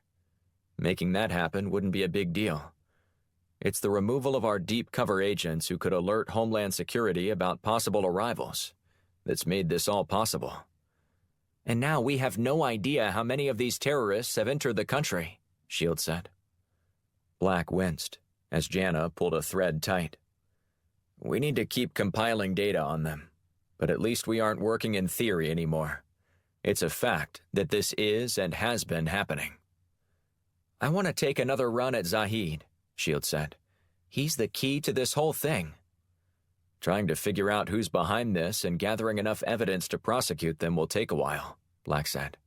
And by the time we catch whoever is responsible for this, it could be too late. Agreed, Shield said. Jana finished up on Black's arm. All better now. We'll see how it heals before I agree with you, Black said. The more gnarly the scar, the cooler in my book. You're welcome? Jana said, tentatively. Shields laughed. He's not thanking you yet, Jana, but he will. She kicked him in the shin. Black moaned as he reached for his leg. That's an assault with a deadly weapon right there. Stop looking for sympathy, tough guy, Shields said. Black glared at her and shook his head. You think this is funny, don't you? Shields winked. Of course not. It's torture. Black inspected Jana's job once more, before getting up and sitting on the foot of the bed. We need to tell Blunt what happened here tonight. Any volunteers? Both women looked at him blankly. Okay, fine. I'll do it, Black said. He walked back to the table to pick up the phone, when it buzzed with an incoming call. Shield snatched it up and glanced at the name on the screen. It'll have to wait, she said. It's Besserman. She put the call on speaker and answered. How did the operation go? He asked. It'll be in the news soon enough, she answered. That bad, huh? Actually, not all bad, Shield said. We're all alive, and we know that Levine was telling the truth about terrorists sneaking into the country. But unfortunately, we don't have anyone to interrogate. Maybe not there, but you may have someone soon enough, Besserman said. What do you mean? We've got another lead on Zahid, Besserman said. You up for taking another run at him? Shields grinned and looked at Black. Just tell us where we need to go. Get back to Washington, and I'll get you briefed, Besserman said. But right now, he's off the coast of Greece. Chapter 25. Washington, D.C. As Blunt shuffled down the sidewalk toward Johnny's half-shell restaurant, he contemplated what had transpired the night before on a cargo ship in Miami. The report from his team left him relieved that at least President Young would feel vindicated in sticking his neck out for Blunt. But there was still plenty of work to be done, including catching who had orchestrated the attack on the cruise ship. Blunt needed to feel out Ted Neal and see how the Colorado senator would react to the news. Blunt yanked open the door to the restaurant, the aroma of seafood instantly bringing a smile to his face. His mouth started salivating the moment he walked by a table with piping hot Maryland crab cakes, Blunt's favorite. He wound his way through the restaurant until he found Senator Neal tucked away in a corner booth in the back. He was sipping a glass of bourbon and studying the menu. I know that's just a prop for you, Blunt said, nodding at the menu. If I told you that every bill you ever proposed would pass if you could list off every item this restaurant serves, I bet you could do it. Neal chuckled and extended his hand to Blunt. You're delightful as ever, J.D. The two men shook hands before Blunt eased into his seat across from Neal. The Colorado senator wasn't wearing a tie, and his sleeves were rolled up just below his elbows. I introduced you to good barbecue, and you introduced me to this place, Blunt said. 2 hours here is the equivalent of a culinary joyride, Neal said. I'm not sure you can leave this place with your pants not busting at the seams and a smile plastered on your face. That's how you know you're doing it right. Neal grinned and nodded. Absolutely. So I don't imagine you wanted to meet just to discuss good food now, did you? Blunt shook his head. So, What's on your mind, JD? Well, before I get into all that, I wanted to find out about how that young woman was doing. Campbell Morgan? Yeah, she's the one. Neil buttered a piece of bread. She's doing quite well, actually. Just adjusting back to normal life, which is more quickly than I think her parents thought possible. How so? Blunt asked.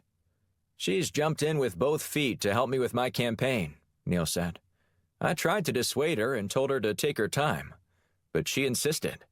She said she wanted to repay me somehow for what I did.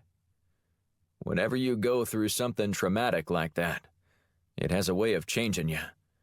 I've got more experience with that than I ever wished to have. Neil waved dismissively at Blunt.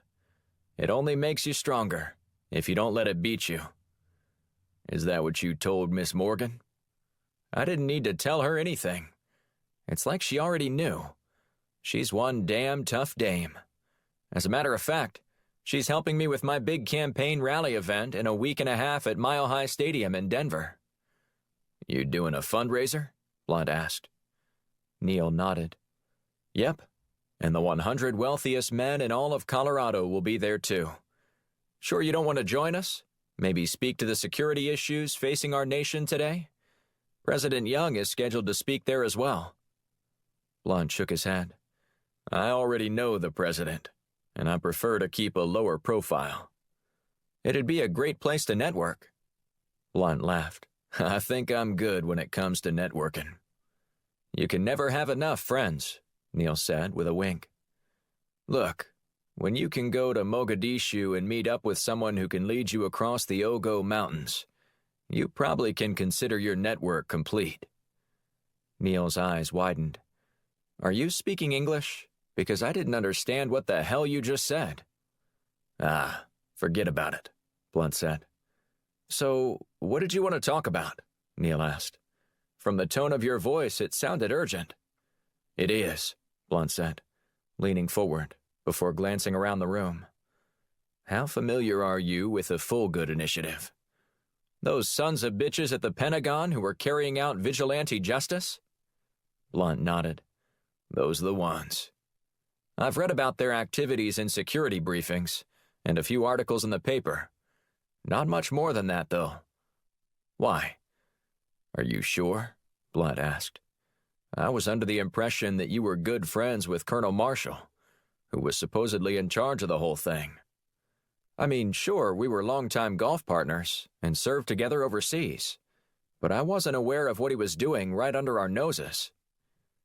Blunt surveyed the room and returned his attention to Neil. I'm only telling you this because we're friends, and I don't want you to get surprised by anything. Neil shifted in his seat. For goodness sake, JD, spit it out. I have it on good authority that the Department of Homeland Security is conducting an investigation into everyone they consider close to Colonel Marshall. If I'm on that list, Homeland has a very liberal definition of what close means, Neil said with a sneer.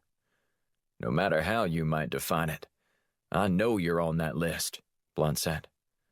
Neil scowled. You think they're looking into me? Blunt nodded. Why in the world would they be looking into anyone at this point? Neil asked. Colonel Marshall already confirmed that he was behind everything.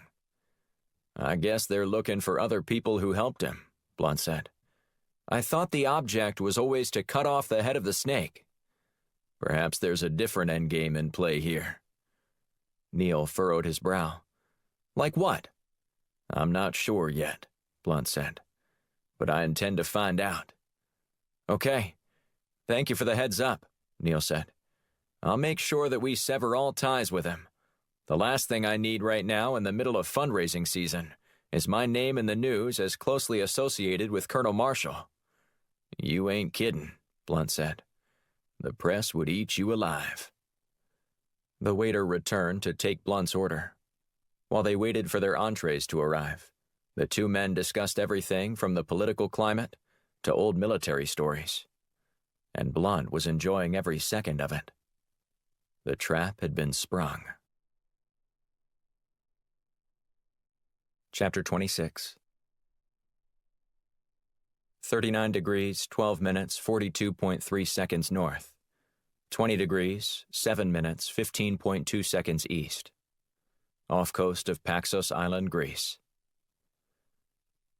Black checked the coordinates one last time that Besserman had given them, before dropping anchor in the turquoise water. The Ionian Sea gently rocked their boat beneath a clear blue sky.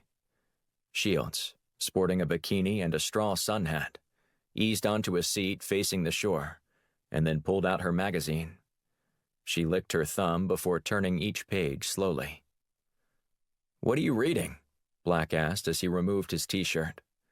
"A psychology magazine," she said. "It's an article about PTSD and the effects on soldiers upon returning home." "Interesting," Black said. "What's it say?" "It says that some male soldiers can't resist ripping off their shirts whenever given the opportunity." "What's it say about women soldiers?" "It says that they're generally regarded as wiser and more prudent than their male counterparts." Black shrugged. "I won't disagree. Sounds like you're trying to refute the findings of this study." Black smiled and winked at her before diving into the water. He swam toward the bottom and watched several fish scoot out of his way before he resurfaced. When he reemerged, he found Shields wearing a pair of sunglasses. He pulled himself up and aboard, then toweled off. "Did Jana give those to you?" he asked. Shields nodded. "Right before we left. She said they'd help me hone in on my target without looking suspicious. There's also a directional mic in my hat." "Fancy," Black said, before putting his shirt back on. "See anything yet?" "No activity to speak of, but it's early." Black glanced skyward, the sun high overhead. A few hundred meters away, Zahid's yacht ebbed and flowed with the tide.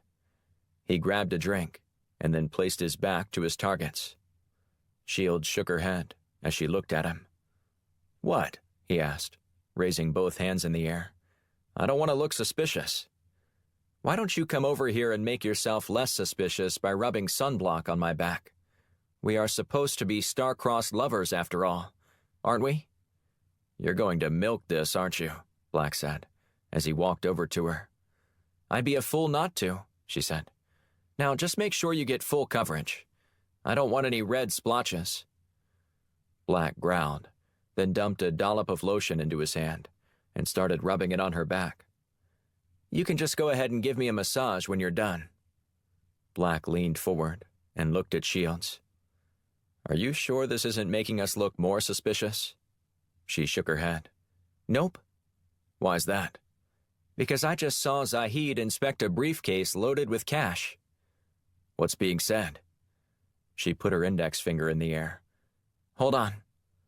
After a half-minute, she related the conversation between Zahid and another man identified as Carl Bergstrom, a diamond broker operating out of South Africa. According to intelligence sources, the two men were meeting to discuss ways to launder money. "How many men do you see on board?" Black asked. "From what I can tell, I only see 2 or 3 at the most." "Think we can take him?" She nodded. "I can take out the guards and Bergstrom, if you can handle Zahid." "Consider it done." Shields attached her natural-looking prosthetic legs before climbing onto the jet ski that had been secured to their yacht. She glanced up at Black.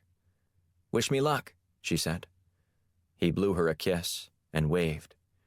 As she hummed towards Zahid's yacht, she tugged down on the baseball cap she'd chosen to wear for the short trip over. She needed to shield her face and her body so that Zahid didn't recognize her from their previous run-in. As she approached the ship, she slowed down. "Hola, amigo," she said, waving her hand at Zahid, who was lounging on the top deck. "Are you enjoying this beautiful weather?" Zahid stood and waved back. "I most certainly am. Are you?" "I'd be enjoying it more if my boyfriend could get his yacht to work," she said, adding a Spanish lilt to her English. "Well, it's not actually his yacht. He rented it to impress me, but he sent me over here to see if you might have a wrench. According to him, the engine won't start because of some part, which I can't even pronounce in English or Spanish." The last part of her comment piqued Zahid's curiosity, as he ignored her question. "Are you from Madrid? Barcelona?" "Seville," Shields said. "We can talk all about it once I get that wrench, if you have one." She looked toward the yacht and saw Black waving with both hands. Zahid smiled, returning the cordial gesture. "Just one moment," Zahid said. He turned toward one of his guards and instructed him to go get a wrench. She glanced toward the ship, and Black wasn't anywhere to be seen on deck. "Come on, Black. Hurry up." Her jet ski engine idled, churning the water beneath her. She scanned the water again and noticed Black speeding toward the shore some 50 meters south of her position. After a sigh of relief, she looked up when she heard footsteps again on the deck of Zahid's yacht. "Seems that one of my crew hands has found what you need," Zahid said. "He's going to lower it down with a rope." Shields went over the scenario one final time in her head. 2 guards, Carl Bergstrom. 10 seconds. She'd bragged about her shooting prowess to Black, even proving her claims true. But there was no margin for error here. "Thank you," she said with a smile.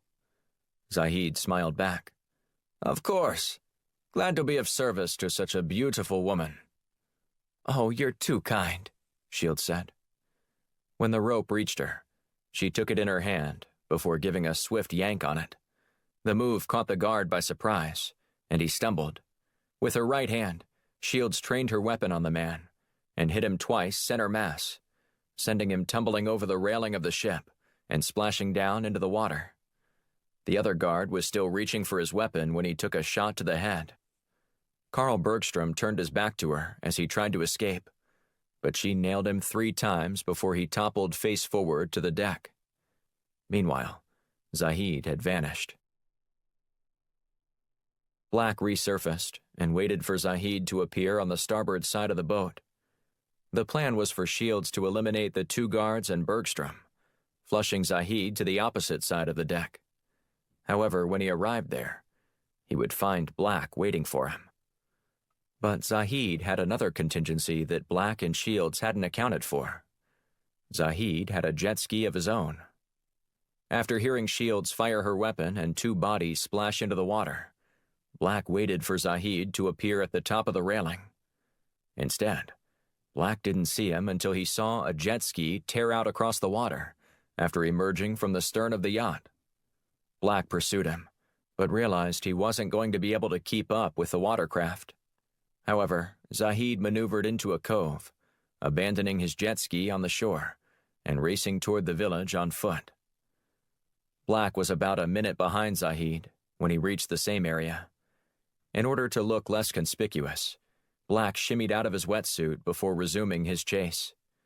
When he reached the center of Gaios, the largest village on the island, a festival had tourists and townspeople alike milling around in the streets. Black found a vegetable crate to stand on and scanned the crowd for Zahid. As Black was searching, he saw Zahid turn around, their gaze locking. Black jumped down and hustled after Zahid. The 2 men wove through the partygoers, disrupting an acoustic band and spilling the wares of artisans onto the stone ground. People shouted at them derisively as their chase continued to create a swirling chaos. With Black closing in, Zahid found a young man on a moped and pulled out his gun, threatening him if he didn't relinquish it.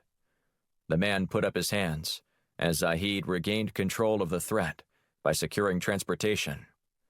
Not to be outdone, Black tossed a man $200 bills in exchange for borrowing the man's moped and promised to return it.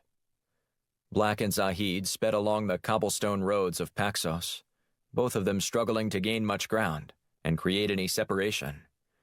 As they went up and down the hilly landscape of the small island, Black looked at the gas gauge and realized he was going to lose another shot at capturing Zahid if he didn't act more quickly. So he scanned the area to find a way to bring Zahid to a stop. Tearing around a sharp bend, Black spotted an open gate to a farm and maneuvered his moped onto the property and up on the stone wall running parallel to the road. He fell farther behind, but saw an opportunity to move in front and force Zahid to stop. Black stayed on the wall, which wound to the right with the street. As it did, Zahid had to slow down to make a sweeping curve to the right. Black pounced on the opportunity, staying straight at the curve, and crashing the front of his vehicle onto the back tire of Zahid's. The sound of crunching and mangling metal reverberated off the walls in the tight space. Both mopeds fell on their sides as the drivers scrambled to their feet. Zahid's weapon remained tucked into the back of his pants, while Black had lost his upon impact. Overhead, a sheep looked down from his perch atop the wall, chewing grass. A nearby farmer stared at the scene, his brow furrowed. Black assessed his options and decided he only had one. With full confidence, he dove in the direction of his weapon lying several meters away. But Zahid trained his gun on Black and issued a warning. "One more move, and reaching for that gun will be the last thing you ever do," Zahid said. "Now, Agent Black. Yes, I know your real name. You'll have to remind me where I was in my interrogation of you in Istanbul. I seem to have forgotten." Black stopped and slowly rose to his feet. "I think we were about to become friends." Zahid laughed and shook his head. "I admire your cunningness and wit, but that's not even close to how I recall the situation that caused us to part ways. Involuntarily on my part, of course." "I was about to offer you a deal that would save your life," Black said. "Well, now, I'm about to do the same to you," Zahid said, before sucker-punching Black and sending him back to the ground. Chapter 27. Washington, D.C. Blunt barged into Alex Duncan's office, an unlit cigar hanging out of his mouth. He settled into the chair across from her desk and propped his feet up on it. After crossing his arms across his chest, he took a deep breath and then exhaled loudly. When Alex didn't even acknowledge him, he cleared his throat. Alex looked up slowly from her monitor and peered over the top of her glasses. "If you don't get your nasty feet off my desk, I will hurt you." Blunt chuckled and winked. "I was beginning to wonder if I was invisible." "I'm busy working," she said through clenched teeth. "Did you set up a tap on Ted Neal's phone yet?" he asked. She nodded, returning her gaze to the screen. "Nothing to report yet." "Nothing?" Blunt asked with a furrowed brow. "He hasn't made any calls since I spoke with him?" She sighed and glanced at her notepad to the right of her keyboard. "I consider 2 campaign finance calls, 3 borderline flirtatious calls with his administrative assistant, 1 takeout order, and a call to the dry cleaners to check on his favorite suit. About as nothing as it gets in my world." Blunt cocked his head to one side. "So, he was flirting with his assistant, was he?" "Meh, that might be a wrong characterization. More like making an ass out of himself and getting nowhere. By the way, have you seen Kara, his assistant? She's way out of his league, filthy rich or not. And she's a kind-hearted human being on top of that." "Then why is she working for Ted Neal?" Alex shrugged. "People got bills to pay." Blunt interlocked his fingers behind his head and looked at the ceiling. He closed his eyes and pursed his lips. "You upset about something?" she asked. "Upset? No. Frustrated? Yes. I thought we'd have something by now, and I still haven't heard from Black and Shields yet." "That's what you're really worried about, isn't it? Hawk and I know who your favorite team is."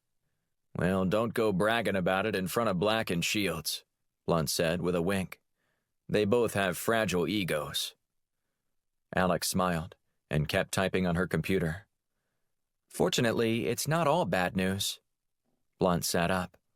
"Really? What have you got?" "I started doing a little digging into Daryl Oliver," Alex said. "Hadn't the CIA already done that?" Blunt asked. "They had. But when we were in Freeport, I went back to the police station with Kai Knowles. the deputy director of the Royal Bahamas Police Force. Are you familiar with him? I know the name from your report. Well, what I didn't put in my report was that Knowles forgot to give the CIA liaison a cell phone that they found on Oliver when they pulled his body out of the water. How did that happen? Alex looked over the top of her glasses at Blunt. Let's just say the police station down there isn't exactly the model in efficiency.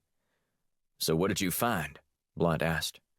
I found nothing on the phone itself, because it was toast after being in the saltwater for a long time. Apparently in his back pocket, according to one of the officers who briefed me on it. When I got back, I figured out it was a burner phone, but was able to figure out the number for it.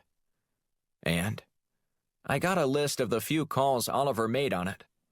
And you'll never guess who the last call was to before he departed for the cruise ship. You're right, Blunt said. I won't, because I hate these damn guessing games. Just spit it out already. None other than your good buddy, U.S. Senator Ted Neal. Blunt stroked his chin. Now, that's certainly interesting, isn't it? Alex nodded. I thought so. But what are you going to do about it now? I'm going to bury that bastard. Chapter 28. Gaios, Greece. Black stared up at Zahid, whose hands held a gun steady. He wore a smug grin as he approached Black, who glanced in both directions of the road in search of a way to save himself. As Zahid drew closer, Black scrambled, crab-crawling backward until he bumped into the rock wall lining the road. I could just kill you now, Zahid said. It'd be nice and neat. I'd get you back to my boat and dump your body in the middle of the ocean to let the fish pick your bones. I thought you were going to offer me a deal, Black said.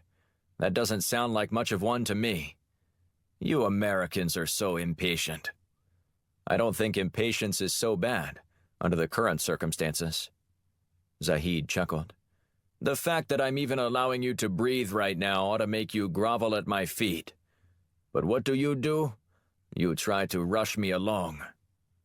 We are in the middle of a road, Black said with a shrug. There are about 12 cars on this island. I'll take my chances. And so will you. Unless you'd rather me just shoot you right now. Black sighed. What do you want? I did my research, Agent Black, and I believe you're worth more to me alive than dead. You think I'm going to help you? It makes no difference to me, Zahid said. It's your life, not mine. Black smiled wryly. I'll pass. Suit yourself, Zahid said. He raised his weapon and prepared to fire. Wait, Black said, raising his hands in the air. Before you shoot, there's something you should know. Zahid cocked his head to one side. And what's that? Black didn't say a word. Instead, he watched as Shields fired a shot that hit Zahid in the arm, making him drop his gun. Black didn't hesitate to rush toward Zahid, knocking him to the ground. Black delivered a throat punch, followed by 2 more hits that knocked out Zahid. Nice timing, Black said.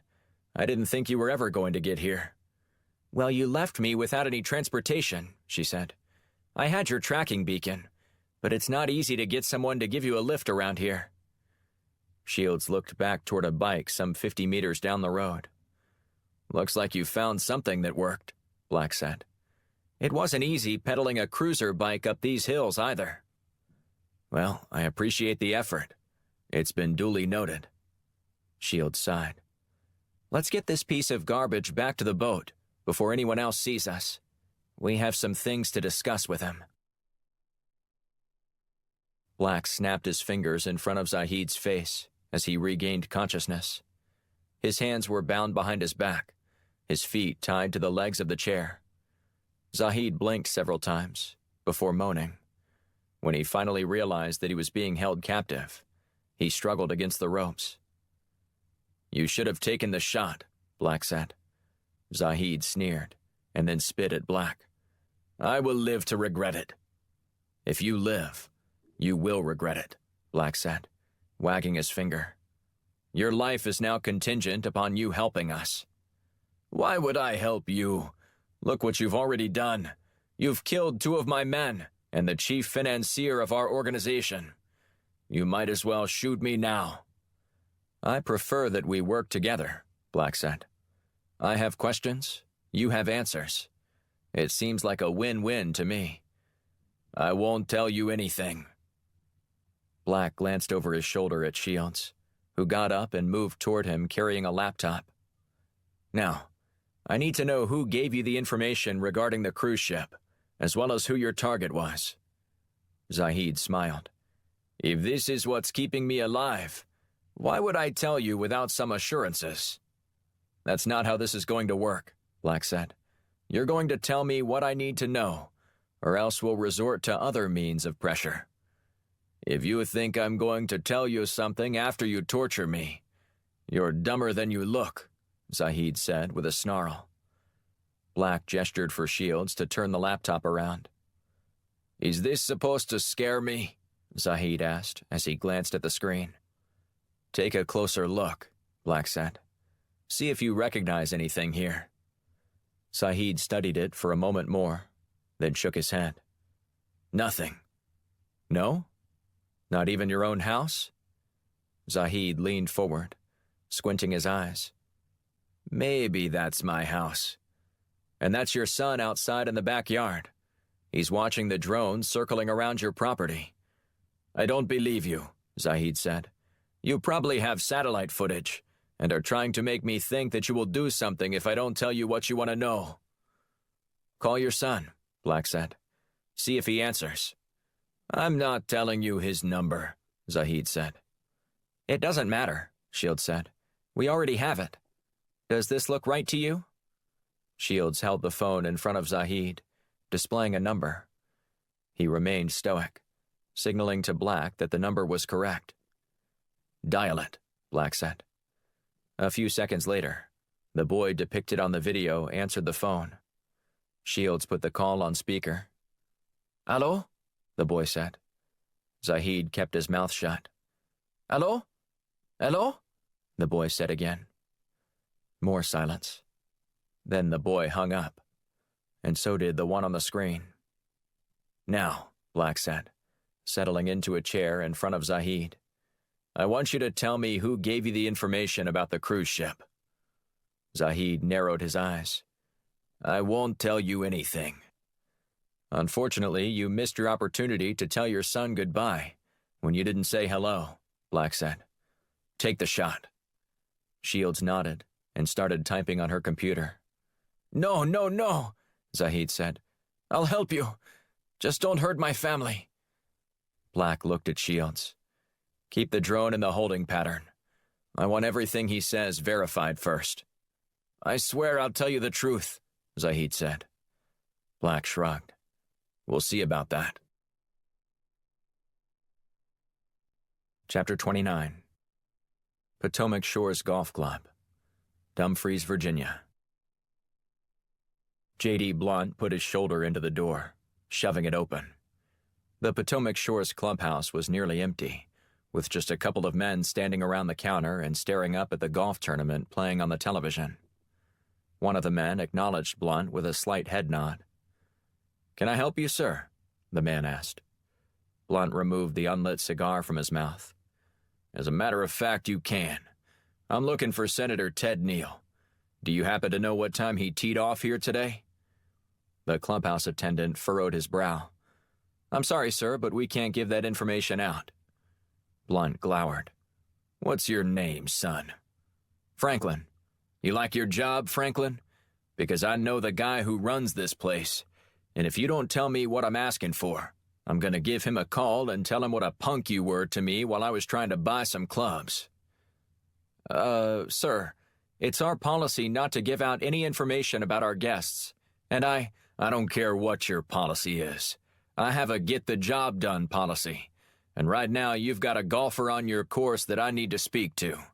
It's a matter of national security." The man sucked in a breath through his teeth. "I'll need to see some identification, Mr. Blunt eyed the appointment book sitting in front of the man. All Blunt needed was a quick peek, "You been watching this tournament?" Blunt asked, pointing to the television. Franklin turned his head for just a second, and that was just enough time for Blunt, who snatched the appointment book. "Sir, I told you," Franklin said when he noticed Blunt had grabbed the book. "Never mind," Blunt said as he placed the book back on the counter. "I changed my mind." "I'm calling security," Franklin said. "I saw what you did." "It'll be your last phone call here. Have a nice day." Blunt spun on his heels and headed toward the door. "Stop him!" Franklin called out. Nobody in the shop moved. Blunt looked in the reflection of the door and noticed Franklin racing around the counter.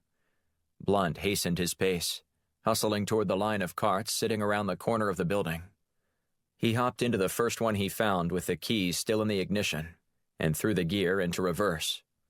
The cart emitted a long, shrill beep as he slammed his foot on the gas pedal.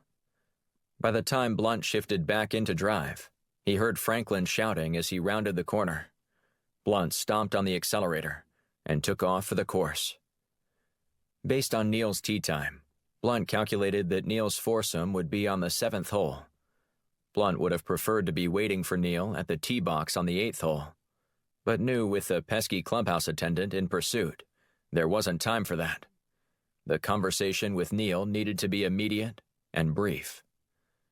Blunt sped toward the green on the 7th hole, just in time to see Neil strolling toward his ball, while laughing with a lobbyist Blunt knew all too well. Glenn Pinkston. Maybe I could just drive up on the green and run him over too. Make it a 2-for-1. Blunt opted for restraint, and instead parked his cart as close to the green as possible before hopping out. Neil stood behind his ball, eyeing the green to get a read on how his ball would break, when Blunt yelled at him. "Ted, I need a word with you," Blunt said. "J.D. Blunt, what in the world are you doing out here?" Neil said, shaking his head subtly. "Can't you see I'm just about to putt?" "It can wait," Blunt said, as he stormed toward the Colorado senator. "What I've got to say can't." Neil narrowed his eyes. "This better be good." "You're breaking up my rhythm, J.D., Pinkston said with a growl. "Can it, Glenn?" Blunt said. "You're lucky to be on a golf course and not in jail right now. I'd keep my mouth shut if I were you." Blunt edged within a few feet of Neil, before more shouting erupted behind him. "What's going on here?" Neil said, nodding in the direction of the commotion. "Don't worry about that," Blunt said. "But we need to talk right now." "Spit it out."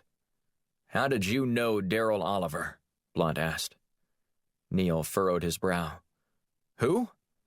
"Darrell Oliver," Blunt repeated. "How did you know him?" "I have no idea who you're talking about," Neil said. "Now, if you don't mind, I've got a tough putt to make here, and I need to read the green." "You know damn well who he is, as someone who sits on the Intelligence Committee," Black said. "The federal agent who was killed in the Bahamas on the cruise ship attack. Is it coming back to you yet?" Neil shook his head. "No, still doesn't sound familiar." "I have your phone records where he called you right before he got on that ship," Black said. "So you might want to rethink your answer." "Still nothing, J.D.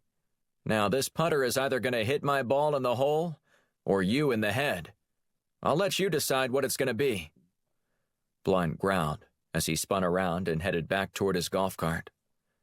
By this time, 2 security guards were on hand, ready to escort Blunt off the premises. "Better have a good lawyer, Ted," Blunt shouted, shaking his fist in the air as he walked toward his cart. One of the guards put his hand on Blunt's arm, which he shrugged off. "Sir, you need to leave now," the man said. Blunt nodded. "I am." Before he got into his cart, he loosened the strap that secured Neil's golf bag to his cart and yanked his clubs onto the cart path. "You're not going to get away with this," Blunt shouted. Neil watched the Potomac Shore security staff escort Blunt back to the clubhouse before he finished his putt. He hit the cup dead center before pumping his fist. "Dan, you owe me another $100, Neil said to one of the men in the foursome. The man sighed and trudged back to their cart. "Just 1 second," Neil yelled to his partner. "I need to make a quick call."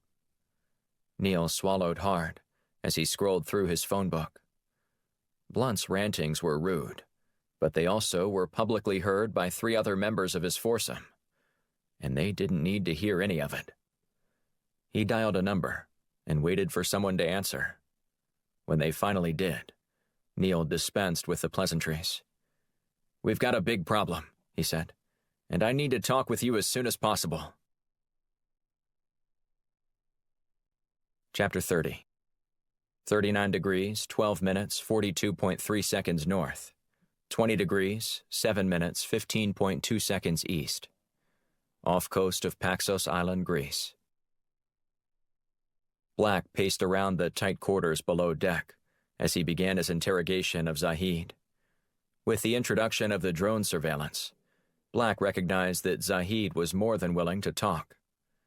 An operative without any wife or kids would have been more difficult to break, but Black leveraged Zahid's most prized possession against him. Black detested the tactic, but it was better than waterboarding, and far more effective. "How old are your children?" Black asked. Zahid narrowed his eyes. "Why do you even care? Do you have children of your own?" Black shook his head. "Then you will never understand this type of torture," Zahid said, his face displaying both pain and disgust. "I would do anything for my family. Anything. And that's why I do what I do. For their future. For my people." "In that case, you and I aren't very different," Black said. "We just have different ideals, especially about the path we choose to get there." "No," Zahid said. "We are so different. You represent a government full of hate and contempt for my people. I fight for freedom." "Killing innocent people isn't how you fight for freedom. Yet you're willing to kill my innocent family," Zahid said. Black shrugged. "To save other innocent lives, sure. But we can avoid any more killing today, if you cooperate. Understand?" Zahid scowled as he nodded. "Good," Black said.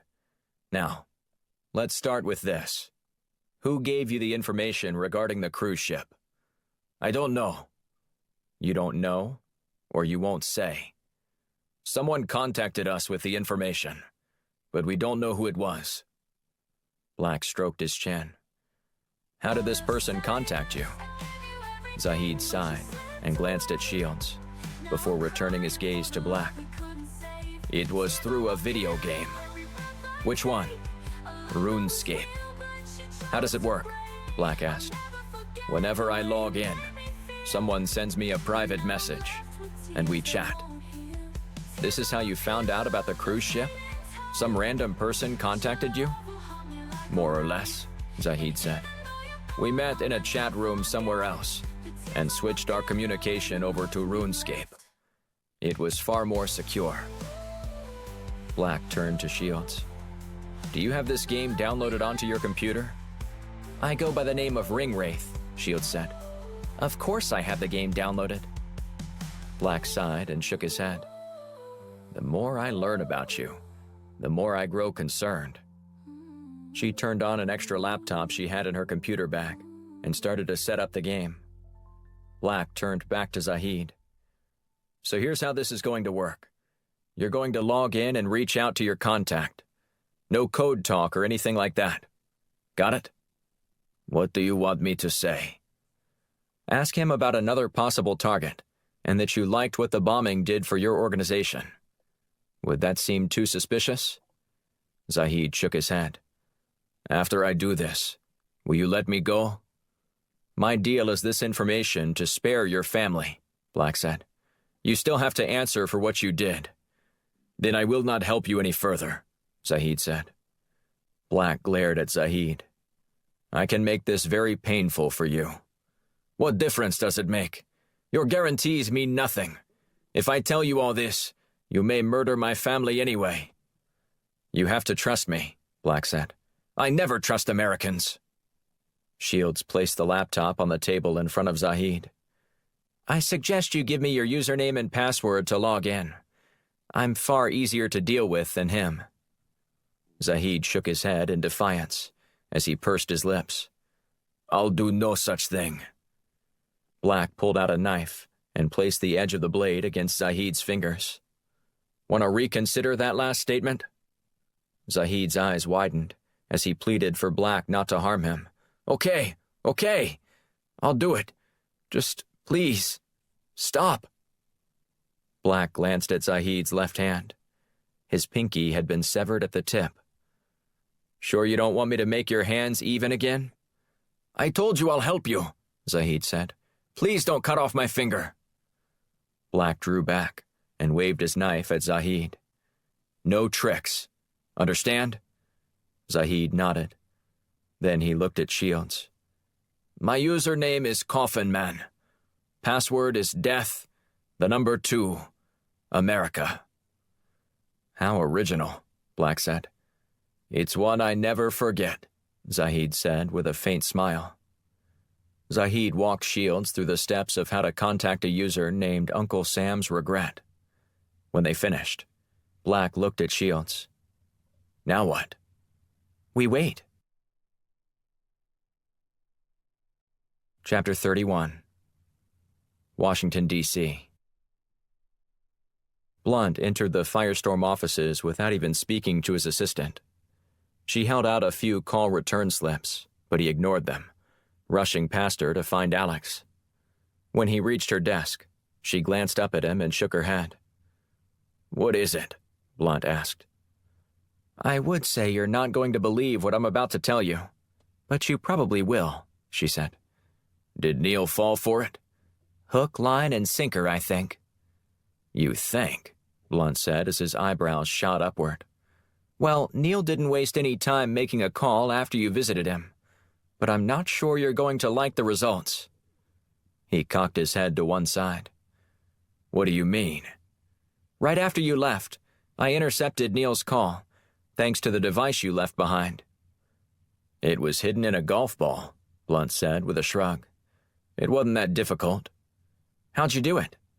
"I ripped his bag off his cart and dropped the ball along with several of his that had fallen out," Blunt said. "It wasn't that difficult." "Still, you get major style points." Blunt smiled wryly.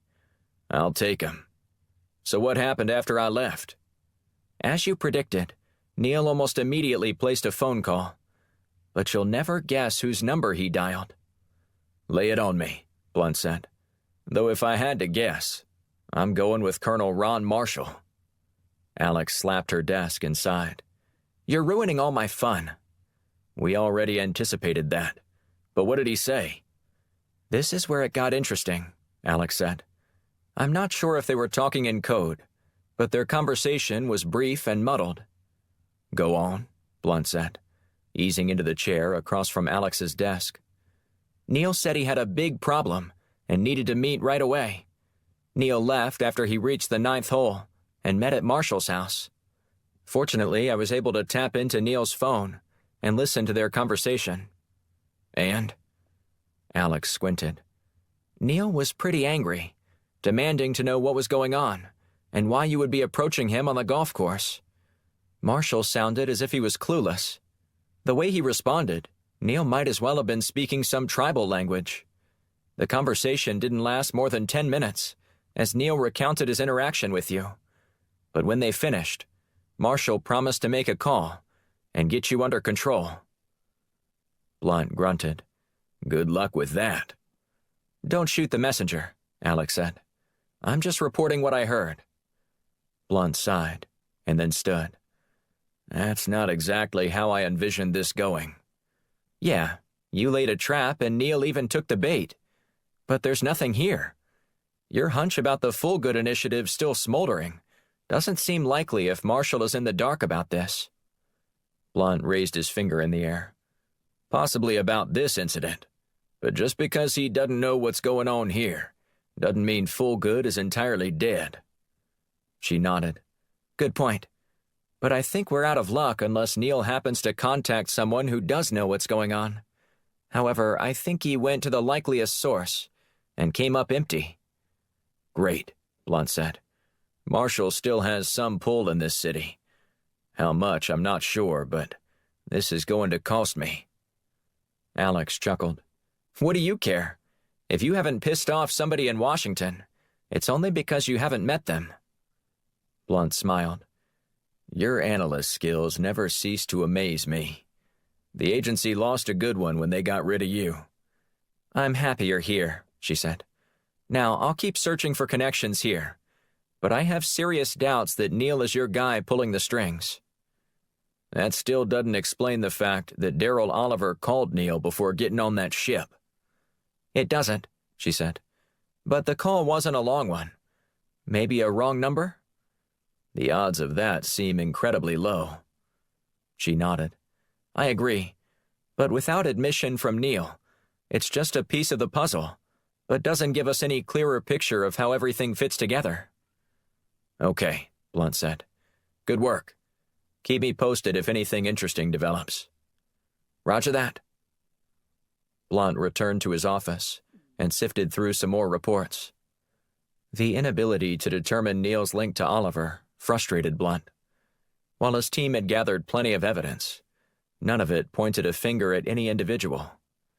But someone in Washington with access to all this information was pulling the strings, and he wasn't going to stop until he figured out who it was. A half-hour later, Blunt's phone buzzed.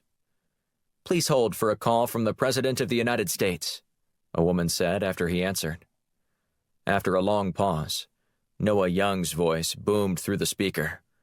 JD, didn't I stick my neck out for you about a week ago? Young asked.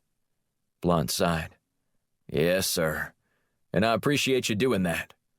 Well, do you mind explaining to me what kind of fuss you created out at Potomac Shores today? From what I heard, you sounded like a raving lunatic. I understand that's what it might have sounded like, sir, but I can assure you that I was fully under control. Flipping over golf bags, stealing a cart, and confronting a sitting member of the U.S. Senate on the green? Doesn't sound like you were all that under control to me. Blunt paused for a moment, considering his response.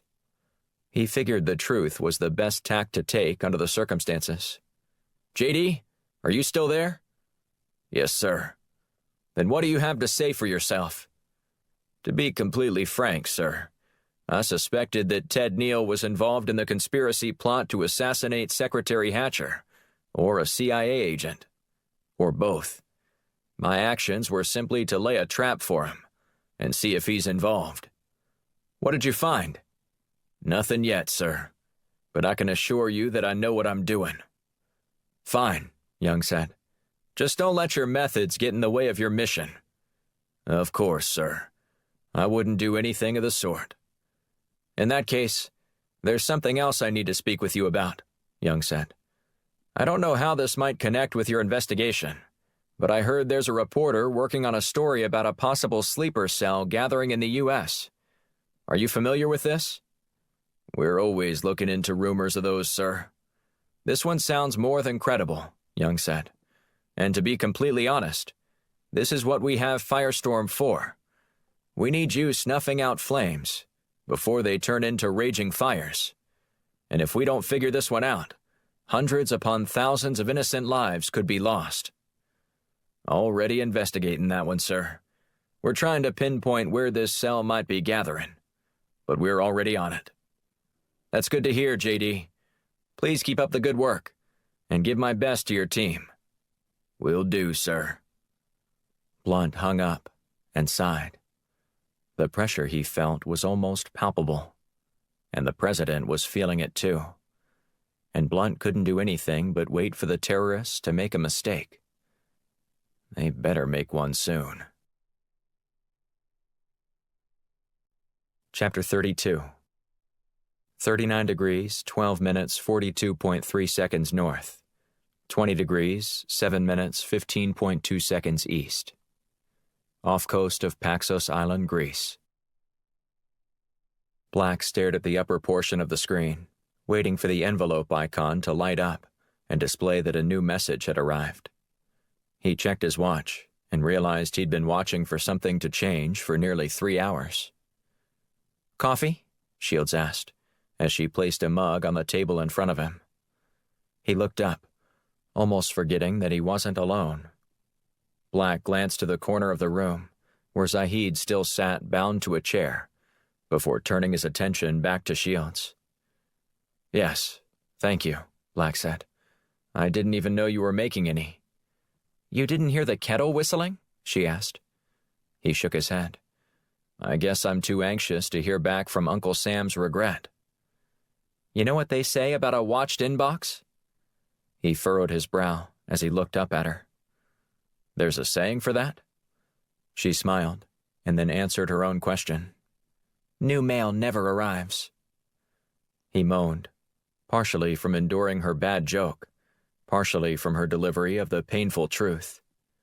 Hardly a pixel had moved on the screen, as he'd been hunched over it waiting for something to change. He stared back at his coffee, stirring the drink with a spoon. "He doesn't always respond right away," Zahid said from the corner. "For your sake, you better hope he does," Black said. "My patience is already growing thin, and I'm starting to wonder if you were telling me the truth." "He will write back," Zahid said. Black drummed his fingers on the table, waiting for his coffee to cool down. He blew across the top of it, before drawing the mug close to his mouth. Just as he was about to take a sip, a bell sounded on the computer, making Black jump. He glanced at the screen and noticed the red number 1 in front of the envelope. "Is that sound what I think it is?" Shields asked. Black smiled. "It sure is. Come check this out." He waited until Shields was huddled over his shoulder before clicking to open the message. "Coffin Man, thank you for your cooperation. You will find the money already in your account for completion of the previous job. I appreciate your eagerness to help. On that note, here is your next assignment." The note included detailed instructions on the next target, CIA undercover operative Saeed Moked. Embedded within the RFF, or the Revolution Freedom Fighters, Moked had risen high within the ranks of the terrorist cell. He was a naturalized U.S. citizen after having grown up in Yemen, the son of a Yemeni oil executive and his mother a U.S. socialite. Black looked at Zahid. "You're going to write back Uncle Sam's regret and tell him that you'll accept the assignment. Understand?" Zahid nodded. "Dictate your message, and we'll send it," Black instructed. Once they finished the response, Black sent it and offered a thin smile. "Let's get moving. We don't have much time to waste." He hustled up to the top of the deck and drew up the anchor. 10 minutes later, they were humming across the Ionian Sea, back to Parga, where they had a plane waiting for them. Upon docking in Parga, Black and Shields returned their boat and then ushered Zahid to the airfield. Black warned Zahid that if he made any attempt to tell customs officials who he was or what he was doing, they would kill his family. Zahid nodded his understanding and complied. Once they reached the hangar, a CIA team met them and took Zahid into custody. "What are you doing?" Zahid said as he looked at Black. "We had a deal." "The deal was that we wouldn't hurt your family if you complied," Black said. "And I will uphold that end of the bargain. But if you thought we were going to just let you walk away, you're crazier than you look." "Where are you taking me?" Zahid asked, as he looked at the two agents who'd each grabbed one of his arms. "Don't worry," one of the men said with a faint smile. "You'll be well taken care of." The men forced Zahid onto the waiting jet and closed the cabin doors. The plane taxied down the runway and was gone in a matter of minutes. "Did you contact Alex?" Black asked, as he turned and looked at Shields. "Already done," she said. "I sent her all the information about the game and the message. If anyone can track down the origin of that message, she can." Black hustled toward their waiting plane, with Shields right behind him. Once they took their seats, Shields' phone rang. "It's Alex," she announced, before putting the call on speaker. "Better make it quick, Alex," Shields said. "We're about to take off." "This won't take long," Alex said. "I just wanted to thank you for sending me that information from your RuneScape message. I logged in and was able to hack their server in order to determine where those messages were coming from." "What did you find?" Black asked. "You're not going to believe this. Or maybe you will," Alex said. "They are coming from an IP address in Washington." "Can you narrow it down at all?" he asked, pressing the issue. "Already done," she said. "It originated from an office building owned by none other than Colonel Ron Marshall." Black let out a low whistle and shook his head. "I knew it. The Full Good Initiative is alive and well." "That's what Blunt said," Alex said. "Anyway, you better hurry back. Blunt wants to go in with both barrels blazing, but I think we need to do a little bit of reconnaissance work first, before we go on full attack mode." "Agreed," Shield said. "Roger that," Black said. "We'll have wheels up in about 10 minutes, and we're heading back to Washington." "Good," Alex said. "We need to sort this out. And fast." Chapter 33. Jabal Haraz Mountains, Al Gabin, Yemen. Saeed Moked crept down the hallway of the RFF headquarters, nestled in the Jabal Haraz Mountains. The lights flickered as they always did, the electricity oscillating with the appearance and disappearance of the sun. Despite having won the trust of the terrorist group after more than 5 years of working with them, he was jumpy. The report he received that someone in Washington was outing him was more than unsettling. Even if a Black Ops team intercepted a hit on him, Moked realized that his standing within the RFF was tenuous at best. One wrong move would get him expelled. But treason? He'd be beheaded, his death to serve as an example for anyone who dared to attempt to infiltrate RFF's ranks again. He'd been overnighted a handful of bugs to plant around the building. The low-frequency transmitters were activated by sound and could last for months. And while he was sure that would be enough time to identify the RFF's next coordinated attack before it happened, he was still worried he might get caught. As he moved along the corridor, he ran his hand along the jagged stone walls that had been chiseled out of the mountain, like almost everything else in Al Gabin. He looked out one of the windows and watched the drifting clouds scrape the surrounding peaks. Homes dotted the mountainsides, all stacked on one another like terraces, mirroring their agricultural approach. Eventually, the clouds would give way to radiant sunlight, stabilizing the power and illuminating the breathtaking scenery. But until then, the day would seem gloomy. Moked knocked on the door of the RFF leader's office. A man bade him to come in, which Moked promptly did. Once in the room, Moked paced around as he discussed the upcoming operation. There were a few details he didn't know about and intended to learn, hopefully sooner rather than later.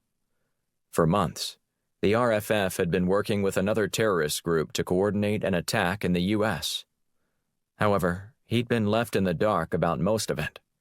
The who, when, and where elements were all secretive, even to the RFF's best operatives. Moked had noticed a few of the group's members had gone missing. When he inquired about them, he was told they'd been reassigned to other regions. Moked gleaned what he could from his leader before securing a bug beneath his desk and another underneath one of the chairs. Then Moked left the room. He shuffled out of the building and stopped when he reached the steps outside.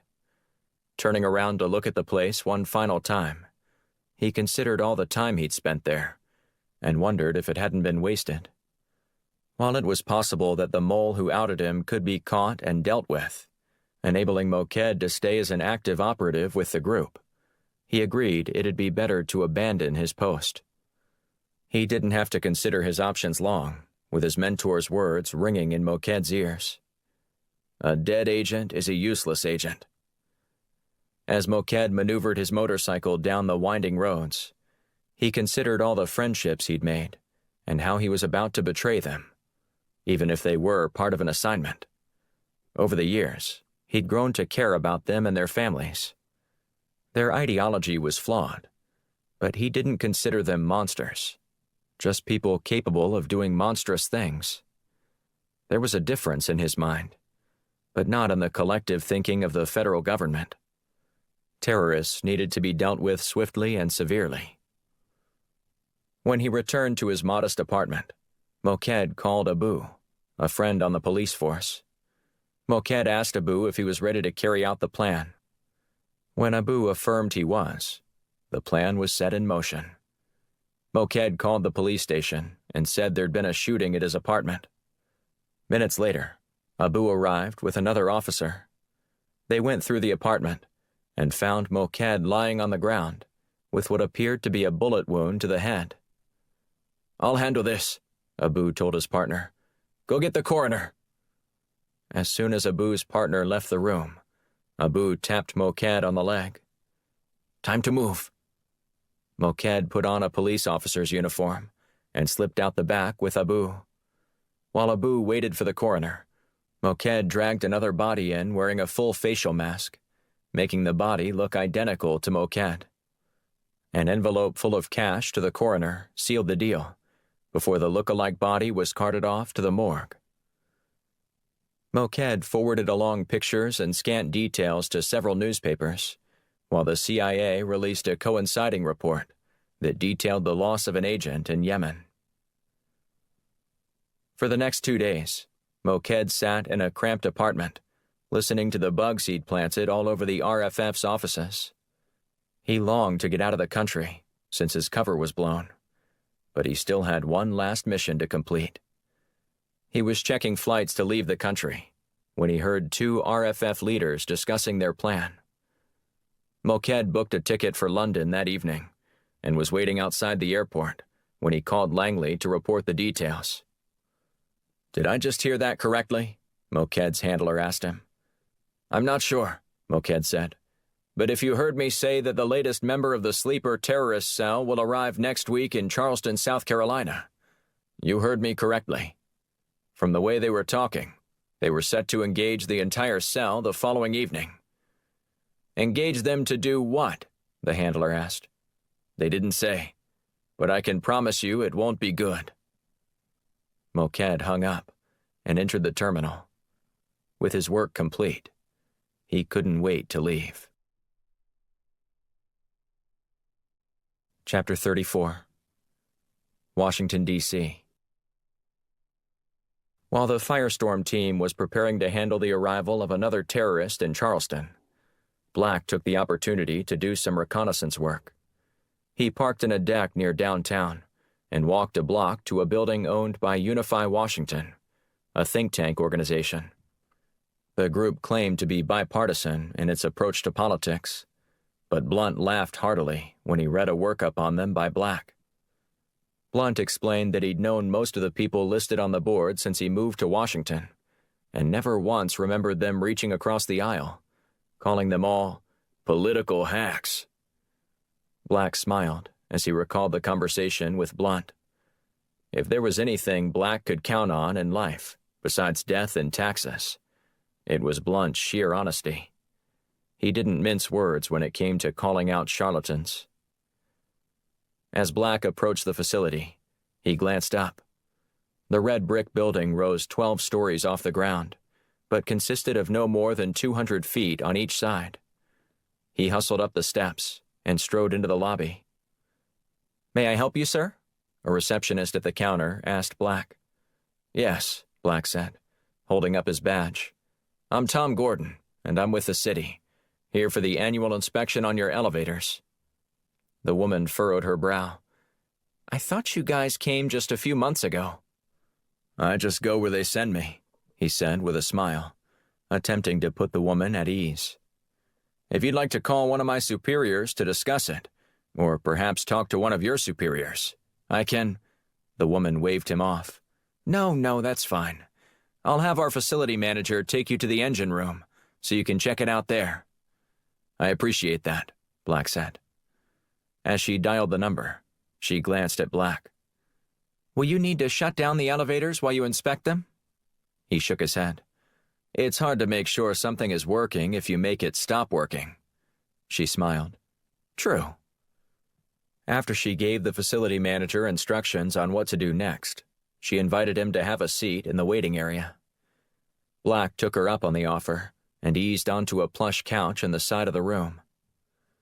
He looked at the modern interior decor, stainless steel light fixtures dangling from the ceiling, square color swatches framed in silver boxes on the wall, a clear plexiglass desk with the Unify Washington logo emblazoned on the front.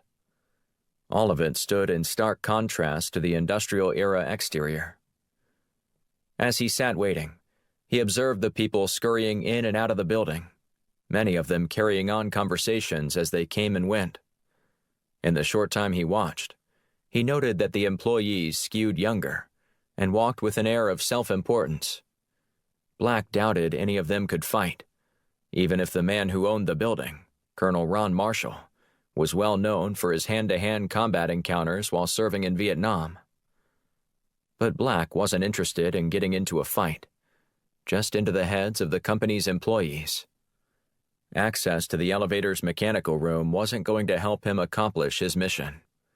He needed an opportunity to get into an office so Shields could connect to the Unify Washington's secure server. And he was going to need someone to allow him to do it, preferably without them knowing it. After a few more minutes, a portly gentleman waddled into the lobby. He sniffled before wiping his nose with the back of his free hand, the one that wasn't holding a donut. "You Tom?" the man asked. Black nodded as he stood, and then offered his hand to the facility manager. "Ken Devereaux," the man said, switching his donut from one hand to the other, before shaking Black's hand. "But you can just call me Kenny." Black tried not to react to Kenny, despite his obvious lack of hygiene and social decorum. "It's a pleasure to meet you, Kenny." "Likewise," Kenny said with a grunt, before spinning around and heading toward a nearby door. "I hear you need to check out our mechanical room." "That's right," Black said. Kenny stuffed half the donut in his mouth. "Follow me," he garbled. After Black was granted access to the mechanical room, he removed his clipboard with a checklist from his bag and started studying the gears. Satisfied that Black was legit, Kenny shuffled off and told Black where to find him when he was finished. Black waited until he heard the door shut, before inserting his earpiece and hailing Shields on the comms. "I'm in the building. Do you copy?" "Great," Shields said from a van parked a block away. "I need you to go to the server room on the 5th floor." "All right," he said. "Heading there now." Black rode the elevator to the 5th floor, leaving his tools behind. He'd also swapped out the Velcro patch on his left chest, identifying himself now as an IT specialist. As he meandered along the hall, he came to the server room in one corner of the floor and waited for someone to walk by. After a few minutes, a young man wearing a pair of khakis and a polo shirt sauntered down the corridor. He had his head buried in a set of papers and almost bumped into Black. Black grabbed hold of the door handle and groaned. "Oh, man." The guy stopped and glanced at Black. "You need some help?" "Yeah, I'm working on one of the servers and I came out to use the restroom and left all my stuff inside, including my security card. Could you give me a hand?" "Sure thing," the man said, before he waved his card over the access pad. The lock gave way, allowing the door to open. The man tugged down on the handle and held it open for Black. "Thanks," Black said. "No problem. Enjoy." Black entered and waited until the man wandered off. Once he was alone, he contacted Shields again. "I'm here. Now what?" "Look for the main server," she said. "It should be in the center of the room, and is usually a different color than all the other computers." "I found a gray one," he said. "All the others are black." "That's probably the one," she said. "Now all you need to do is slide that little gadget I gave you into a USB port in the back, and we'll be in business." "Roger that." Black followed Shields' instructions, and then returned to the mechanical room. He packed up all his tools and reported to Kenny that everything looked good, and to expect a certificate in the mail within the next couple of days. By the time Black returned to the van, Shields was already at work, accessing the building's phone records and financials. She also had another computer combing through both private and company email in search of certain keywords. Black bought them both coffee to kill some time. When he came back bearing cups of caffeine, Shields was shaking her head. "What is it?" Black asked. She sighed. "This looks like another dead end to me." "What do you mean?" "Unify Washington looks completely legit," she said. "I can't find even the slightest hint of any impropriety here." "That's when you should really get suspicious," Black said. "This is Washington. Everybody here has bodies to hide." "Perhaps, but we're not going to find them on their hard drives. These things are squeaky clean." "Have you considered that maybe they know how the algorithms work that search for any suspicious activity?" Black asked. "That's why I don't use the standard one the intelligence community recommends. Mine is far more stringent." "And still nothing?" She shook her head. "Not a damn thing." "Do you think you've given it enough time?" "I've already been at this about an hour, and something should have shown up by now if anything was going to appear." "So now what?" Black asked.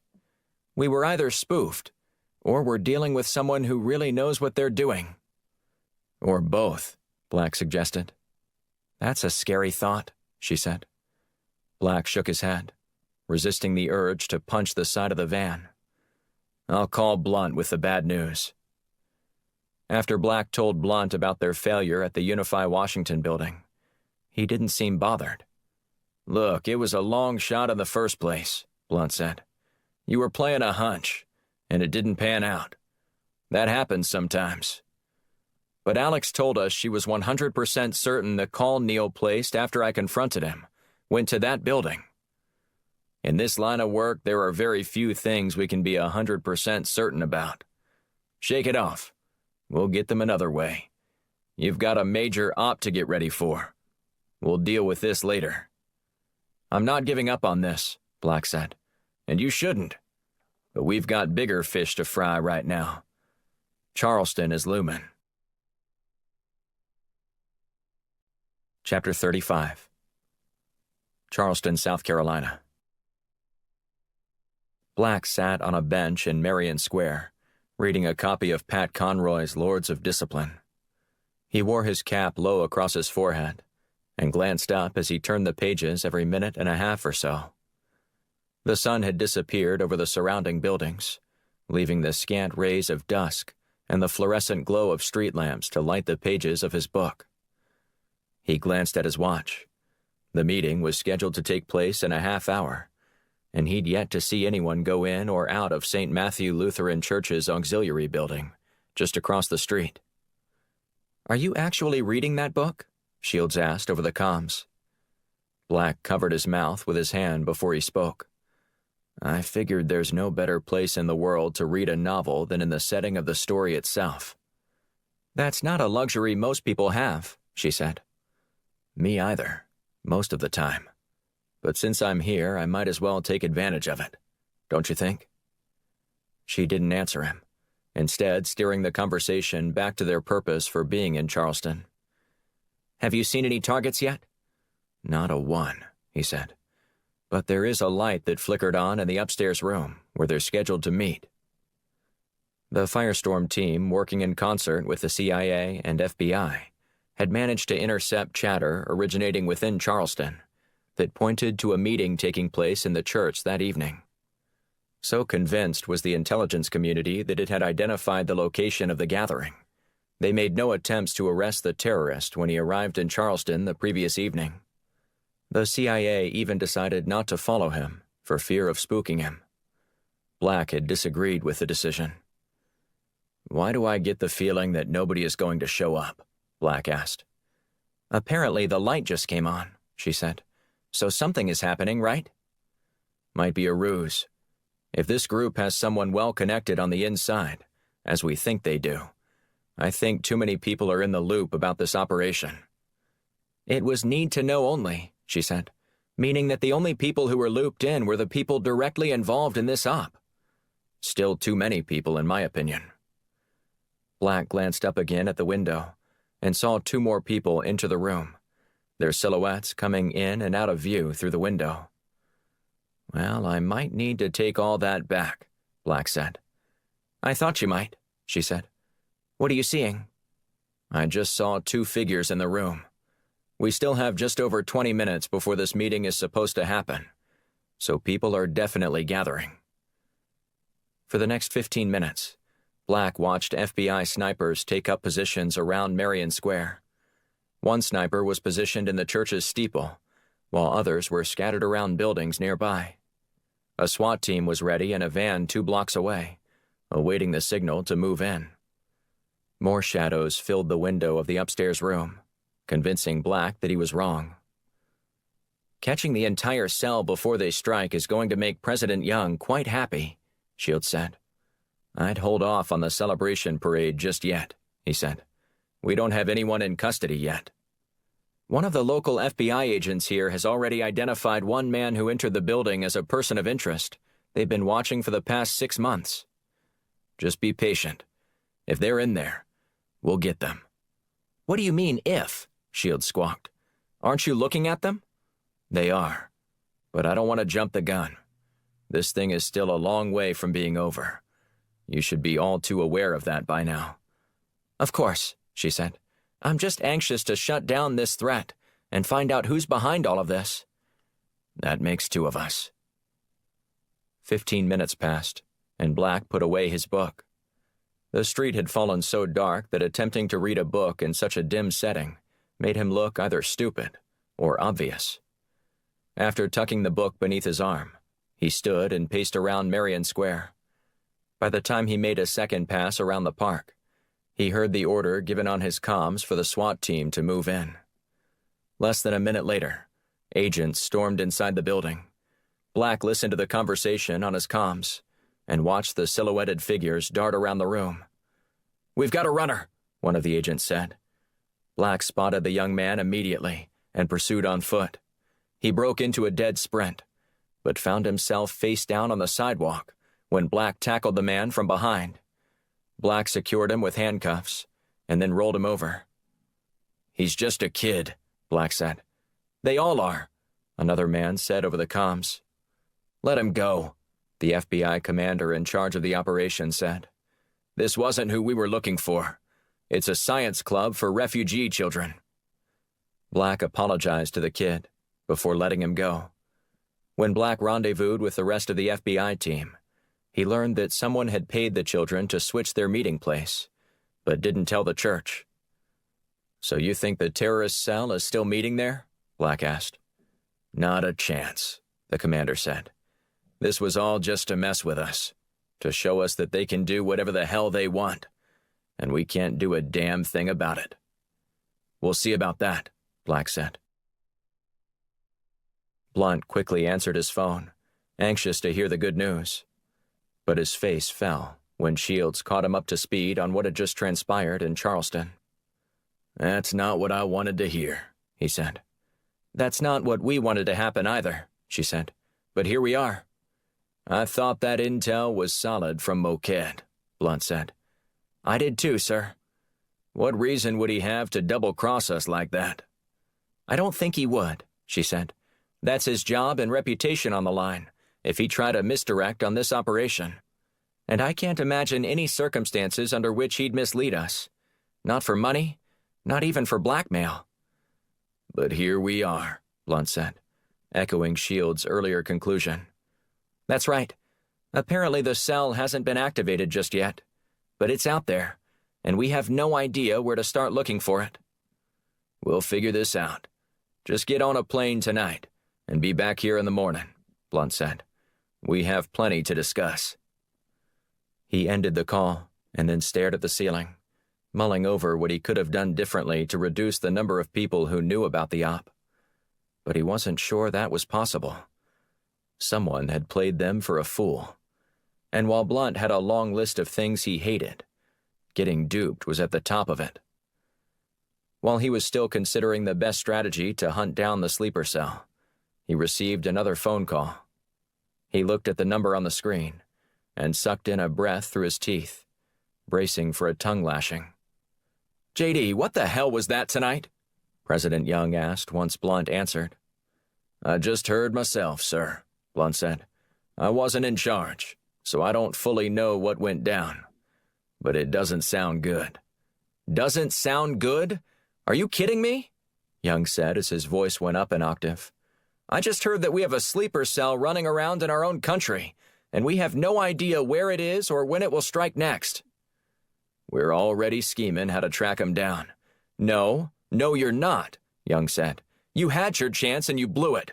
I'm going to look for some other means by which we can stop this threat."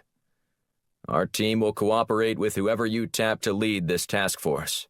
But I can assure you that my team will—" "You can't assure me of anything. I want you off this case. I'm sidelining your team." "But don't try to protest with me," Young said with a snarl.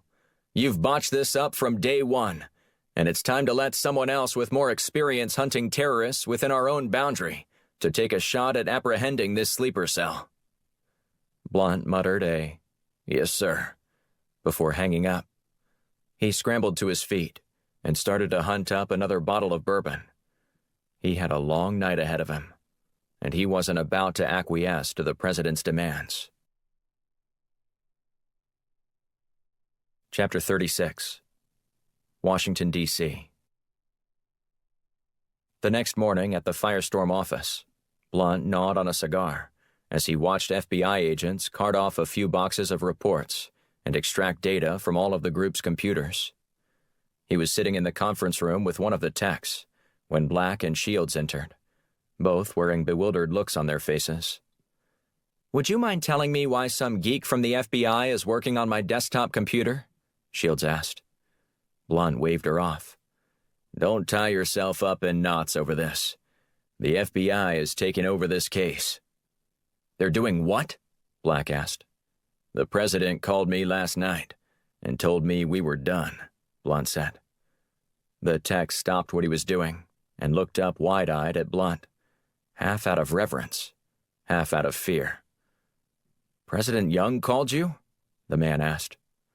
"Get back to work, kid. This is how Washington works. Powerful people call peons and tell them things." "With all due respect, sir, you're not a peon," the tech said. "You're legendary. I've heard about some of your team's methods in my training at Quantico, and—" "Save it, will you?" Blunt said.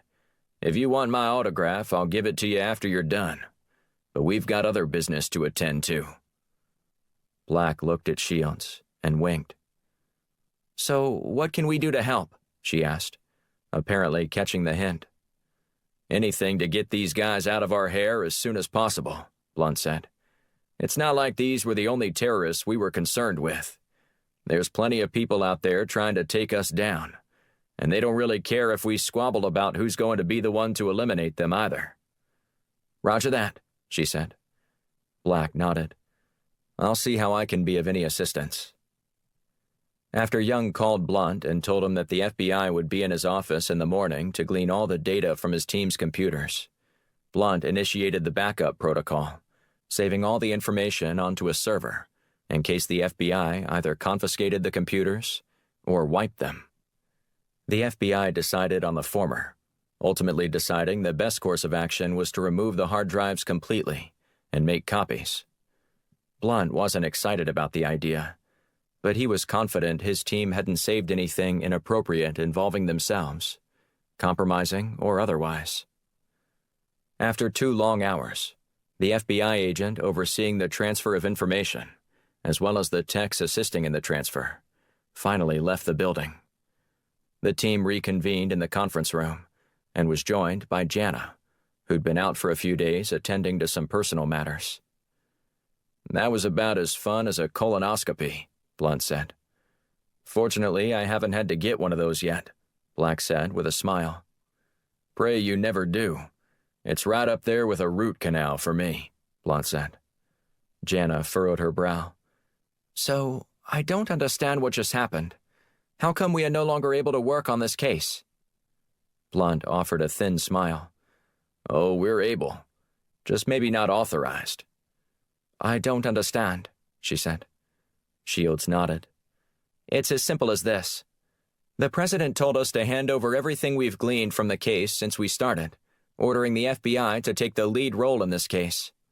But we know the case best, as well as how to flush out the sleeper cell. Isn't that right, sir? Blunt sighed. We think we do, but that doesn't mean much at this point. We've been bamboozled. I'm sorry, what? Jana asked. Bamboozled, he repeated. Flummoxed. She scowled, her face communicating that she still didn't understand. Tricked, Blunt said. Jana smiled and nodded. Someone has been jerking us around, leading us one way and then the other, Blunt said. And that's not going to matter who's in charge. Us, the FBI, the CIA, anyone. It doesn't matter. But they've taken all our computers away, Jenna said. Yes, our desktops. But we all still have laptops, Shields said. And I've already been at work on mine. Oh, Blunt said, his eyebrows shooting upward. Any news to report? As a matter of fact, there is, Shields said. On the way home last night, I sent a message to our contact and let him know that I appreciated the opportunity to work with him, and shared photos of Saeed Moked, just to verify with him that we did the job. Then what? The contact sent us another assignment, Shields said. He said this will be our last assignment for a while, and that he'll contact me in due time. He also said this would be the final time we would communicate this way, telling me that he would use another method to make contact with me after this. Do you have the name of the target? Blunt asked. Yes. This time we're supposed to eliminate Talik Nazid, or Terry Nugent to us. Blunt snapped his fingers. Contact Nugent. Let him know we have to exercise the same protocol as Saeed Moked to get him out of there. Sir, there's something about that I've been wanting to tell you, Jana said. Go on, Blunt said. Saeed Moked was found dead this morning, so I'm not sure that we can keep Agent Nugent safe, even after we get him home. Blunt sighed, and then waved his hand dismissively. We'll worry about that later. In the meantime, we have work to do. Chapter 37.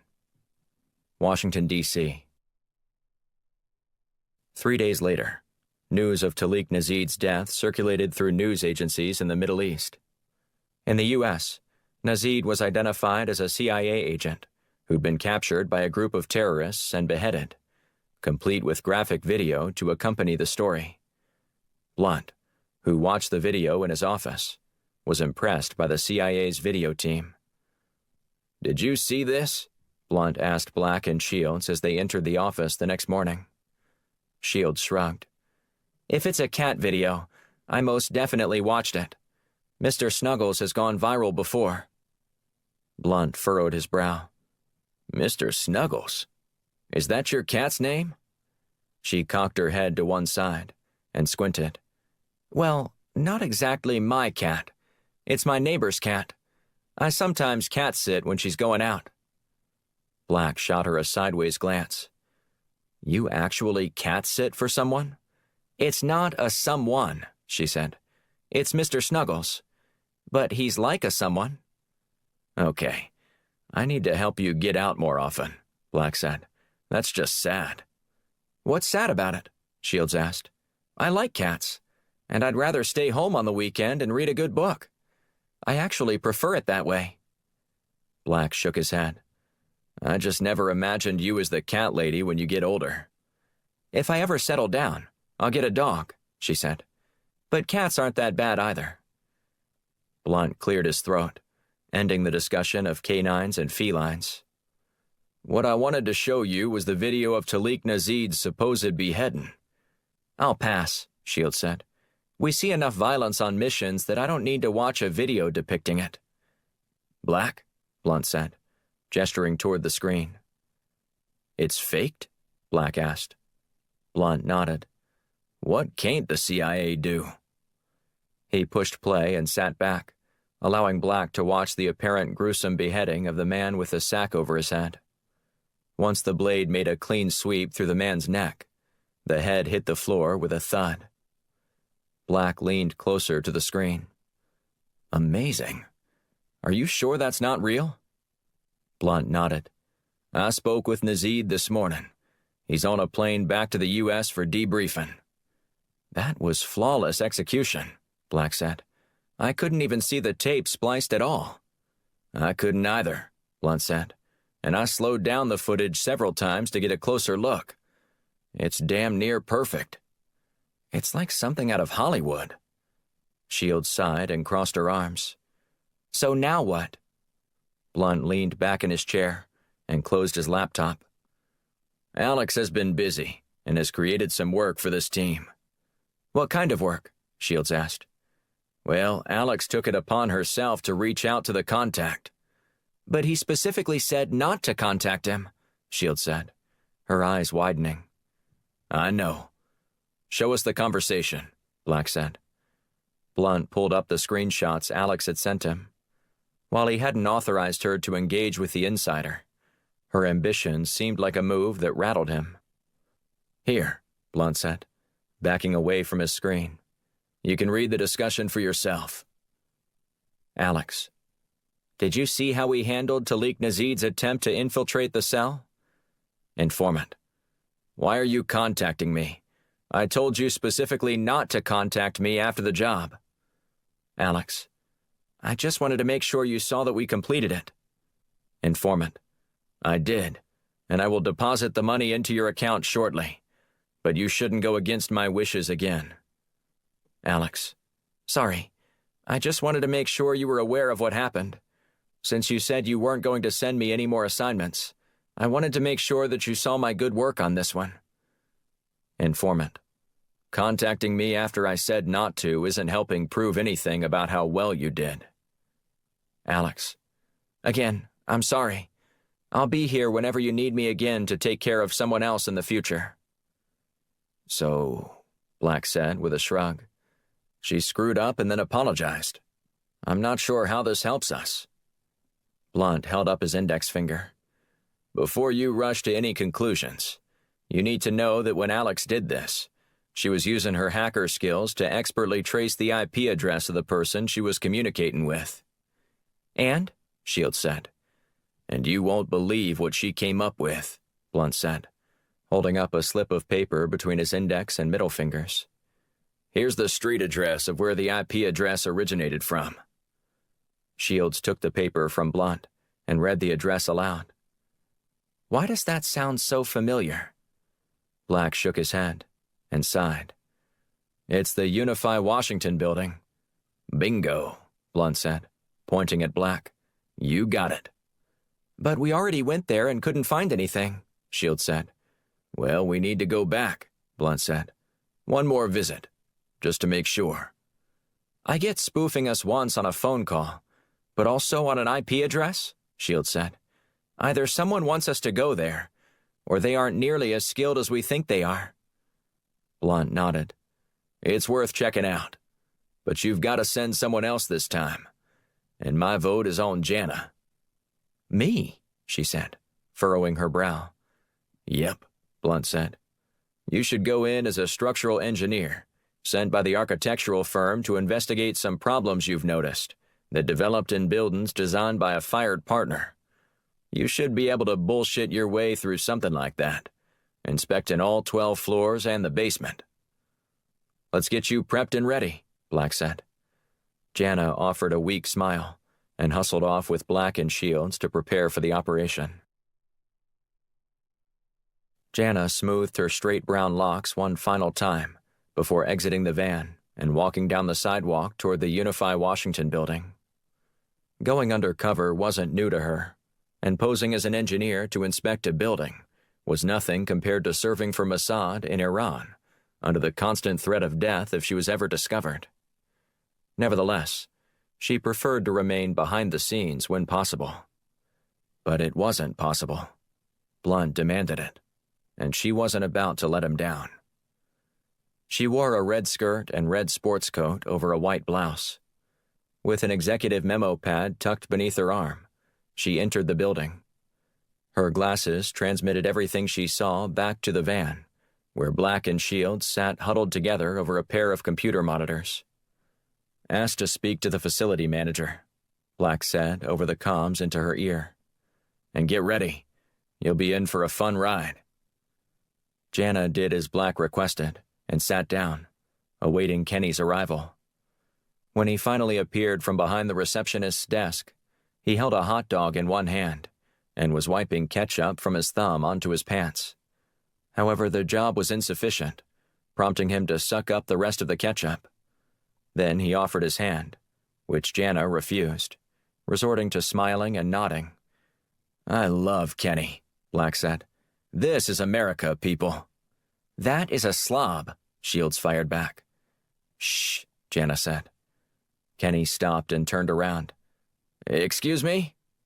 "Oh, I'm sorry," Jana said. "I just sneezed."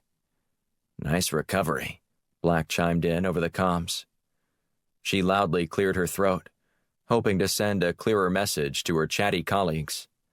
Then Jana proceeded to explain the purpose of her visit to Kenny, who didn't seem to care much. "I'll take you to each floor," he said. "When you're finished, just meet me back here in the lobby near the elevators, and we'll move to the next one. Easy enough?" She nodded. "I can handle that." "Good," he said. "Let's go." As Jana inspected each floor, she discreetly placed a device into the back of one of the computers. The gadget enabled Shields to access each computer's IP address. The process to assess all the computers took a half hour, meaning Jana would have to endure the constant roaming from room to room and floor to floor before she could leave. In her ear, she listened to Black and Shields analyze the different computers, as well as look for people who seemed familiar to them. The facial recognition program whirred on one computer, pulling off images of people's faces and matching them up against an international database, while the other looked at the computer in each room. When they were finished, Shields delivered the grim news. "Nothing, Jana."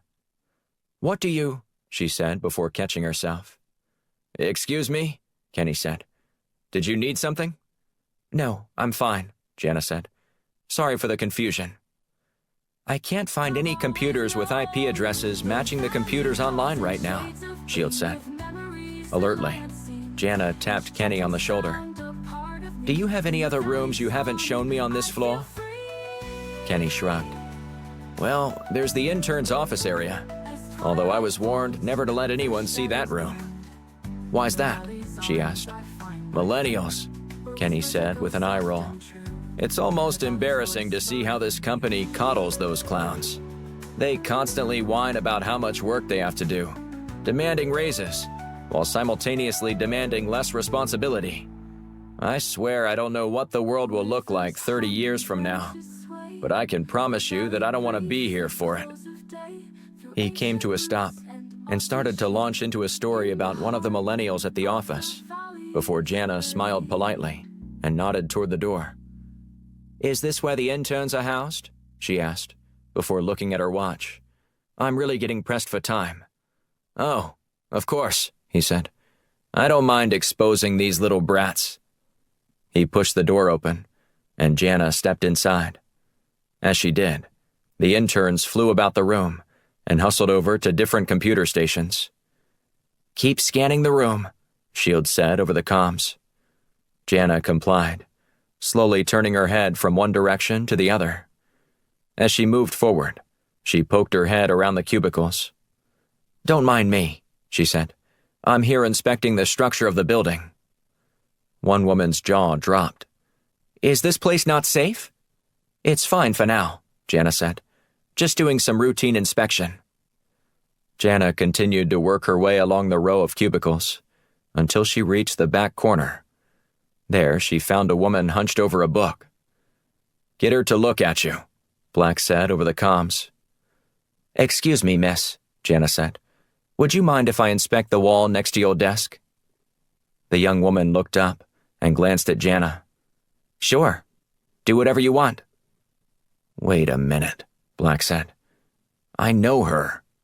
"Me too," Shields said. Jana thanked the woman for letting her intrude. "Get out of there," Black said. "I think I know who our insider is."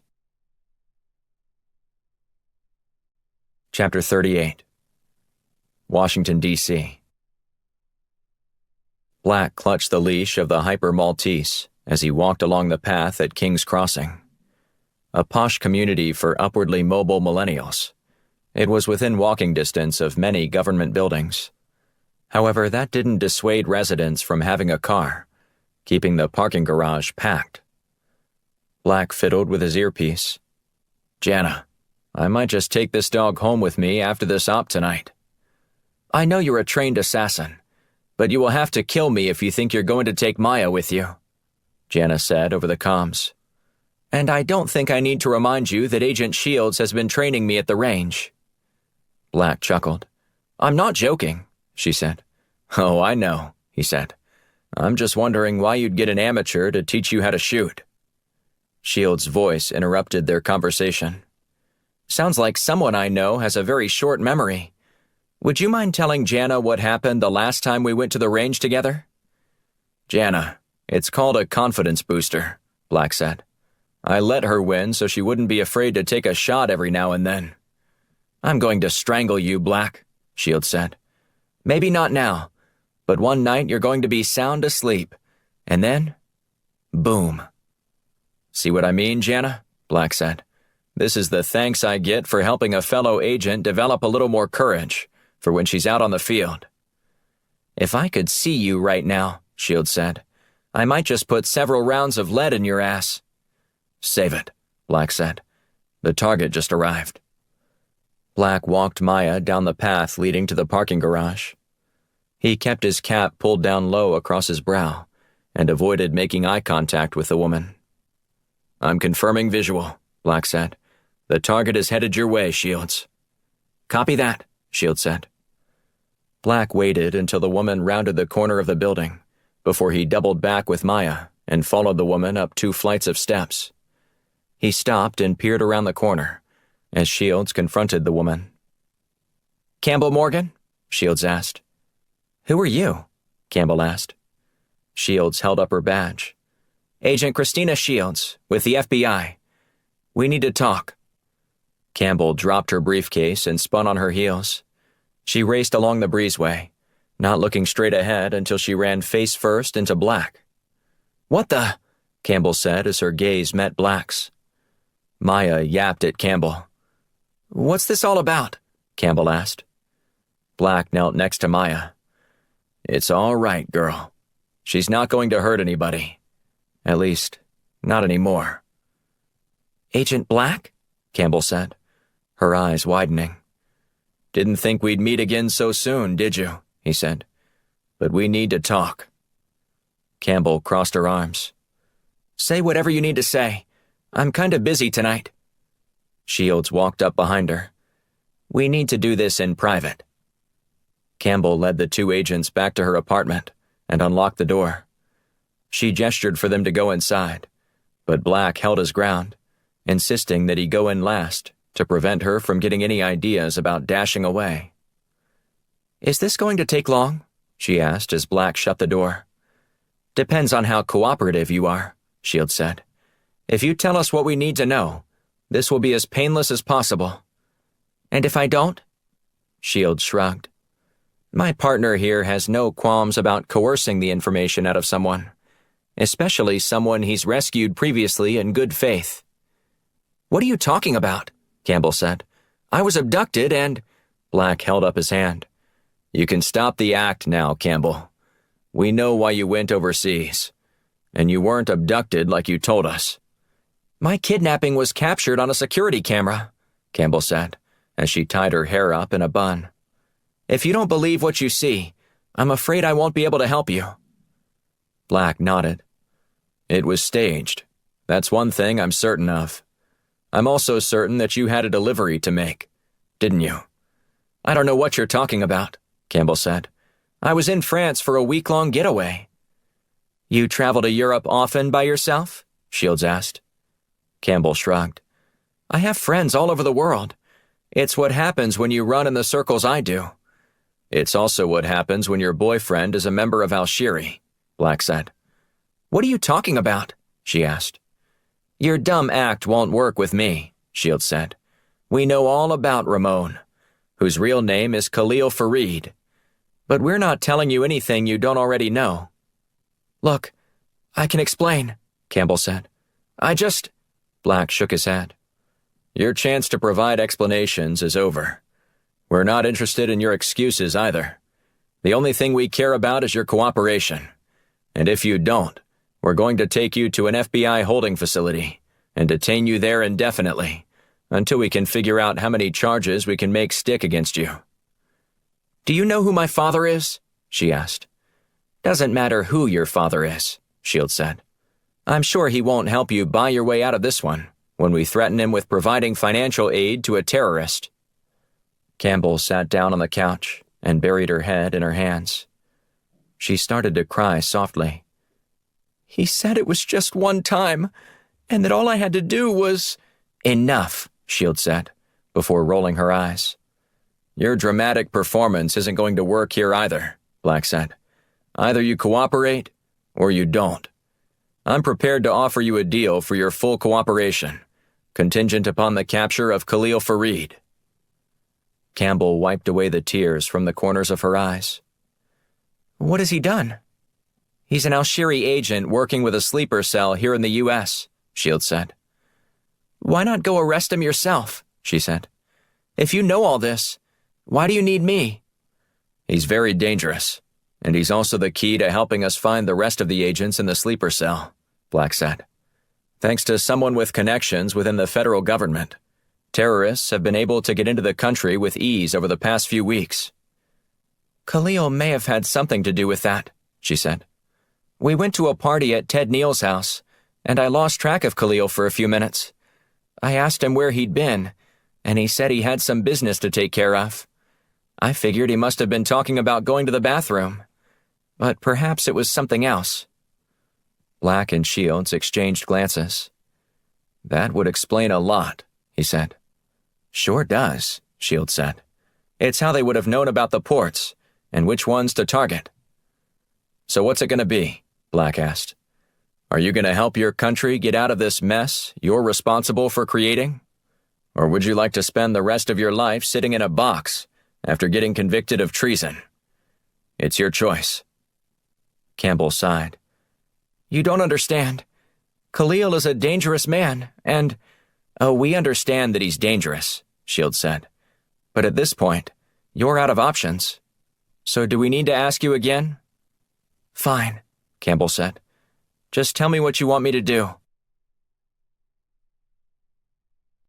Chapter 39. Campbell Morgan latched the necklace and let the heart locket nestle in her bosom.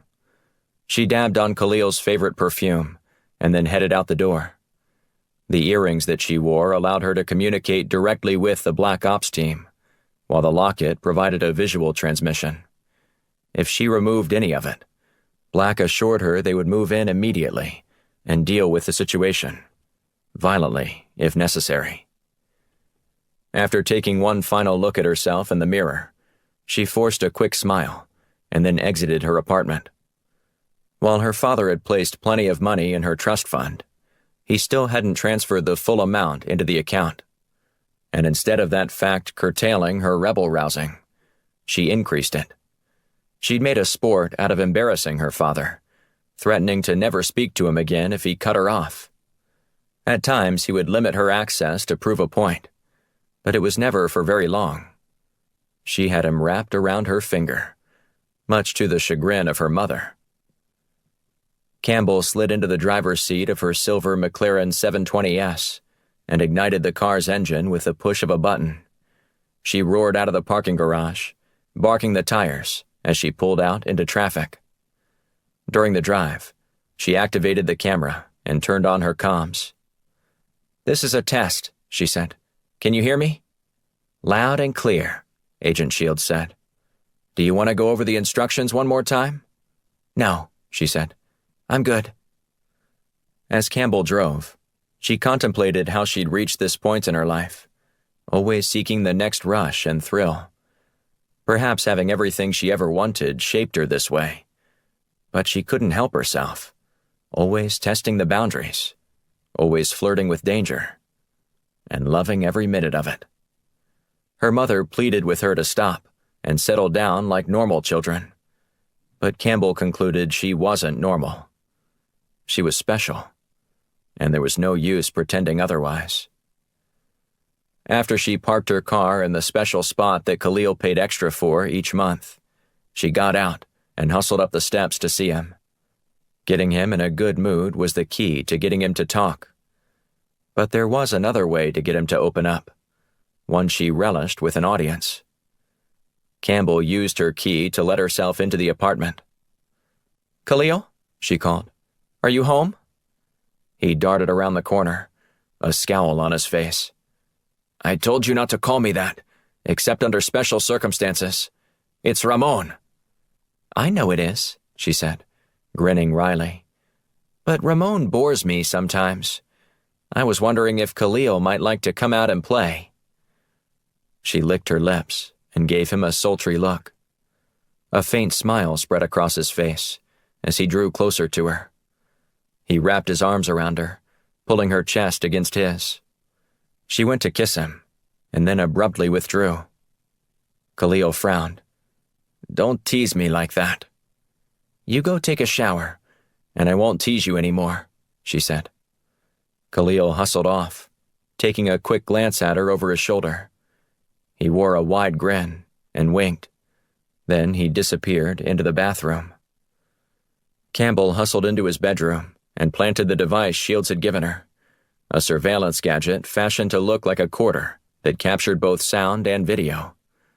At least, that's what Campbell was told.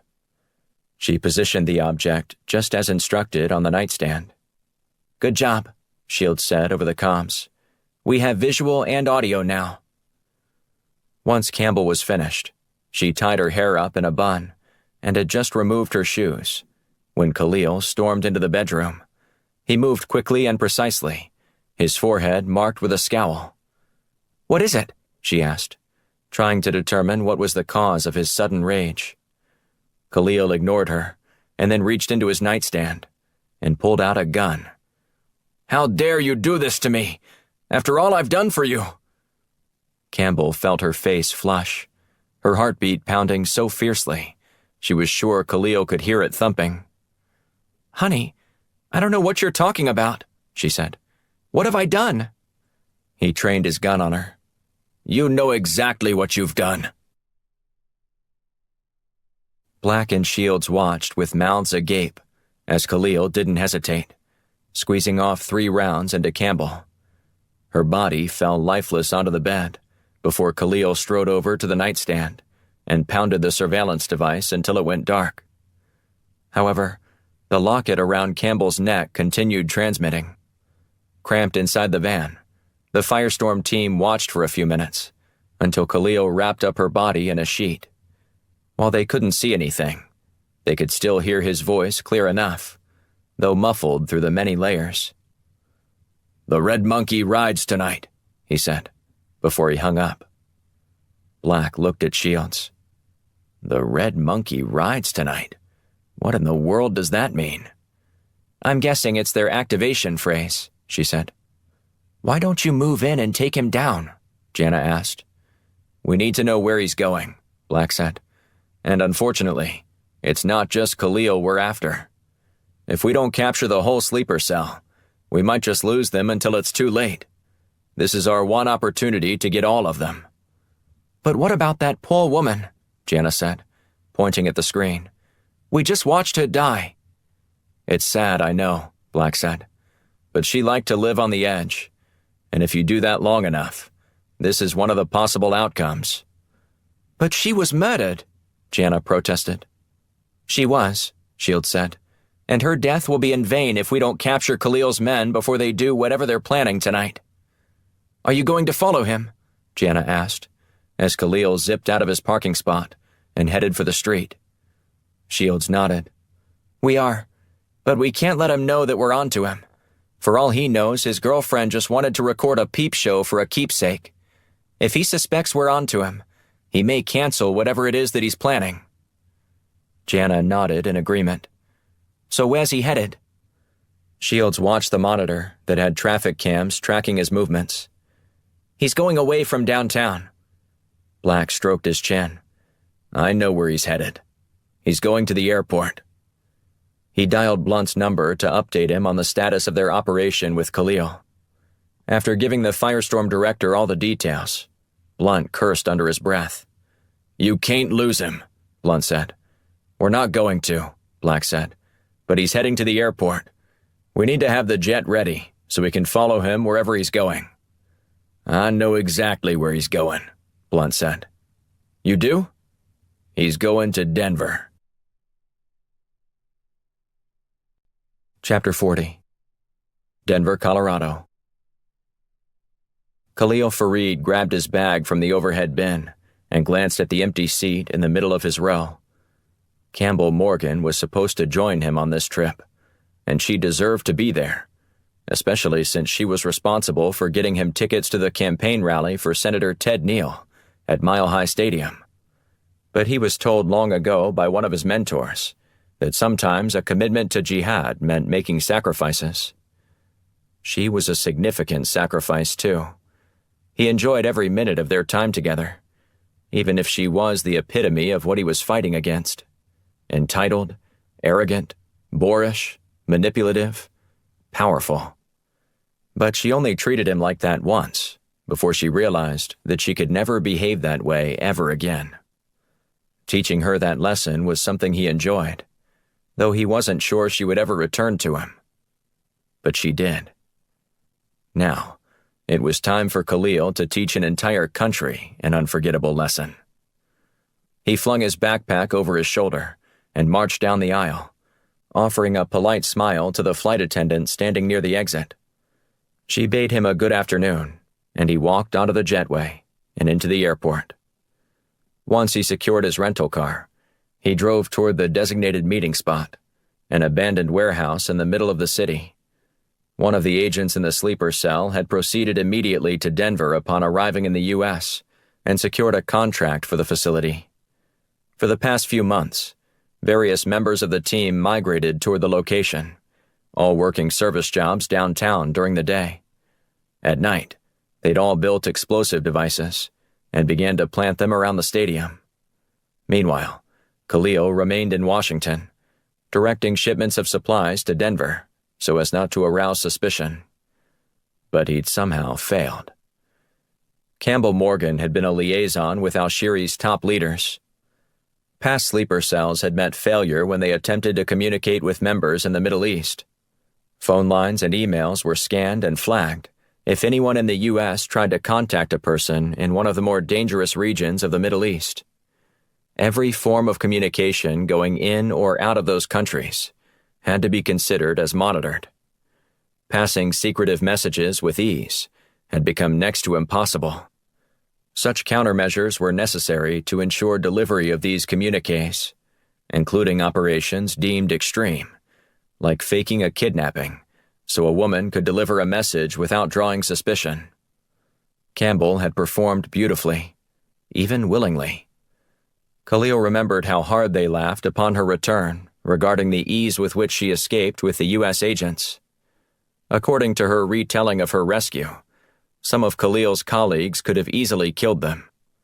And as Khalil looked over his shoulder, sensing someone following him, he wished they had finished them off. He doubled back several times to throw off anyone that might be tailing him, before ditching his car at a parking garage and putting on a disguise. He powered up his new burner phone, replacing his old one that he assumed had been compromised, and called one of the team members to let him know he was mere minutes away. When he reached the door in the alley, he looked up at the security camera and flashed the access signal, the universal OK sign. He glanced around him before easing inside. Black pounded the steering wheel as he came to a stop at the traffic light. Since landing in Denver, they'd kept an eye on Khalil, following him at a safe distance. But he'd somehow disappeared. "How did he do that?" Shields asked, her voice a mixture of anger and respectful awe. "He was right there." I know, Black said. Shields kept scanning the area. "Wait a minute. I think I see him." "Where?" "He's in the northbound lane. Go, go, go," Black hit the accelerator and did a U-turn, causing several oncoming cars to slam on their brakes. He eased back, not to arouse suspicion, but he couldn't afford to lose Khalil, not when they were this close to apprehending what could be considered the most dangerous threat to Americans at the moment. Blunt had been certain that the sleeper cell would mount an attack on the campaign rally at the stadium, and it made sense, given the fact that President Young would be there. As a precautionary measure, Blunt told Young and asked him to speak to the crowd virtually. Young agreed, though he wasn't happy about it, afraid that others might view him as weak. But it was the safest thing to do under the circumstances. For a while, the security team at Mile High Stadium considered canceling the event, but Blunt convinced the FBI director that doing so might mean that the sleeper cell disappears and could reemerge without warning. This event was their best chance to do so, and the feds couldn't tip off anyone that an attack was possible. Black pulled the car up to the curb and stopped. Khalil turned into a parking garage downtown. "What's around here?" Black asked in his comms. Alex, who was monitoring the situation in Washington via traffic cams and NSA satellite coverage, was ready with an answer. "That's more of an industrial district where you're at," Alex said. "A few blocks away are where everyone goes before and after sporting events or shopping and eating during a convention. But it's just vast warehouses." "Never mind," Black said. "It may not matter." He's leaving the parking garage again. Black eased onto the accelerator, following Khalil's car. However, it seemed to be in a bigger hurry than before. The leisurely pace had been replaced by more purposeful and, at times, erratic driving. As Black struggled to keep up, the car crossed the center line several times, passing slower cars. "What the hell is he doing?" Shields asked. "Does he have a death wish?" "I believe that question has already been answered, but I think we're going to need some help here." Black tried to keep pace as the car turned east onto 17th Avenue and tore through narrow streets. The chase lasted nearly 10 minutes, as the car seemed to be circling the area. While Black would have preferred to shoot Khalil to reduce the chance of an innocent victim getting hit while driving, the primary objective was to find the entire cell in one location. Eventually, the car came to a stop and squeezed into a spot along a surface street in a neighborhood containing a mix of older houses and newly built modern homes. Black swore under his breath when he saw the door fly open. A woman got out of the car and removed a baseball cap. She whipped her hair back and forth before tying it into a tight ponytail and then walking up to a house. After unlocking the door, she entered without even a second glance at the street. "How the hell did we follow the wrong car?" Black asked. Alex sighed. "I don't know. That's the same car. It had the same license plate." Black growled and hit the dashboard with his fist. "Hold on a second," Alex said. "I'm going back to look at the footage of the parking garage. There was a white car that entered a few minutes before that one and left right after you did." "Do you think he switched vehicles?" Black asked. "I'm zooming in now," she said. "Hold on." A few more seconds passed before Alex spoke again. "Well, I'll be," she said. "What is it?" Shields asked. "I'm betting he's still in that same location," Alex said. "What makes you think that?" Black asked. "Not a single car has gone in or out in the preceding half hour, or the one since you left," Alex said. "Khalil may be good, but he's not a magician. He can't disappear." Black wheeled the car around in the street and headed back toward the parking garage. "Alex, look up all the facilities within a 2-mile radius of that parking garage that have been rented out within the last year." "On it," she said. Shields glanced at Black. "What are you thinking?" "I think Alex is right. He's still there." "What if he's in the trunk of that car?" she asked. "Should we check that first?" "We don't have time. Send the Denver PD over there to investigate. If we guess wrong about where he is now, we just might lose him for good." Khalil Fareed inspected all the explosive devices one final time as the entire sleeper cell prepared to disseminate their bombs. He smiled as he looked at the last one. "It looks like we're ready to go," he said. The 11 other men in the room erupted into cheers. Khalil pumped his fist and declared them all members of the Deadly Dozen. "We are going to shock the world tonight," he said. "Americans will no longer talk about 9/11. Instead, they will talk about the Denver disaster. But we will call it Denver Delight, for it is just another step in our goal of bringing this country to its knees." The men cheered again, before breaking into a chant of, "Fareed, Fareed, Fareed." His phone buzzed with a text message. He glanced at the screen and read the note informing him that no officers attempted to detain her. One less thing to worry about. Each member of the sleeper cell was instructed to proceed to the event pass gate, where working members of the rally were granted access. They would all leave 5 minutes apart to avoid suspicion. Fareed had worked with Campbell to get the specifics on the metal detector they would pass through. 2 members of Fareed's team would activate a device that would inhibit the machine from picking up any metal. Once they all passed, they would be free to walk about the stadium and plant their bombs. That was the plan. Fareed would go last, serving as a contingency. If he didn't receive a text alerting him that everyone had made it through, he would execute the backup plan. He hoped it wouldn't come to that, but it was a sacrifice he was willing to make if necessary. He offered a thin smile as the first member of the sleeper cell left the building. Now, all he had to do was wait. Black and Shields were in position with an FBI team situated 2 blocks away from the warehouse that had been most rented in the timeframe parameters. There had been 3 newly rented spaces, but there was one that stood out to Black. According to the rental records, the company was also new and had skimpy records. Black surmised that getting a more established corporation to rent for them would have been far more difficult, therefore less likely. After conducting surveillance on the building for nearly an hour, Black was starting to question his deduction. But 2 hours before the campaign rally was scheduled to begin, Black spotted the first man. "I got eyes on the first target," Black said into the comms, patched into the FBI's communication system. "He's heading east toward your position." As soon as the man rounded the corner, he was met by 3 FBI agents. They immediately apprehended him and ushered him into a waiting transport van. Following a brief search, the special agent in charge reported back that the man was indeed carrying explosives. "I'm sure he's not the only one," Black said. "We're still standing by," the agent replied. 5 minutes later, another member of the cell exited the facility and continued along the same route as the first man. The process was repeated for an hour. However, after capturing the 11th, a half hour passed with nobody leaving the facility.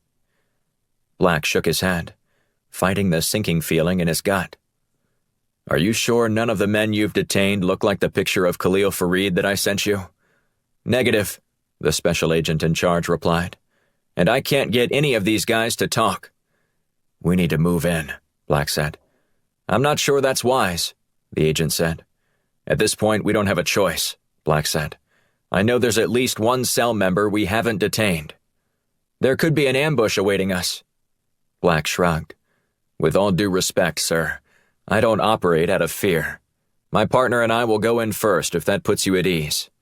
But be prepared to exchange first. I don't think this guy is going to go quietly." "Roger that. I'll move my SWAT team into position and follow your lead." Shields glanced at Black. "Are you sure this is a good idea?" "Do you have a better one?" he snapped. "There's a stadium 2 blocks from here that's going to be jam-packed with people. Obviously, whatever this sleeper cell was planning won't be nearly as tragic, but that doesn't mean they can't still inflict some damage." "How many terrorists do you think are still in that building?" she asked. "I'm betting 1, if that. For all we know, Fareed could be in the wind, or he could be planting explosive devices at Mile High Stadium as we speak. But there's only one way to eliminate one of those possibilities. So, are you with me?" She nodded resolutely. "Let's nail the bastard." Black and Shields left their vehicle and maneuvered into position. The captain of the SWAT team reiterated what the FBI agent had agreed to do. "On your mark," the SWAT captain said.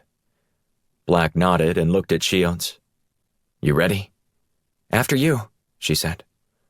Black set an explosive charge to fry the security system on the door. When it detonated, the door swung open, allowing them access. Black went in first, gun trained in front of him. He half expected to be returning fire within seconds of entering, but that wasn't the case. Shields followed him, and then more SWAT team members poured inside. They quickly worked to clear the building. "It's empty," the SWAT team captain announced. "What do you want to do now?" Black shook his head as he bit his lip. What would I do if I was Khalil Fareed? Khalil always had a backup plan.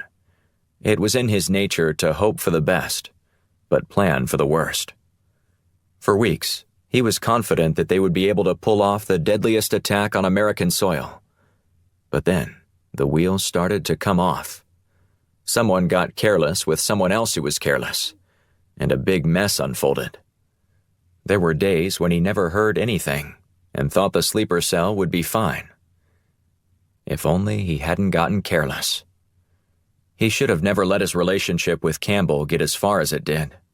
He only used her in Afghanistan because she was crazy and begged to be a part of it all. Her thirst for the next adrenaline was so beyond anything he'd ever seen that he wondered if she might be willing to strap on a vest for the cause. She'd do anything to feel something. But Khalil was the one who felt something, regrettably.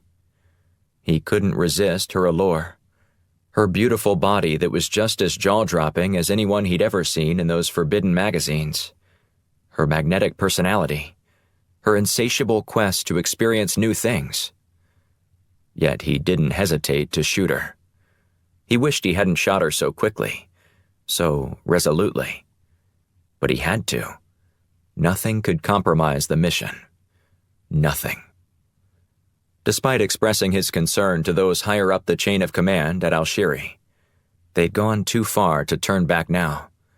They had to try, as the window of opportunity was still slightly cracked. But when Khalil didn't hear back from anyone on his team, he realized something had gone awry and had to move to Plan B. Though Plan B sounded simple, the biggest obstacle was avoiding the federal agents crawling outside the building, something he noticed while on the roof. His secret weapon was knowledge, information that there was a door that connected to the warehouse adjacent to his, separated by a large wall and a single door. However, the door could be opened from his side. Khalil made his way through the narrow corridor and into the heart of the warehouse. He secured his hard hat and threw on his reflector vest before jumping behind the wheel of a forklift. He picked up a pallet and maneuvered toward the docks. When he reached the spot, the doors were open. He glanced around and waited until he was sure nobody was watching him, and then hopped off the machine, leaving it running. He kept on the hard hat and vest to maintain the ruse, striding down the sidewalk in the opposite direction of the fence. He walked a couple of blocks before shedding the uniform. When he reached the service entrance of the stadium, he activated the blocking device for the metal detector and walked through without any incident. The woman at the machine smiled at him as she inspected his credentials. "Do you know where you're headed?" she asked. He nodded and smiled. "Of course, but thank you." Being polite but not memorable was what helped him blend in with the Americans. A rude or grumpy person would always stand out, but a meek yet kind man? Just another face in the crowd. He'd studied the schematics of the stadium for weeks and knew exactly where the stage would be and where a blast beneath the facility would produce the most impact. And that's exactly where he went. Black sat down, trying to catch his breath, wishing that his worst nightmare wasn't materializing in front of him. But he didn't have time to sulk. The moment of truth was rapidly approaching, and if he didn't do something to stop it, he'd live with a lifetime of regret. "Alex," Black said over the comms, "have you noticed anything strange about the people who have exited this warehouse over the past hour?" "Nope," she said. "Everyone on the other side of the building looks like they belong. There's nothing that stands out about anyone." "Okay," Black said as he nodded, still trying to grapple with the situation. He stood up and paced around a small space. "We just need to get a picture of him to the security personnel over at the stadium," Shield suggested. "They can be on the lookout for him." "No, he's probably already inside," Black said. "Alex, can you call up the schematics on Mile High Stadium and tell me where the structure is its most vulnerable?" "Roger that," she said. "Brilliant," Shield said. "He'll want to inflict maximum damage on the stadium and kill the highest number of American lives. He already knows he's a goner." Black nodded. "And he's going to try and take down as many people as he can with him." "A Muslim Samson," she said. "Let's hope he's not successful," Black said, gesturing for Shields to get up. "We need to get to the stadium as soon as possible." "Jana," Black said over the comms, "are you still listening?" "I'm already ahead of you," Jana said. "I'm walking in now." "Just be careful," Black said. "Khalil is likely armed, with plenty of explosives. Stay far away, but let us know if you see him."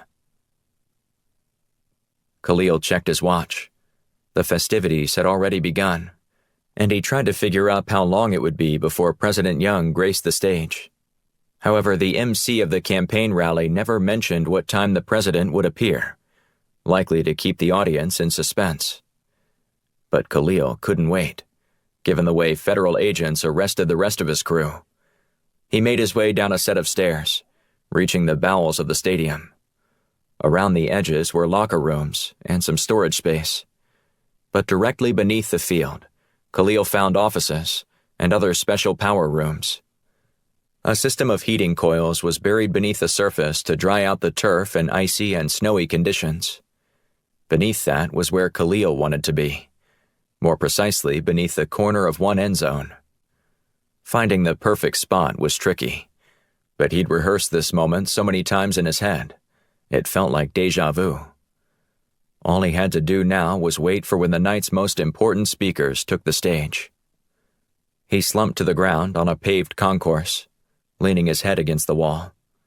With the small red button in his hand, he contemplated just activating the explosive and ending it all. The amount of people he'd kill would be irrelevant. It'd be a massive blow to the Americans. And Khalil would never see it. He didn't care. Khalil realized he was as good as dead anyway. However, his plans were turned upside down when he heard a voice call out his name down the hall. "Khalil?" a woman said. "Khalil Fareed, is that you?" Jana couldn't believe her luck. She'd stumbled upon the target in the bowels of the stadium. Then she came to a horrifying realization. She didn't know what to do next. She backed away and eased behind a large concrete support, shielding her from Khalil. "This is Jana," she said. "I've got eyes on the target. I repeat, I've got eyes on the target." No response. She tried again and again and again. Still nothing. Jana clutched the cold steel handle in her hand and took a deep breath. While she wanted to shoot him and end the entire episode, her instincts suggested another course of action. "Khalil," she called out. "Khalil Fareed, is that you?" The man scrambled to his feet and eyed her closely. "Yes? Who's asking?" "I'm with the U.S. government," she said. "Please place your hands where I can see them." He laughed and shook his head. "All I have to do is let go of this switch, and the whole place goes boom. Understand?" She cocked her head to one side, unsure of what he was saying. "If I let go, you die," he said. "It wouldn't be a good idea to shoot me."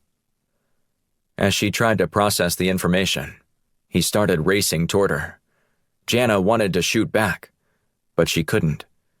Tears filled her eyes, blurring the entire scene, made even worse by the stark white background all around her.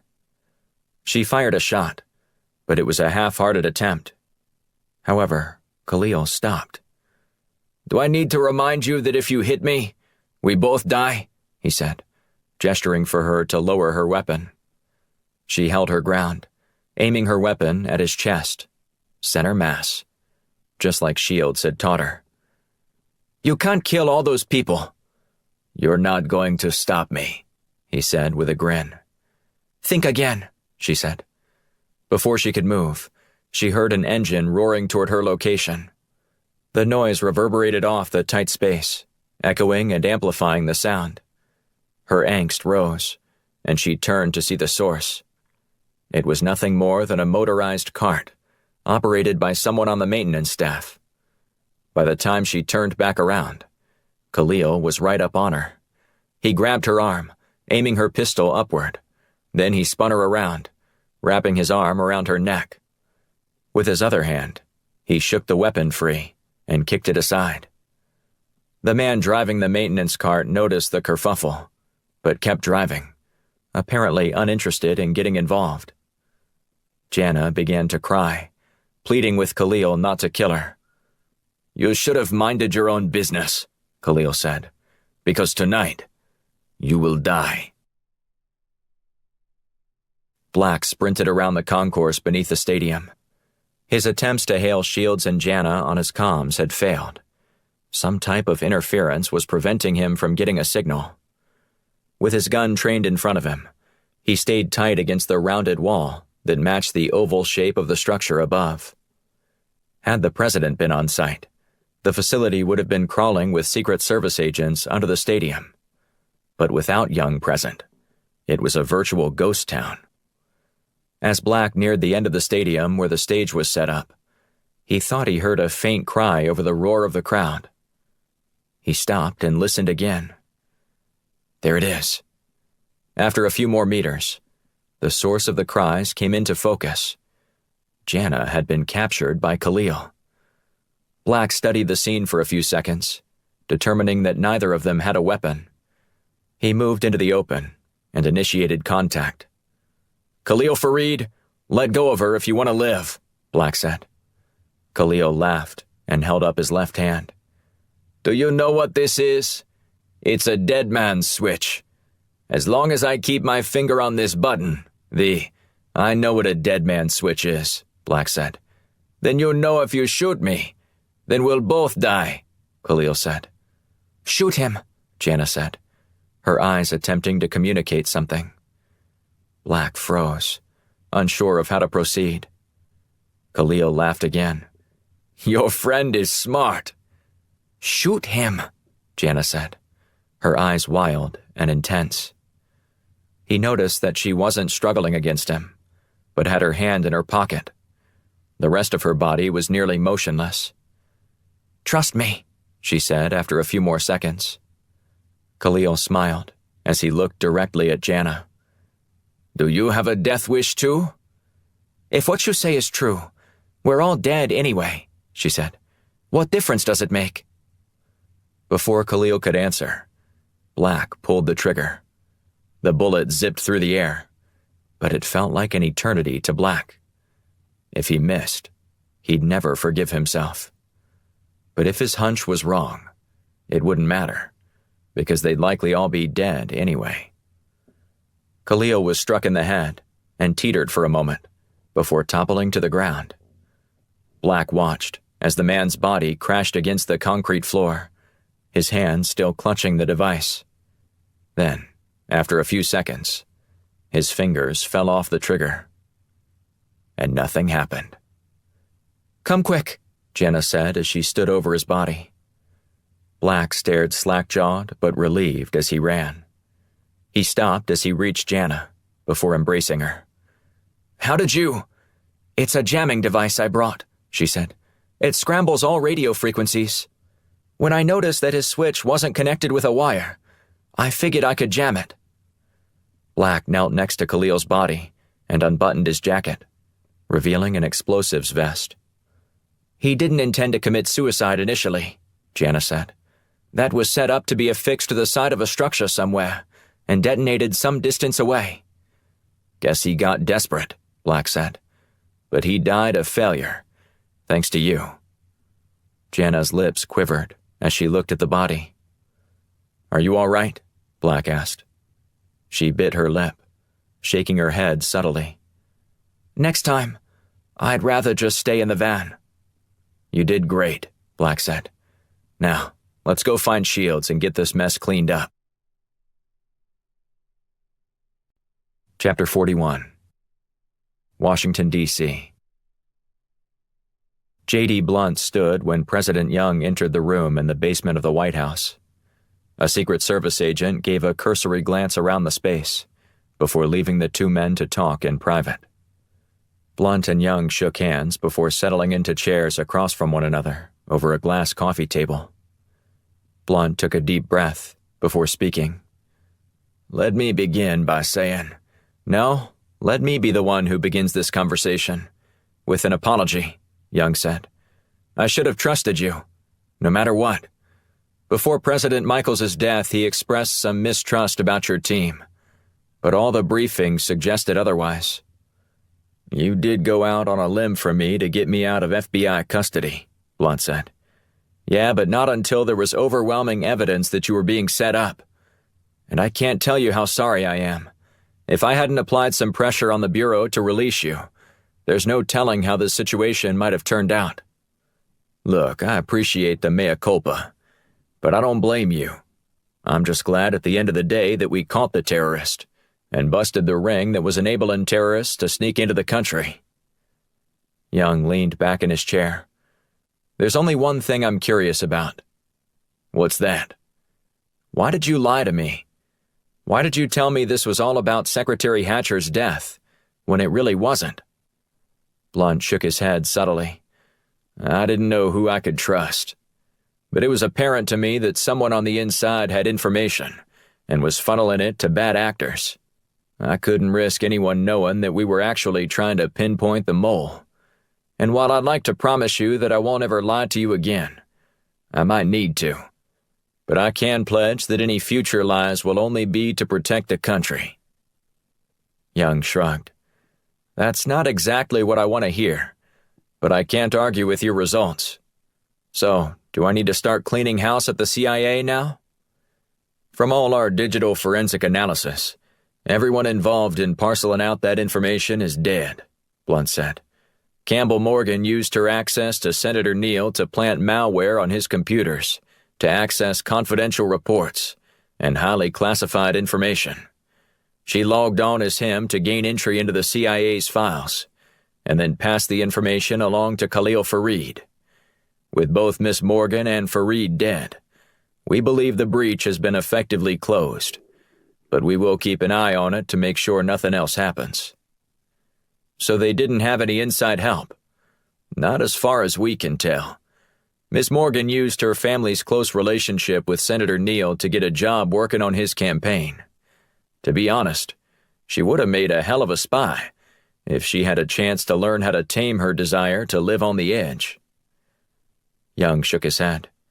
That's a shame, then. It sure is. But I don't know that she would have ever wanted to do something like that. From what I could tell, she was numb from living a life full of exorbitance. She did what she could to feel alive. And now, she's gone. Blunt clapped his hands and stood. But let's not dwell on that. I prefer to see that we squashed a sleeper cell, and it didn't even get leaked to the press. That's a win-win, Young said, offering his hand to Blunt. Blunt ignored Young's hand, instead giving him a hug. We're going to get along just fine, Mr. President. We're going to keep your country safe from terrorist attacks and make you look great in the process. Young smiled. That's the kind of deal I like. Blunt eased into the booth at On the Record and slumped against the wall, separating patrons from one another. He cast a furtive glance at Ted Neal, who was sitting alone and eyeing Blunt closely. I swear you have some gumption, Neal said, You have the audacity to sit down at my table and—" "I'm sorry," Blunt interrupted. "For what exactly?"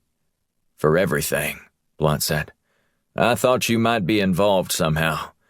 All the signs were pointing to you early in our investigation, and I wanted to rattle you, see if you'd break. I ought to reach across this table and strangle you. Before you do that," Blunt said, "I think you should know that we thwarted an attack at your campaign rally. There was a sleeper cell we were hunting, and we found them just before they attempted to blow Mile High Stadium to pieces, with you and all your supporters in it." "Is this your way of trying to get back into my good graces?" Neil asked. "For all I know, this entire story could be fabricated." "You'll probably see it corroborated in a forthcoming CIA report. But I understand why you might feel differently right now. But I'm not a senator anymore. I'm in national security, and sometimes I might go about things a little less diplomatic than I used to. And if I ever happen to do this again, don't take it personally." Neil stared at his drink for a moment before looking back up at Blunt. "It's going to take a lot for me to trust you again." Blunt nodded. "Totally understandable. Do you still hunt?" "What the hell kind of question is that?" Neil asked. "I'm a fourth-generation Coloradan. Of course I hunt." "Why don't I take you big game hunting sometime?" Blunt suggested. "I recently bought some land in Idaho. We can hunt anything you want." "Are you a better shot than Dick Cheney?" Neil asked. Blunt shrugged. "Well, I only shoot people when I intend to, if that's what you mean." Neil chuckled. "I think that might be a reasonable way to make things up to me." "I was hoping so," Blunt said. "Well, look, I don't want to take up any more of your time. Just call my office sometime and we'll get something set up. And if you ever want a full debriefing of what transpired at your campaign rally, I'll be happy to fill you in." Neil nodded. "I'll be in touch." "I'm looking forward to it," Blunt said, as he stood and started to walk away. "JD," Neil called. Blunt spun around and looked back at the senator. "What?" "Thanks for saving all our lives. Who knows how bad it would have been if you and your team hadn't been there." Blunt smiled. "Just doing our job." Chapter 42. Cozumel, Mexico. Black, Shields, and Jana dropped their chairs and beach bags onto the white sands of Cozumel. 30 meters away, the water lapped at the shoreline, which was packed with tourists. Black put his hands on his hips and took a deep breath. For the first time in weeks, he didn't feel any stress, and it was glorious. "So, this is what you guys do for fun?" Jana asked as she unfolded her seat. "Just hop on Blunt's jet and go to Mexico for the weekend?" "Weekend?" Shields asked, her brow furrowed. "You think we're only going to be here for a few days? I thought I told you to pack for a week." "Yeah, but I thought you meant—" Shields chuckled. "Honey, we're going to hang out here for a while and rejuvenate. Those missions take a lot out of me." Black's phone buzzed. He glanced at the message on his screen. "We may not be here as long as we'd like." Shields glared at him. "That better not have been Blunt calling us back to Washington." No, we're good. But he did send me a link to a story about an Alshiri operative named Bahiri Zahid, who just escaped U.S. custody." Shields' eyes widened. "How the hell did he do that?" "The article says that he was taken to a local Cuban hospital to treat an infection while at Guantanamo Bay, and managed to escape to mainland Cuba from there." She swore under her breath. "Are we in danger here?" Jana asked. Shields shook her head. "Not likely, but we will need to hunt him down again." Black playfully punched Shields in the arm. "Oh, come on. Don't be so dour about this. You know it'll be fun."